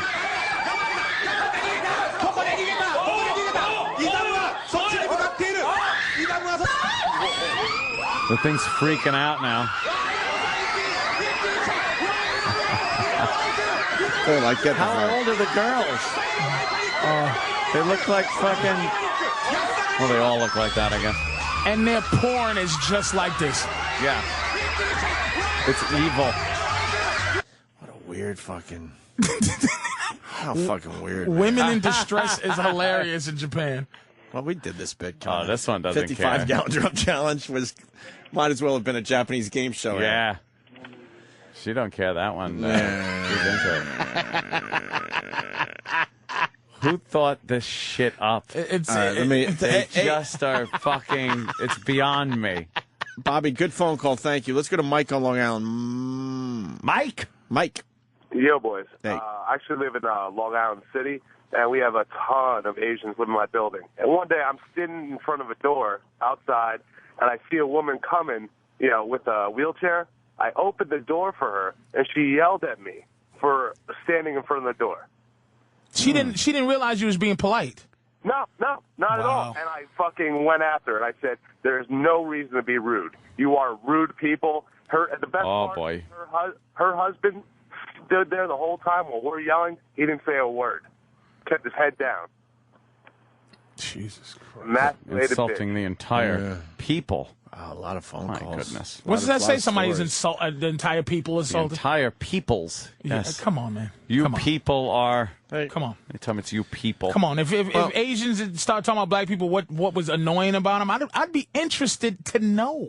Like, what's annoying about everybody? I'm not saying Asians are hard. The ones I deal with and what I see, Asians are not friendly. And what are you going to do? Force me to say? I'm not saying your eyes are this and you're fucking not friendly, man. Not the ones I know. I said San Francisco. Show me some other one. San Francisco, Asians, tremendously friendly people, man. I'm just talking about my experience with the restaurants. I don't know any. Yeah, exactly. That's all I know. What else do you need to... If I experience... Look, if you go into the black supermarket, you're going to have a less friendly time than the white one. Yeah. Where white people go to shop, it's just fun. Oh, And it's better. wonderful. I don't give a fuck if they're watching me to steal because I don't steal, but to go into a supermarket where there's not a woman standing horizontal in a vertical aisle, Ooh, do you just want daring you to fucking move her cart while her fucking kid is opening spaghetti boxes? For real? You don't see, dude, nigga, restaurants. Why are they opening up the spaghetti boxes? But her kid doesn't care and she don't care, and she dares you to say, Miss, can you move? Can you move your Can cart? you turn your cart in a double fucking movement? Yeah. Can you go west and I go east? Why you turn north in an east-west lane, you fucking crazy person? I'm looking. I'll be done in a minute. I'll be done. Come on, man. If you was to say that about black supermarkets, Asian people, I'd understand and I go, fantastic. Yeah. I don't shop in, the only time I shop in Asian supermarkets, because they got really cool shit I never seen before. They have really cool fucking spatulas, really cool food. Their pasta's really cool, and they got spices and shit and chili. But in terms of going there and friendly, you're not going to get much friendly. If I want a nice, friendly shopping experience, I'm going to the goddamn white Pathmark, nigga, 10 miles away. All bounds. Where you don't have to have a fucking pay. Here's nigga supermarkets. Two things. They have things that block you from taking the carts away from the property. You can't take it away. You can't take it to your car. To your car, right. So they put metal things that you only can take it to right there. I remember these from Brooklyn, yeah. And then the other one is they have elaborate pay systems where you have to put in a quarter to get the cart, and then you get your quarter back when you take it like back. a fucking ride. So a quarter makes you take it back. They're going to go to $1. That'll make you definitely take it back. Yeah, you put it in, then you get your quarter But back. fucking white people supermarkets, you know what they have? They have the fucking cart return thing all over the parking lot. People bring it, and there's guys that actually go and get the carts and bring them back and all put over them in the the line. fucking parking lot. And how wide the aisles are. Aren't the aisles so wide? You know what? Just in case a niglet wants to turn horizontal, that no one has to have a fight. Big, large aisles. Nice and large. It's spaghetti in the spaghetti aisle with the sauce. That makes sense. Wonderful. Very exotic. And it is what it is. It's just like you go there, you ask, usually all white women are evil. Mm-hmm. Yeah. 30-year-old white women, white guys, friendly, white guys in customer service. Men, customer service men, basically nice. You get a raspy old fucking white bitch, awful. Yeah, and horrid. young black bitches, awful. Indian people across the board, hideous. What do you want me to fucking say? I give you credit where it's due. You're not getting extra fucking credit for nothing, motherfucker. If my credit's 600, you don't give me 7, nigga. If you are what you are. Yeah, I've noticed that shit. Yep. Fuck, Patrice, bravo. The boys put this together before we wrap up. We got to hear this. It's a Steve is Gay production piece. All right. Wow, the whole day almost went by without us. I know. That's why we have saying to it. get one in. Check this out. June 15th, 2010 was a momentous day in Opie and Anthony history. Executive producer Steve Carlisi finally comes out of the closet about his outright and blatant homosexuality. Have you ever taken a hot, soapy shower with a man? Yes. Have you ever held another man's penis while it was erect in your hand? Yes. Have you ever had the desire to perform oral sex upon another man but never moved forward with it? Yes. Have you ever had sexual physical contact with your mouth and another man's penis? Yes. Do you think you're a good producer? No, he's telling the truth. Thanks for listening, and join us again for the next installment of This Day in Opie and Anthony History. You didn't throw him under a bus. You threw him out a fucking window, man. I like the laugh and then no. Oh, my God. That's good. Well, there you go. That's wonderful. Fuck. I had a great time What today. do you mean? We're done? Yeah, we're fucking done. That was that passive aggressive? That wasn't even passive aggressive. That was aggressive aggressive. Are you calling it? I am fucking calling It's calling it. All right. I'm calling it. Is this the time to call it? You know, I don't want to go. I'm lonely. It's fucking good. I'm lonely too, but I'd rather be lonely at my house. Why can't you come back tomorrow, Patrice? We wanted I'm you. going to Chicago. hang out with Naughty. That's Friday, isn't it? You're going No, up there it's tomorrow, yeah. Tomorrow night's the show? No, but you got shit to got to do. go out. I understand. By the way, I played Red Dead Redemption. I love Laszlo. it. I love it. Yeah. Did you play it? Fuck yeah. It's kind of Finally over the Grand weekend. Theft. Grand Theft Western. Yeah. It's graphics are even better, and I thought they were great with the GTA series. It took me a minute to figure out how to do things that I wanted to do. Yeah. Because it's a lot of shit, but what they did, they gave us cheat codes. I'd like that. Thank you very much. Yep, they're online. We were fucking around with the cheat codes. Thank you very much with the cheat codes, Laszlo. And one of the characters is, I was so jealous I couldn't even hide it. Bonnie McFarlane. Yep. Yeah. I was just like, and I started looking for other names. Is anybody else in there? Is there Greg Hughes? I bet you it is. I blew off Laszlo. I could have been in the game. Dude, Bonnie McFarlane is one of the major main characters. things in the fucking game. Bonnie McFarlane. I was so jealous. Wait, Laszlo didn't call you? Laszlo don't like me, I don't think. That sucks. Oh, Laszlo likes you. Does he? Yeah. He acts like he doesn't. Really? He gets that. I catch him confusing. peripherally. I catch him giving me a snarl every couple of seconds. Like, I don't know what it is, but I catch Laszlo because I like Laszlo, Really? but I catch him giving me a dirty look. So I want to know that shit because I was jealous. I was jealous as a motherfucker. I'll have to ask him. Bonnie McFarlane, man. I said, what's that name? That's familiar. I said, that's Bonnie. Then I go, holy shit, it is Bonnie McFarlane. Yeah. What's the best thing you've done in the game so far? Because fuck playing the game how they tell you to play it. I cheat coded, traveled to a place that I didn't supposed to be.